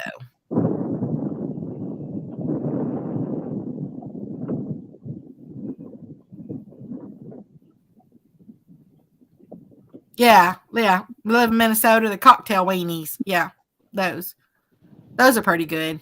You know, and you fix those at Christmas time sometimes when you mix the grape jelly and the spicy chili sauce in it. Or it's not really spicy, but it's that chili sauce. Mr. Bobcat says they're like low class better cheddars, Roger.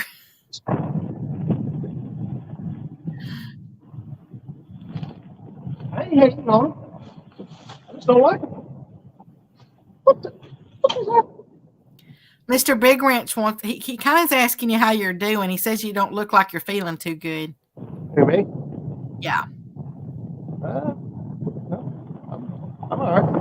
I don't know. A better cheddar might make me sick. I'm doing all right. I'm taking a mental health day today.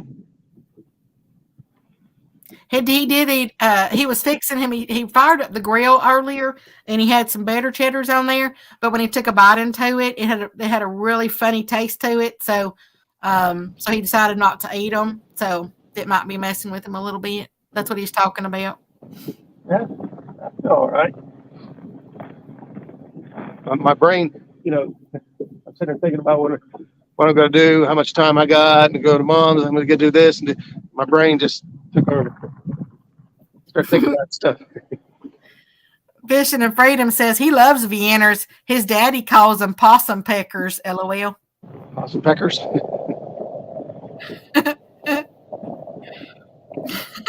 That's funny.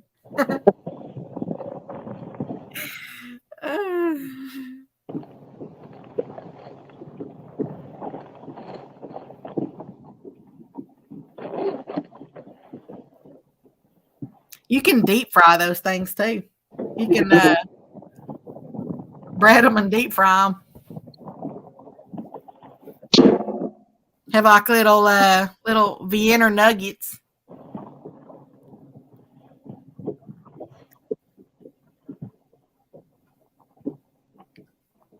I feed them to the dogs to supplement a little bit more calories for them and everything because they're really old and so sometimes I get them Mickey D cheeseburgers to eat because that's what they one of them can eat that because of her teeth and everything. So usually they'll get a Mickey D's cheeseburger and then I'll split a can of Vienna sausages in between the two of them. You hear that running? Yes, sir. This is that on our show and tell show that we did one night, me and Jeremy. This is that pump. It's got a solar panel on it, and it's got an air pump on it. And you can see the little light there. It's been out in the sun. It was when the sun was out earlier. You can see that's the solar panel. I cover it up, still running. So it's got an internal battery that it'll charge it.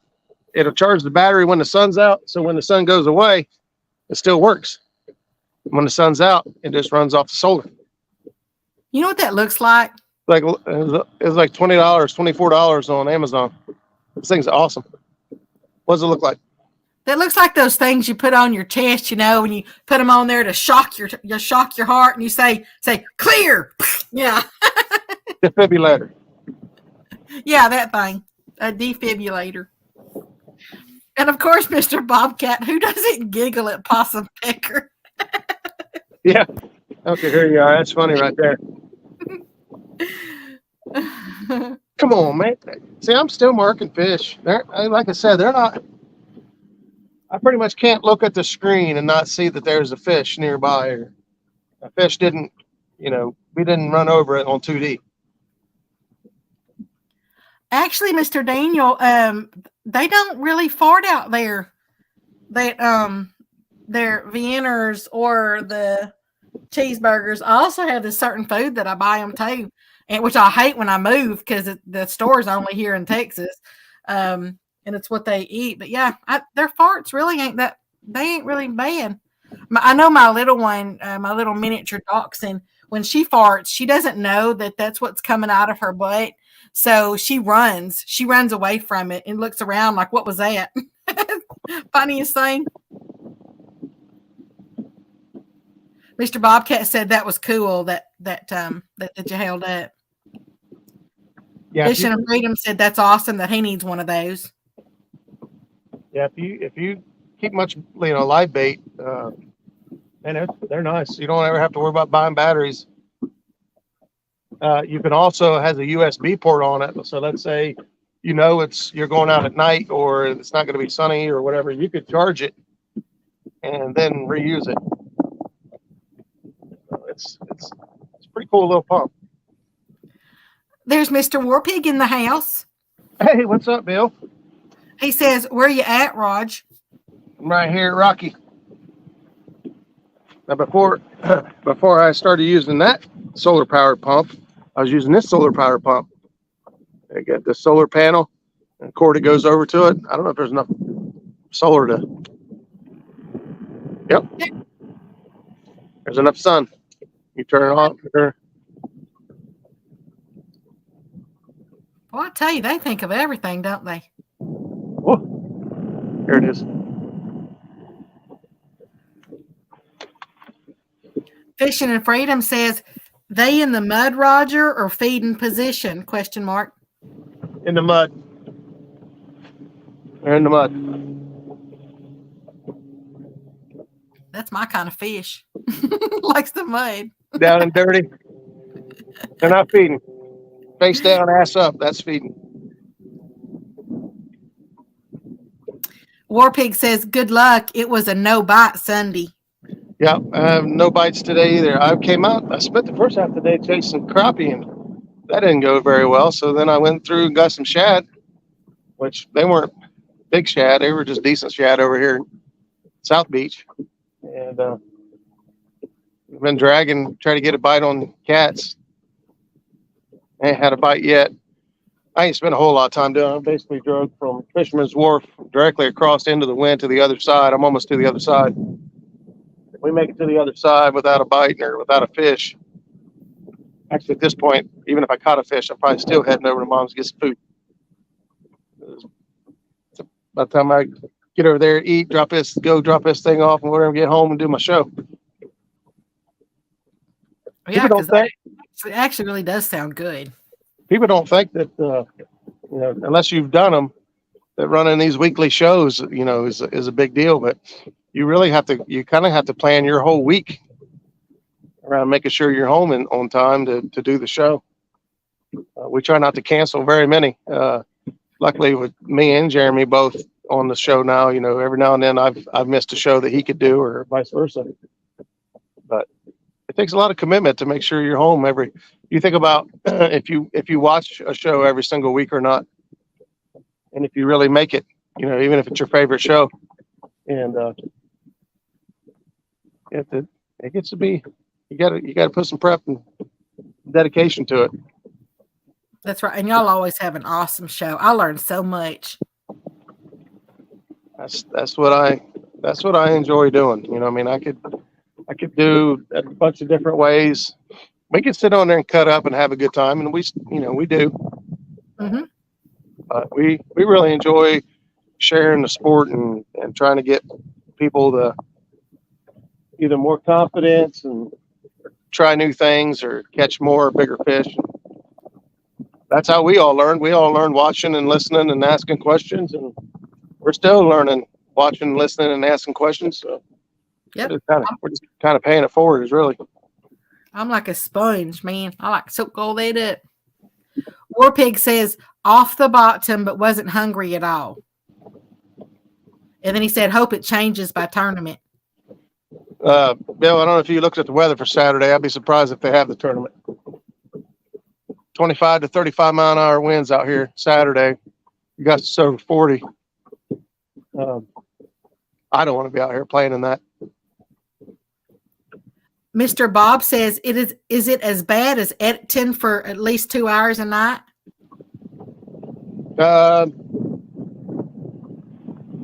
No, that's a whole different level of commitment, which is why I haven't put any, which was why I haven't had any production videos in like a year. That's weird too, because I like editing. I mean, it's time consuming, but I don't know. I don't know why I like it, but I do. I like editing. Well, my thing is I tried to learn a program, and then about halfway into the program, I decided to try a different program. Mom, what are you doing? My mom Big told me. Ranch, I am so close. All I'm waiting for now is for this rain to stop.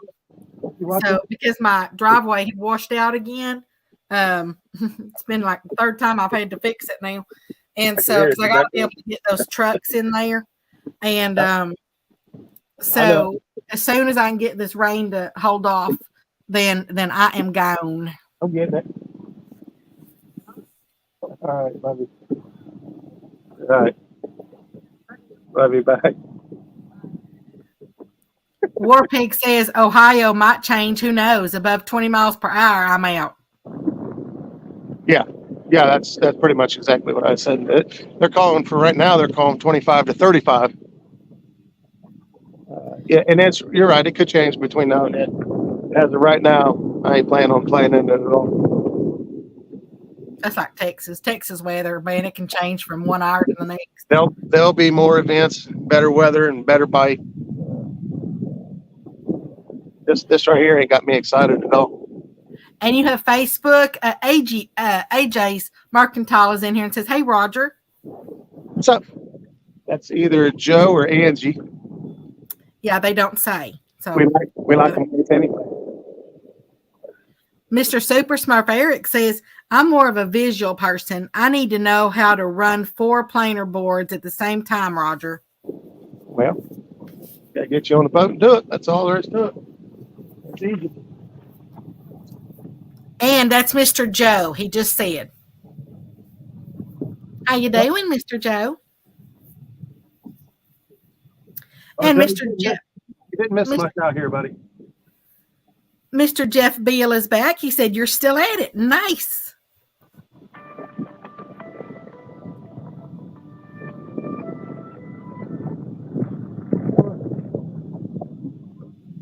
Yep.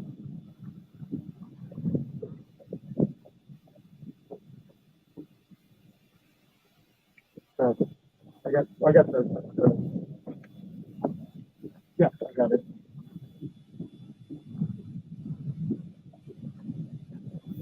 Maybe I didn't do very good trying to catch it myself, but now at least. I hear that, Mr. Joe. Should have called off.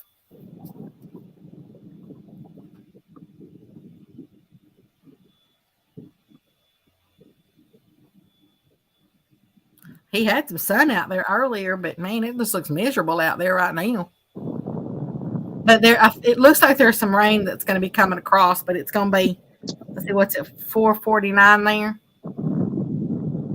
About another hour and a half, it looks like, I guess. All the ones I got today were like 3/4.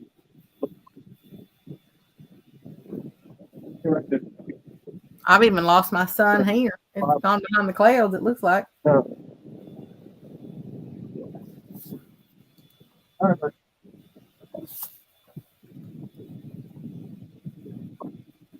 Mr. Murray said, "Hey, you can get some shad for me." That's ours was earlier. Mr. Warpig said, "I have not fed hard in a month. They'll turn on hard at some point." Yeah. You would think.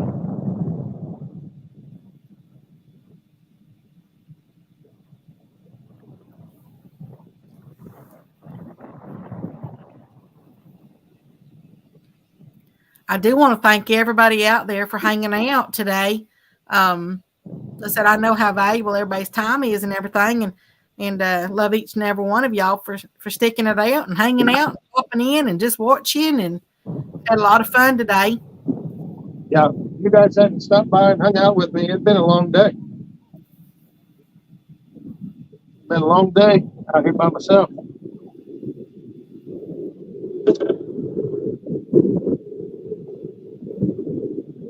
Yeah, you can only talk to the Minners for so long.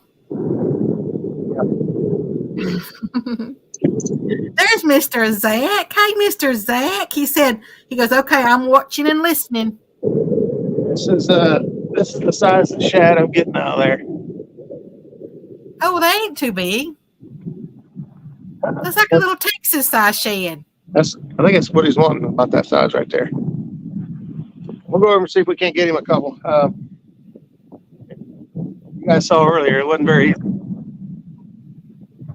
It took me about half hour to get, what do we get, a 10 to a dozen, 10 or a dozen? Something like that.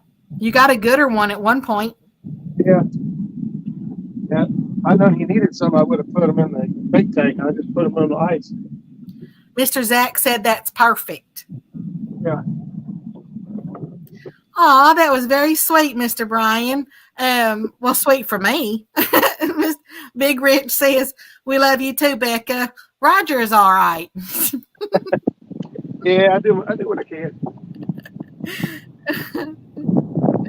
Oh, y'all do make me smile.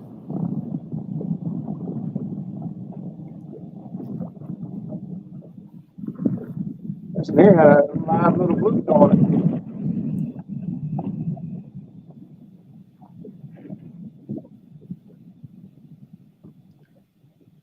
He probably's like, "Goo, I'm free." This is the Carolina Lakeway. War Pig says, find the Walmart Eagles, Raj. Walmart Eagles, yeah. I know they were out in the dead middle. What does that mean? Find the Walmart Eagles. The birds. Oh, actual eagles. I thought it was like a code word or something. They're seagulls. That's what Catfish Dave called them. Oh, okay. I didn't know that. Honestly, I don't. So the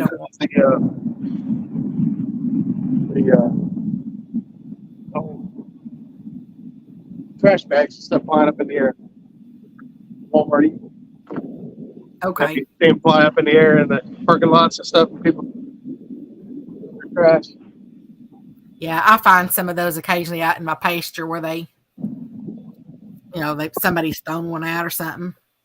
They wait for me. Fishing and Freedom says, Roger, that guy with the net at Kentucky Dam last weekend, give me some huge gizzards, Shad. A couple were like 13 inches. I seen that guy with the big net. I was wondering if he was doing any good or not, because he was right up on you guys. I was like, man, that guy would make me mad if I was trying to catch skipjack and that dude's right in my face like he was on you guys. Sorry about the camera here. I'm trying to reposition so we can get motoring. I can't even imagine a 13-inch shad. Oh, yeah.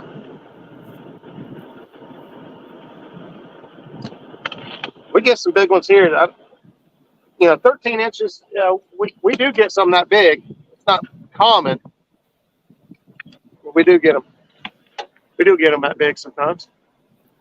Look Lady said, seagulls, I used to call them salt eagles when I was a kid.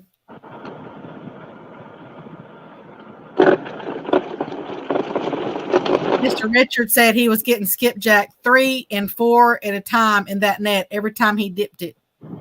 Really? We're doing it wrong. I seen him flipping stuff on the bank, so I knew he was catching stuff. I thought it was shad. I didn't know he caught any skipjack. Can't believe he catches skipjack dipping it with a net like that. It's cold out here. Warpig says, when we gonna see you on the water, Miss Becca? As soon as I can. Like I said, I'm really close to moving now. I mean, I can taste it now. So Yeah. then I got to get set up over there. It's actually been a long time coming. I'm telling you.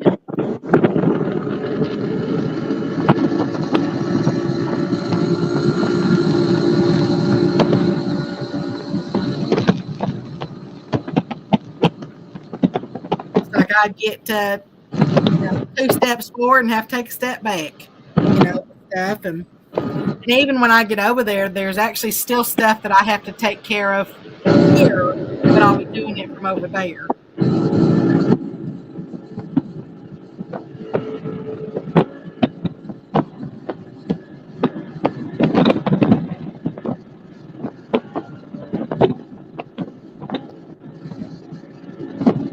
Mr. Richard said he's going to be getting a net.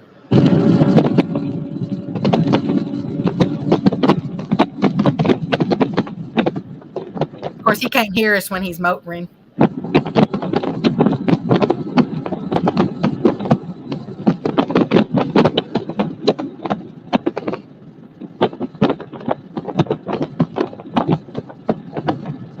It was crazy, Brian. He nutted in an hour what took me and Jerry all day to catch on rods.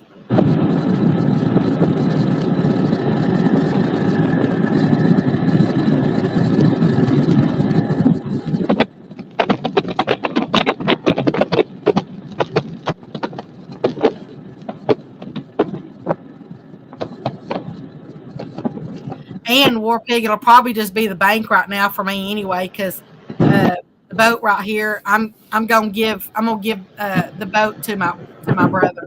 So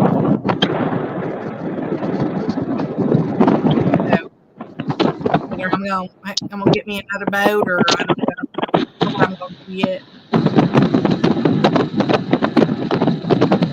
But I'm gonna give my boat here to my brother.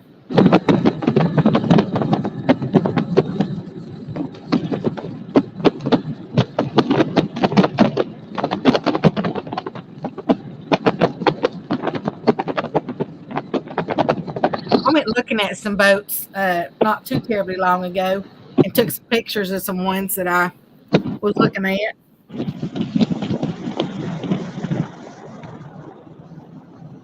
Woo, that's cold. It's cold out here. It sounded cold. Big Ranch said they also use seine nets to trap them. Then they use dip nets to pull them out.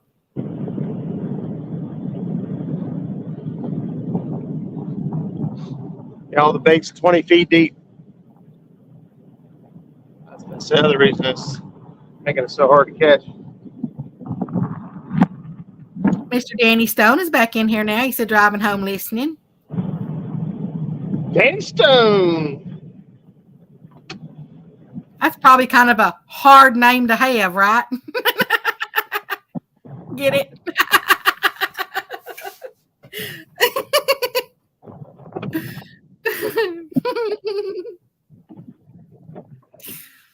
I'm sorry, Mr. Danny. I couldn't resist.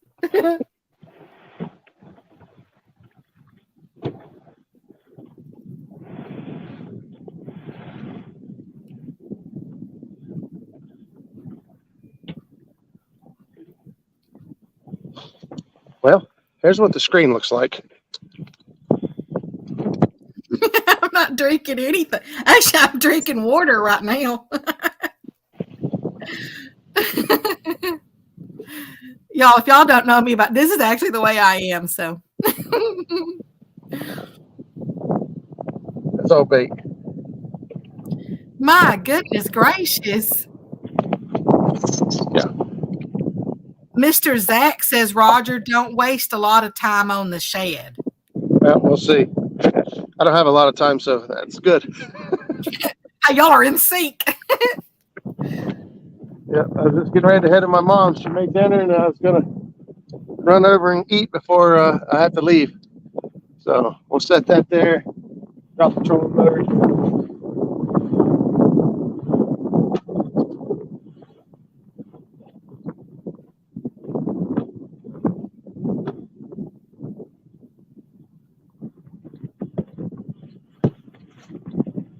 As soon as you get out of 20 foot of water, but it's in the 10 already. The wind's crazy. As soon as you get out of that. I remember the first time I ever threw a cast net out. I saw this fish swimming. This is like when I was little. And I saw this fish swimming, and I was like, oh, I want to catch that. And so I told my daddy, because he was, teaching me how to throw the net and stuff. And I said, I want to catch that one. And I start to, I get in motion to throw it. Oops, I just knocked over the lamp. Sorry about that, lamp. Let me set that back up. I'm actually doing it. Y'all can't see, but I'm actually doing my hands in the motion now. But anyway, I started to throw the net, and right when I was in motion, my daddy said, "No, stop!" I said, why? And he said, because that's a gar. I was wanting to catch that gar in that net. He said, no, that'll tear that whole thing up.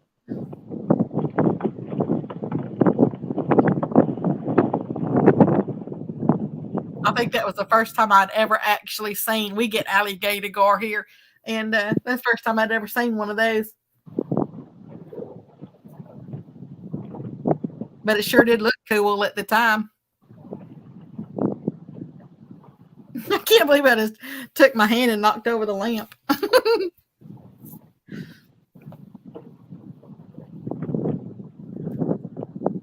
That was a one of those things of what not to do in your house, you know. Don't try to throw a cast net in your house because you'll knock over the lamp. That's right, Mr. Richard. Gar and cast nets are a very bad combo. I just thought it'd be cool to get that thing in that net.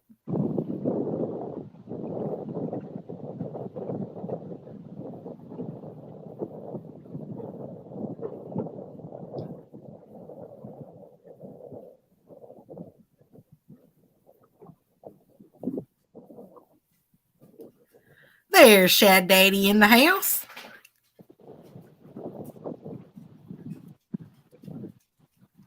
That's true. Fishing and Freedom said at school, little channel cats will ruin your day too. LOL. There's a few. Yay!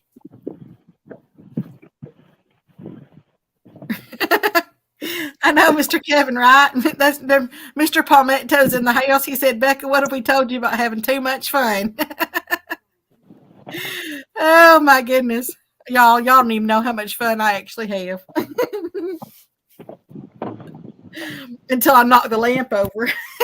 That's not very much fun. There you go, buddy.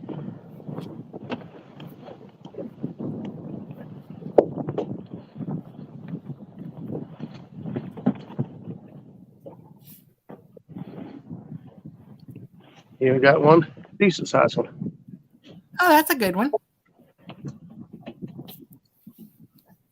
Now I gotta get some water in there. Their eyeballs are like flat. Whereas, you know, when you're looking at a catfish, you know, they have like big bulging eyeballs. But those shad, theirs kind of look flat. So here's one of the best investments you can make yourself. That's a 1,100 gallon an hour, or yeah, 1,100 gallon an hour little pump. Bilge pump. Bilge pump, and you put it on a big hose. Put you plenty of wire. This is the old vacuum cleaner wire, right? So vacuum cleaner, the amperage on the vacuum motor is high, so it's a good cord and it's long. So get you plenty of cord. If you ever run into trouble on the boat, that thing moves some water. I'll show you in a second. I'll go get some water pumping in on these fish real quick. I definitely know those things. I used to help somebody pump septic systems. Fishing and Freedom wants to know what the mesh size is on that net. 5/8. 5/8. See, everybody said that you wouldn't use your, you know, all your things back in math back in school, but yep, use them. Like who? We ain't ever gonna use fractions. But I'll be dog, you sure do.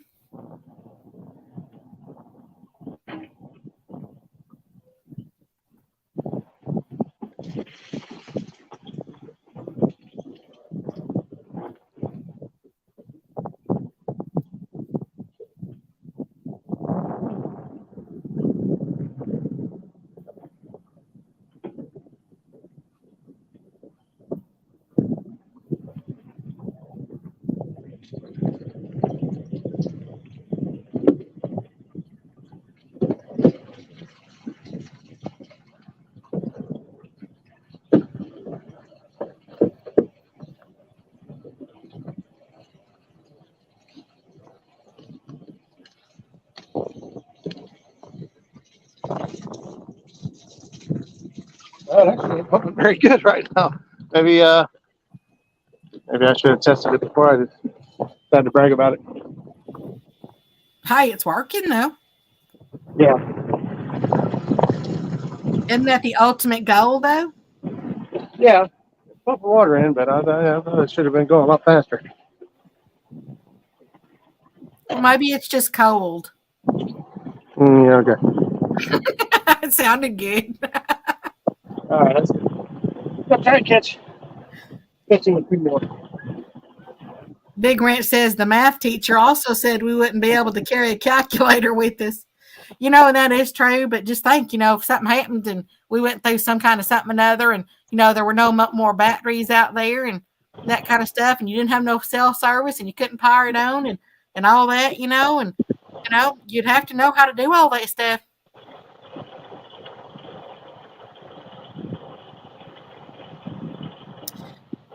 Warpig says that cove you like, Raj, throw around the no wake at entrance. Biggins.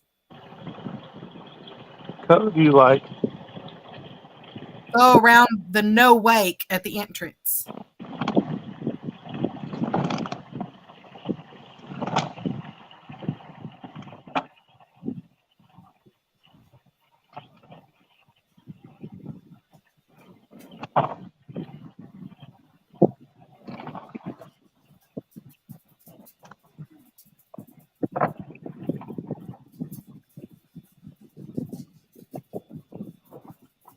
Reba's telling me she's ready for her cheeseburger.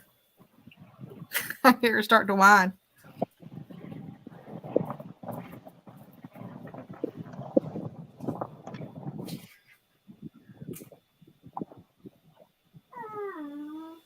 Here.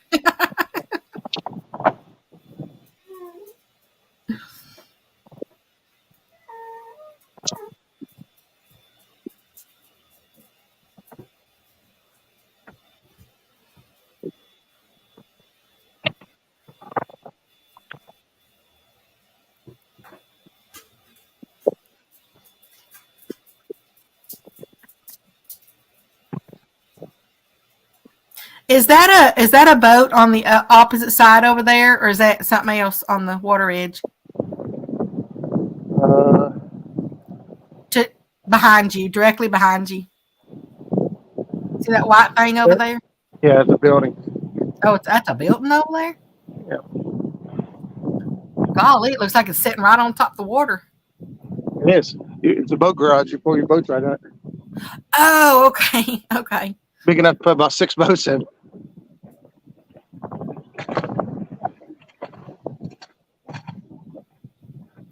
Warpig says Christmas tree lights on 2 throws Sunday. What is it? Christmas tree. I don't know what you're talking about. Quit talking in code. 0, 6, 3, 4, 2, 2. Sorry about that. Ah.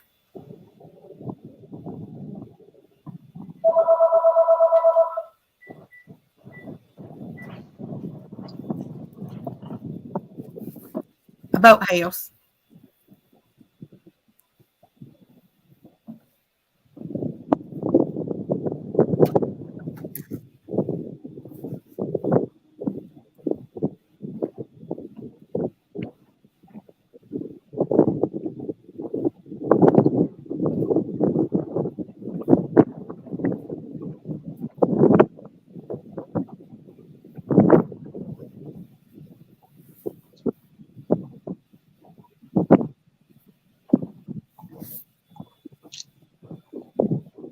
Actually, I think there's a lot of people out there that actually like watching people throw cast nets to see different techniques and all that kind of stuff.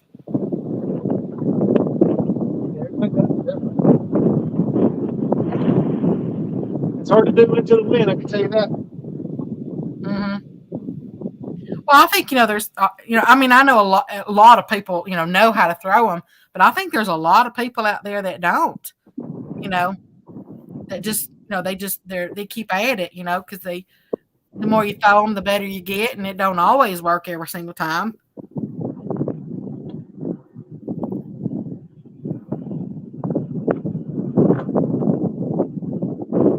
I like seeing how the different people do it.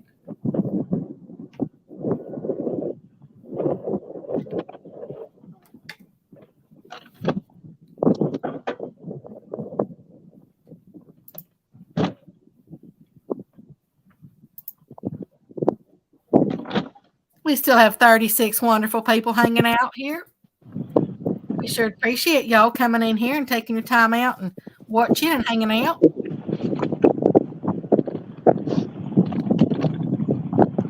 Oh, wow. You went up to 76 thumbs uppers, too.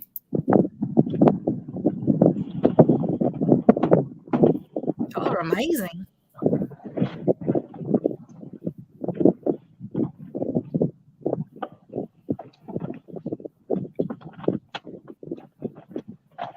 Oh, Warpig says when he earlier said Christmas tree lights on 2 throws Sunday, he said net came up flashing with bait. Xmas tree, duh, LOL.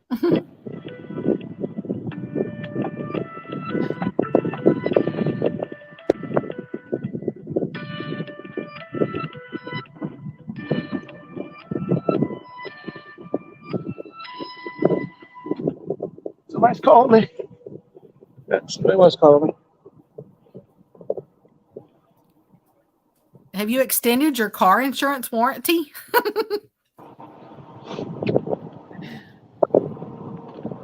Isn't that what those scammers do? The spammers?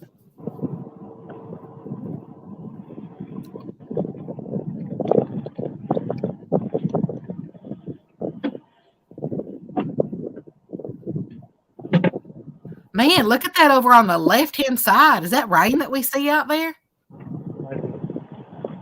In the sky. It looks like, because it's all the way down to the water. Those clouds.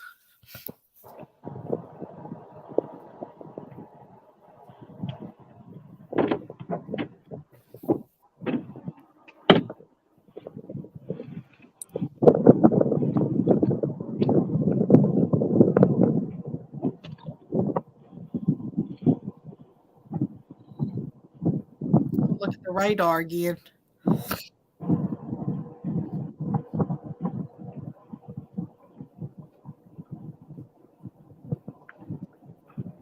No, it's still. I don't know if you're talking about the cove, Kelly's Cove over by South Beach. That's exactly where I'm at. Right by the Wake buoys.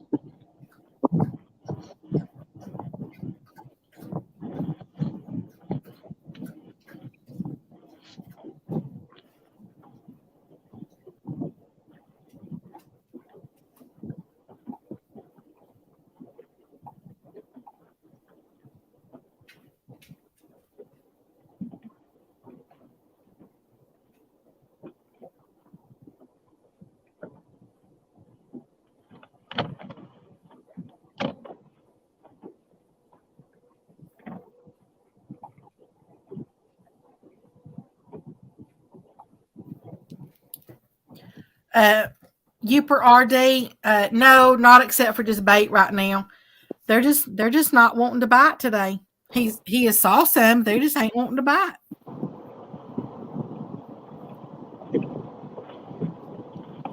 Right now he's just getting some bait. And then I think he's gonna call it a day after this.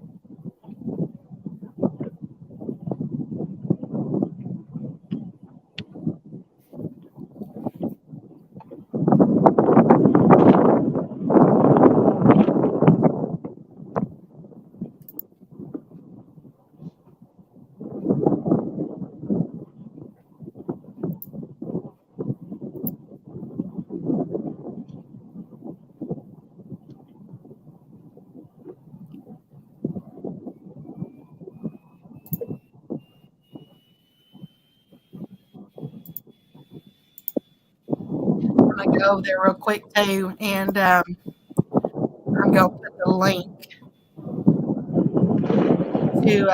to y'all's show back in the chat box.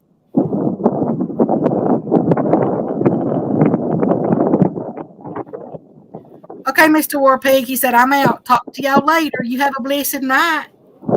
Hey, buddy. Thank you so much for coming in.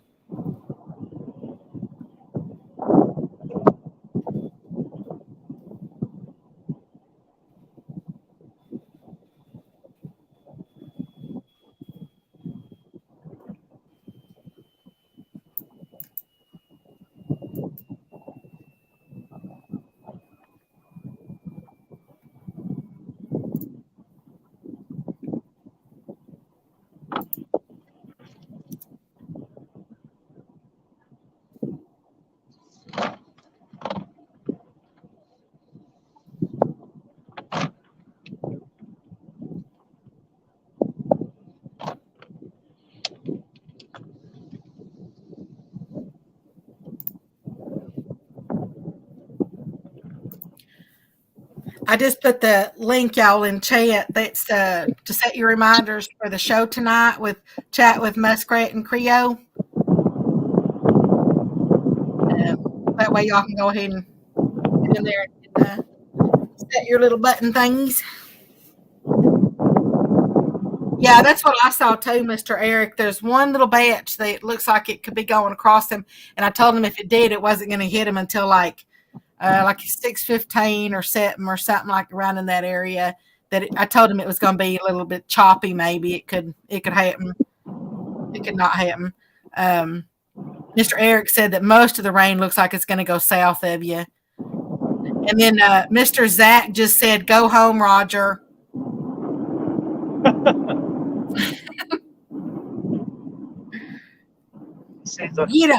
Get on him. Sick him, Mr. Zach. Sick him. One or two at a time.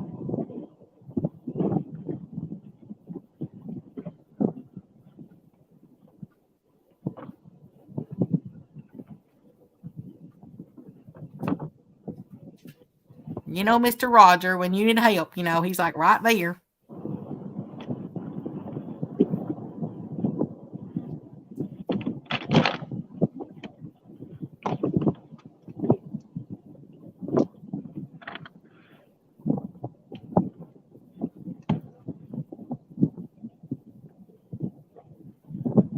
Here we go, buddy.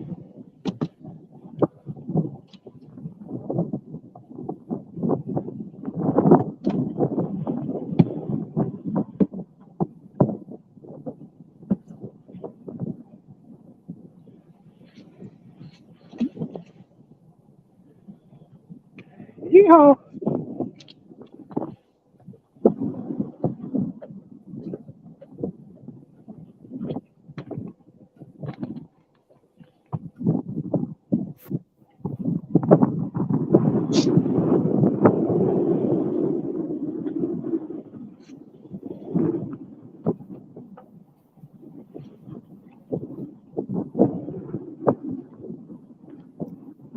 Well, that makes me cold just listening to that wind.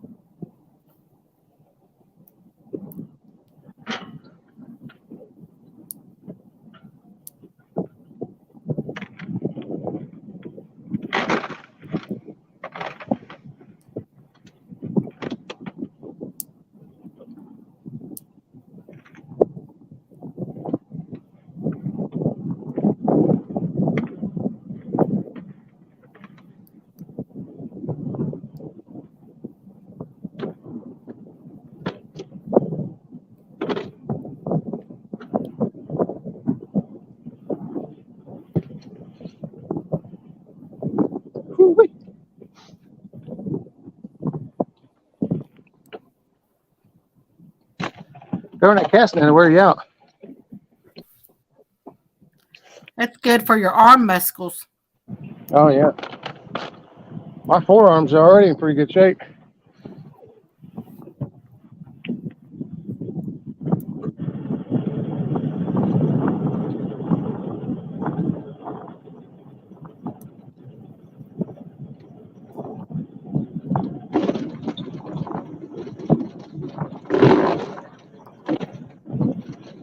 Why it's giving me a hard time. Mr. Donald just said that it's raining in Troy. Okay.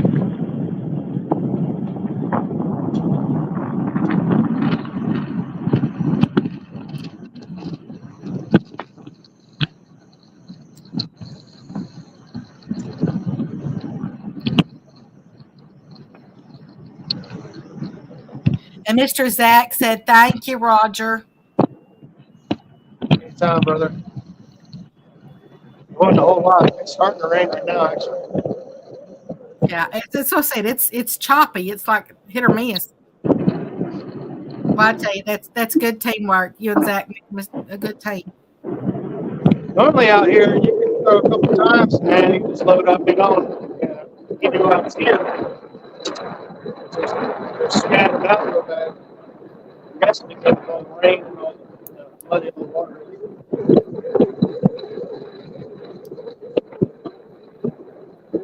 It's real bad.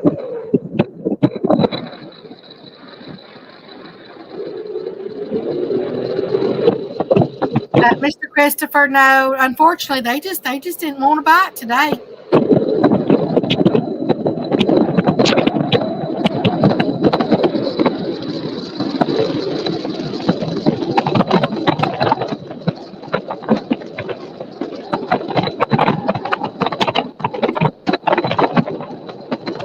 Yeah, I saw that too, Mr. Donald, but I don't think it's going to hurt.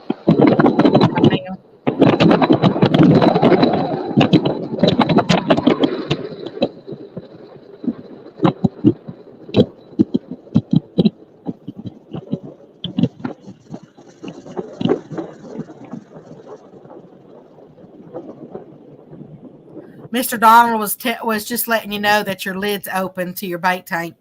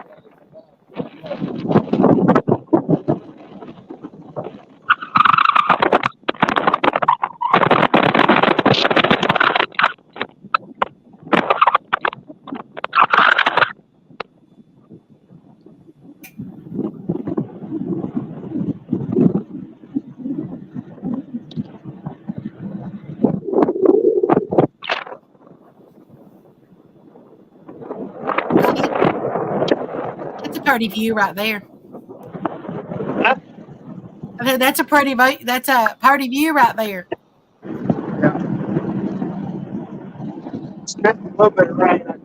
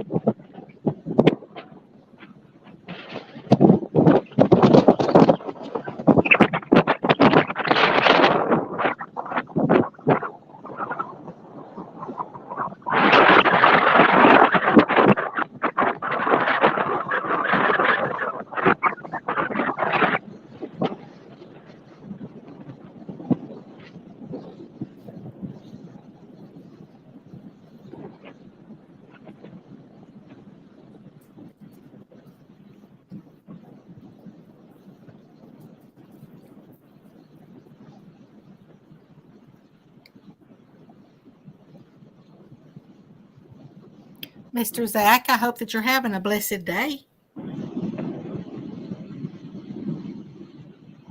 Hope that everybody's having a blessed day. Let's remember to keep Mr. Eric's daddy, Super Smurf Eric. Let's remember to keep Mr. Eric's daddy in our prayers.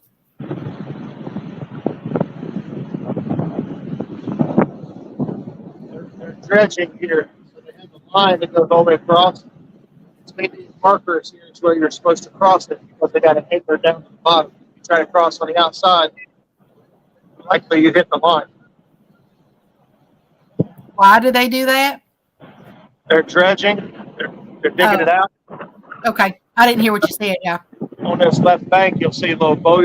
Actually, you can see part of the pipe sticking up over there on that bank. That pipe runs all the way down through there. When I get up to the boat ramp, you'll see the dredger. The big teeth that they use to dredge with, the digs. They've got that hose going all the way down through there, sucking all that mud and everything out, dumping it like 5 miles down the road.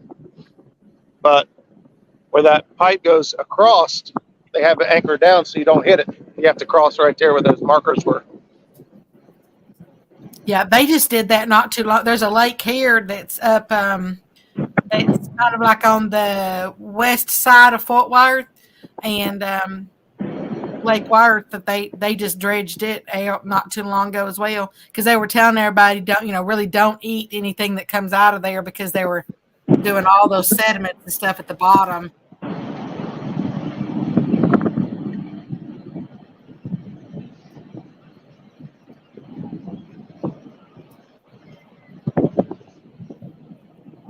Matter of fact, Mr. Chris, El Gato, that's one of the lakes that he fished in during the one about where you couldn't use electronics, where Right. you think you can fish. That was the lake that he was actually fishing in.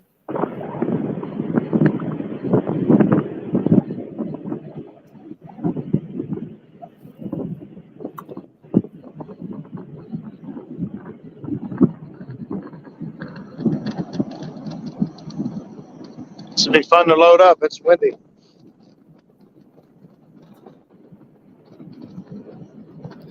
You want me to get out and back the boat down for you? Yeah, if you don't mind.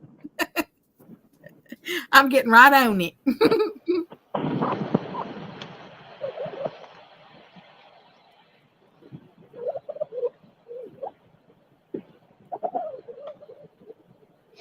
Mr. Donald Knight said that his parents had a place at Bobbington's when he was growing up a long time ago.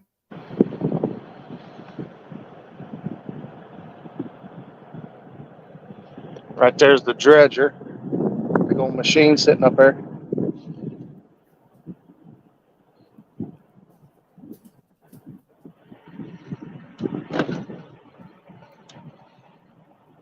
And he was also reminding you earlier that your lid's open to your bait tank.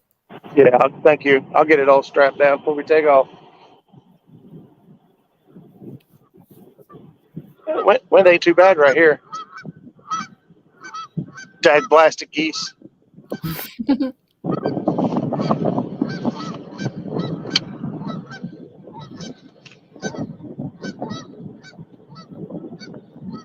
Miss Tanya, she says, I'm dedicated. I've been in the other live waiting patiently for tonight's show.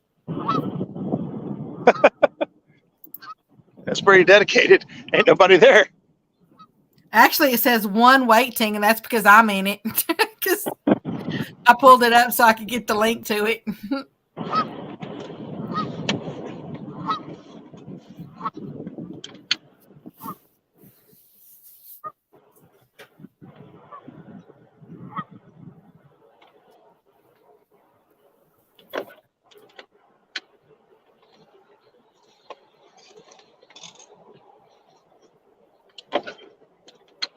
That's a nice little ramp there. Yeah, they just redid it. It wasn't always that nice.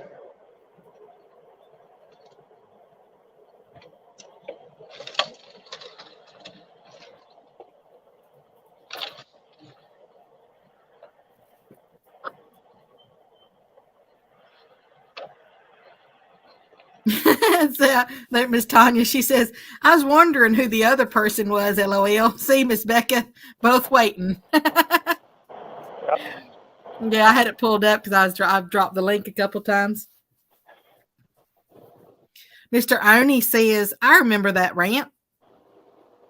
They should.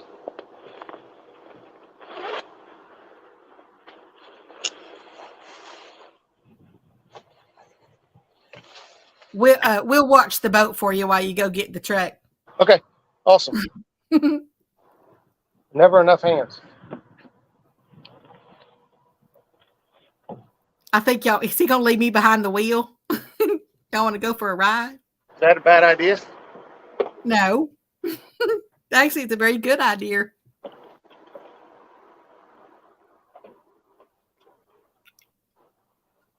There, you got a good look at the dredger. Yeah. We all know what that is now. That's right. All right, I'll go get the truck. Miss Tanya. I was going to say first, but I seen one waiting. Yep. Mr. Buck Williams, let's go for a ride, Becca. I know, right? Let's go. He going to leave me behind the wheel. Mr. Lloydies, I'll tell him as soon as he gets back. He just got out of the boat to go get the truck, but I'm going to tell him what you said.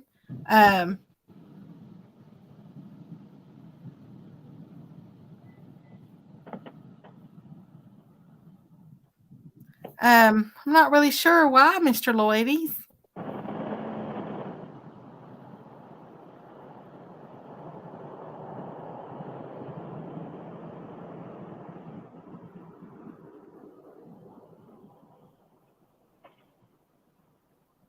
Oh, because you need to take care of your mom right now. Is that what you're saying? That you're not going to really be doing much on it right now, Mr. Lloydies?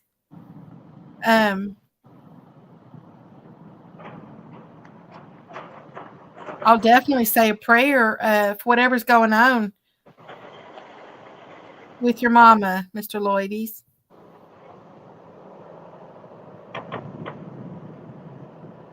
Oh, yeah. Okay, Mr. Lloydies, I understand.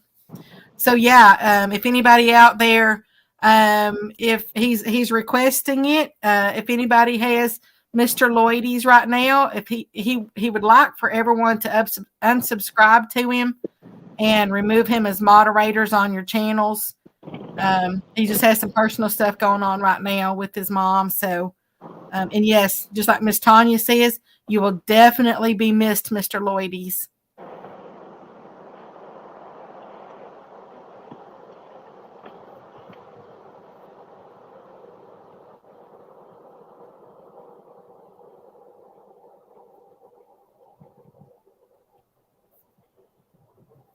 Are you going to go ahead and just keep your channel open, Mr. Lloydies? Or are you going to go ahead and just like close it all? Well, that'd be hard to get everybody like to subscribe to you.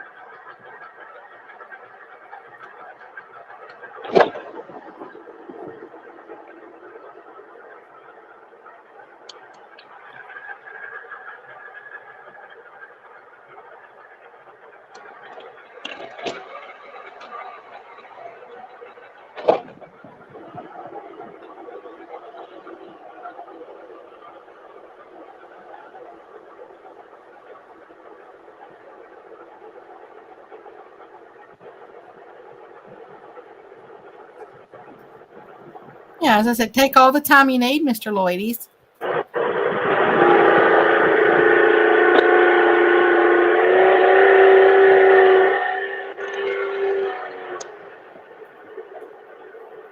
We definitely understand family.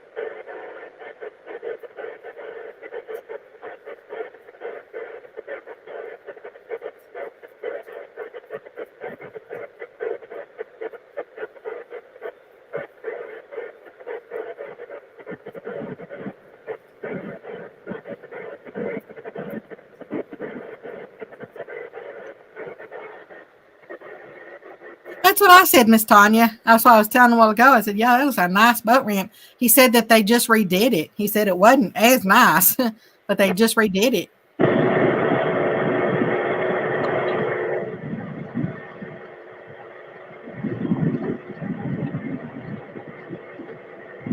Great minds think alike, girl.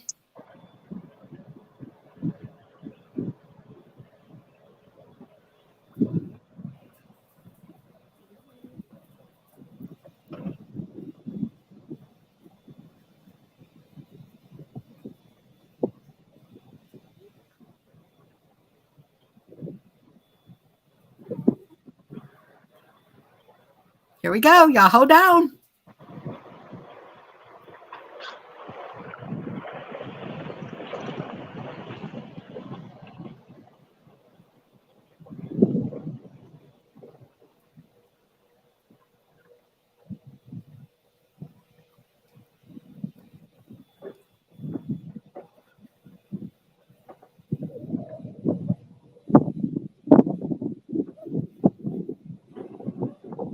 I think so too, Miss Tanya. They need to do that for a lot of the other boat ramps. It saves people from having to rush. Yep, exactly. Well, and then, even then, you still got some people, they have the dual sides and everything, but you'll still get that one person that sits there and goes down the middle, so there'll still be a lot of inconsiderate people out there. Or the people that, they take up just enough on one side or something. You can't, you really can't go safely down the other side. Yeah, it'd be nice if they could all, build boat ramps that are nice like that.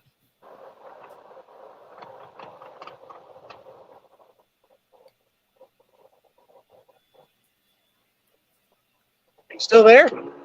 Yes, we're still here. Miss Tanya was talking about that was a nice boat ramp right there. Yeah. Well, they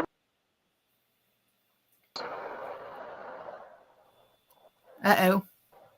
Now y'all get to see me, I guess.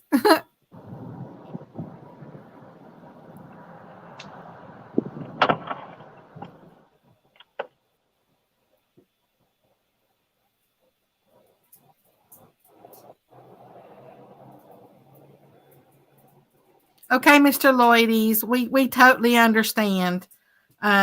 We really do hope that everything works out for you, and take the time that you need to get everything situated with your mom and, and everything else that's going on.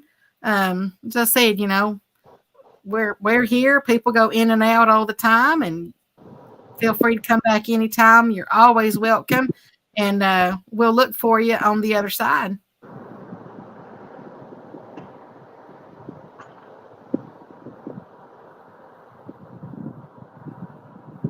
Prayers and blessings, hugs, and much love, Mr. Lloydies.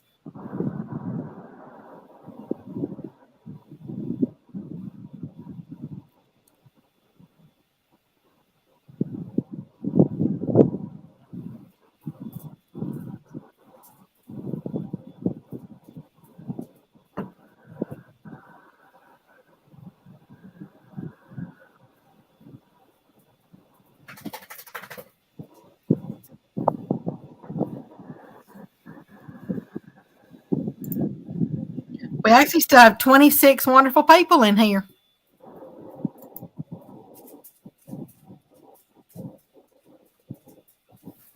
And again, just want to thank everybody for hanging out today. It really does mean a lot. And everybody's loved. Anybody can choose, everything to do with their time, and just to hang out and spend some time and just have a lot of fun. It just means the world. all right.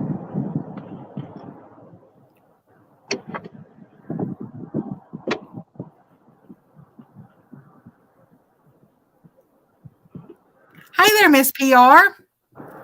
She said, hi, just stopped in to say hi, Becca. Hey there, Miss Girl, how you doing? You keeping those boys in line?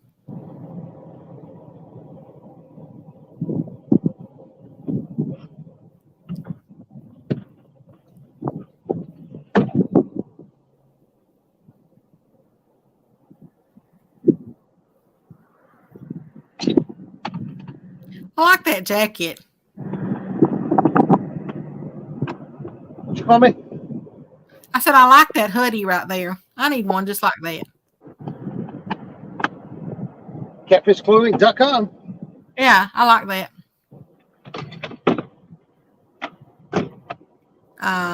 Thank you, Miss PR. I'm around. I'm not as around as I was because I'm trying to do a lot of things, to get my move finished. And I'm so close. So just trying to get it all done. I had a bunch of other stuff that was going on as well. She's trying to get her move on, not to be confused with getting the groove on. Well, can I get both of them on? Hey, I don't know what kind of moving company you got, but get it, girl. Moving and grooving.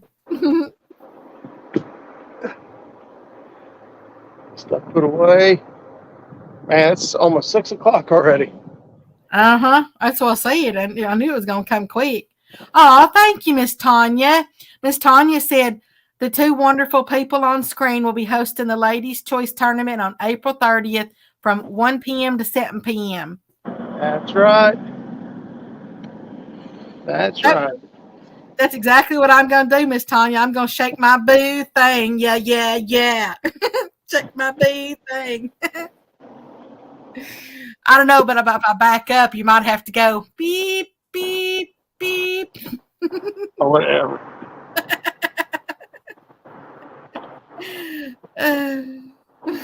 Twerk it.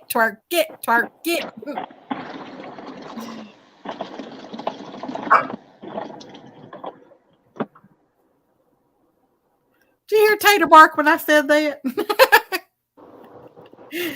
Tater want to twerk it too? Yeah, Tater and I get up here and we twerk it.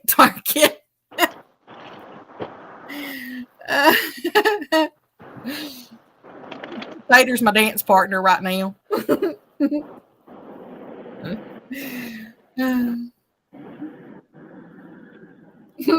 Miss Tanya said that she got Ernie to shake his boo thing. No, yeah, shake his boo thing at CatCon. LOL. Oh, Miss Chrissy, that's sweet. Oh, thank you, Miss PR. That's sweet. Okay, Mr. Ernie, he said he's off. He's going to get ready for bed.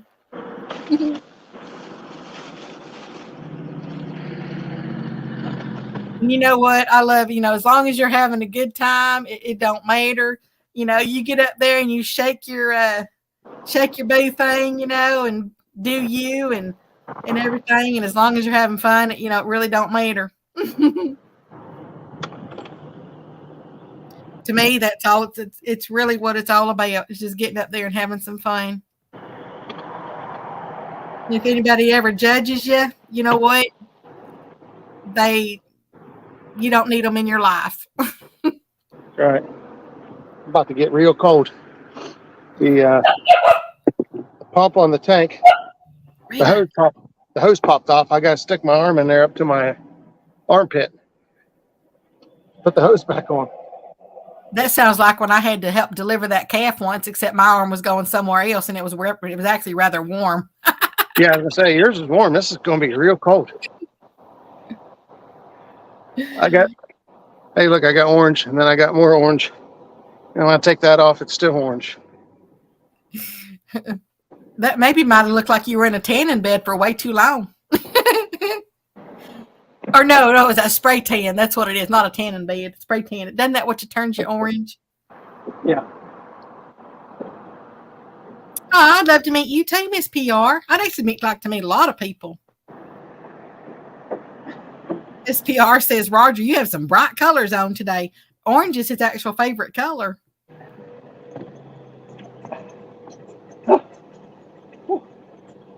That's cold. Me too, Miss Tanya. She goes, I'll get most people to shake their boo thing. I love dancing. I love it until I trip over my feet and fall in the bonfire and end up scarring my arm. That wasn't very fun.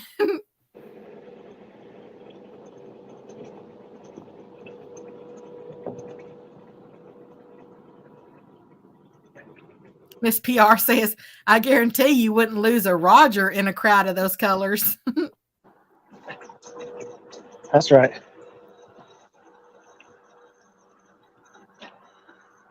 Miss Chrissy says, Roger gonna be wearing sad colors after the 29th of April. Oh, yeah.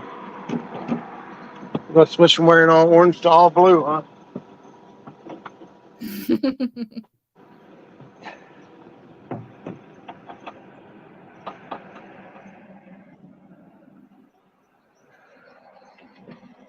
Now I have to decide if I got enough time to go eat or if I need to go straight home.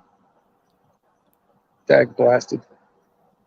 Well, it's 5:51 there. So you might as well say 6 o'clock. So basically you got 2 hours. Yeah.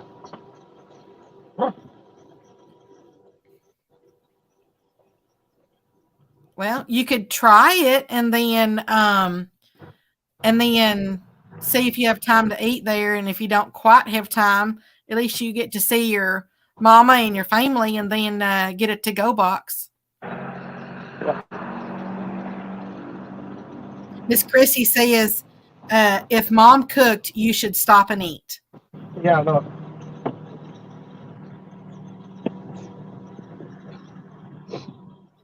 Miss Tanya said, Daryl's on the show tonight. I probably won't get to talk anyway. oh, yeah. Well, yeah, you got plenty of time to eat while you're on your show. All right, guys. Miss Tanya says, "We the ladies are the champions." Yeah, we'll see about that. All right. I think I am going to pack it up, pack it in. Let me begin and get this stuff thrown in the truck and roll out. Yeah, we're all glad you made it back safely. Had a really good time today. Yeah, I've enjoyed like some of these other guys that are going live fishing stuff, waiting until leaving their live on until they made it all the way back to the truck and like get loaded up and stuff. I've enjoyed that part because you always kind of wonder if they made it.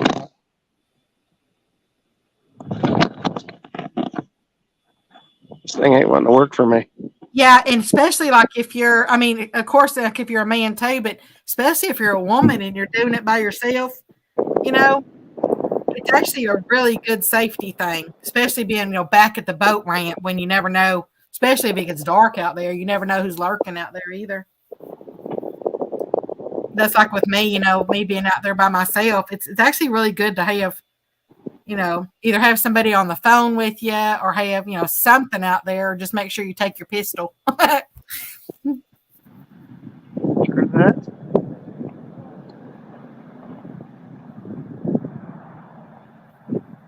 Oh, you too, Miss Creasy.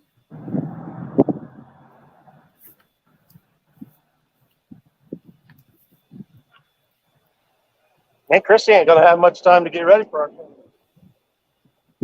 Yeah, Miss Tanya said Chrissy Rogers a good sport with being someone to smack talk with.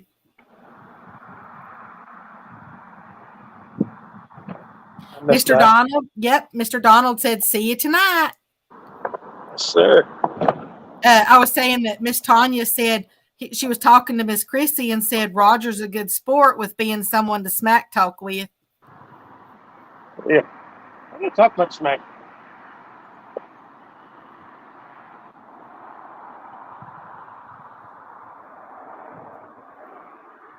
He usually bites me in the butt. Like this. Spank his butt.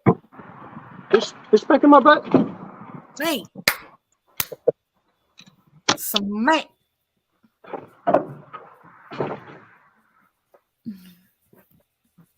Miss PR said, Christy, I love my bowies, but you're right. Jody gonna kick their butts.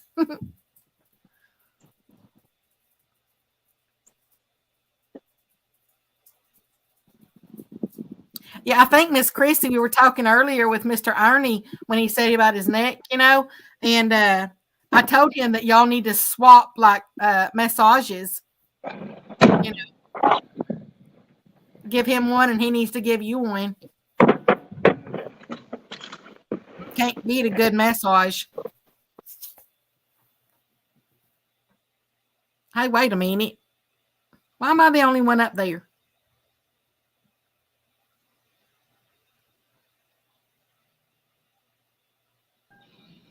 Oh, there he's back. Good. I was like, I don't want to be the only one up there. I'm going to shut her down, guys. Becca, thank you for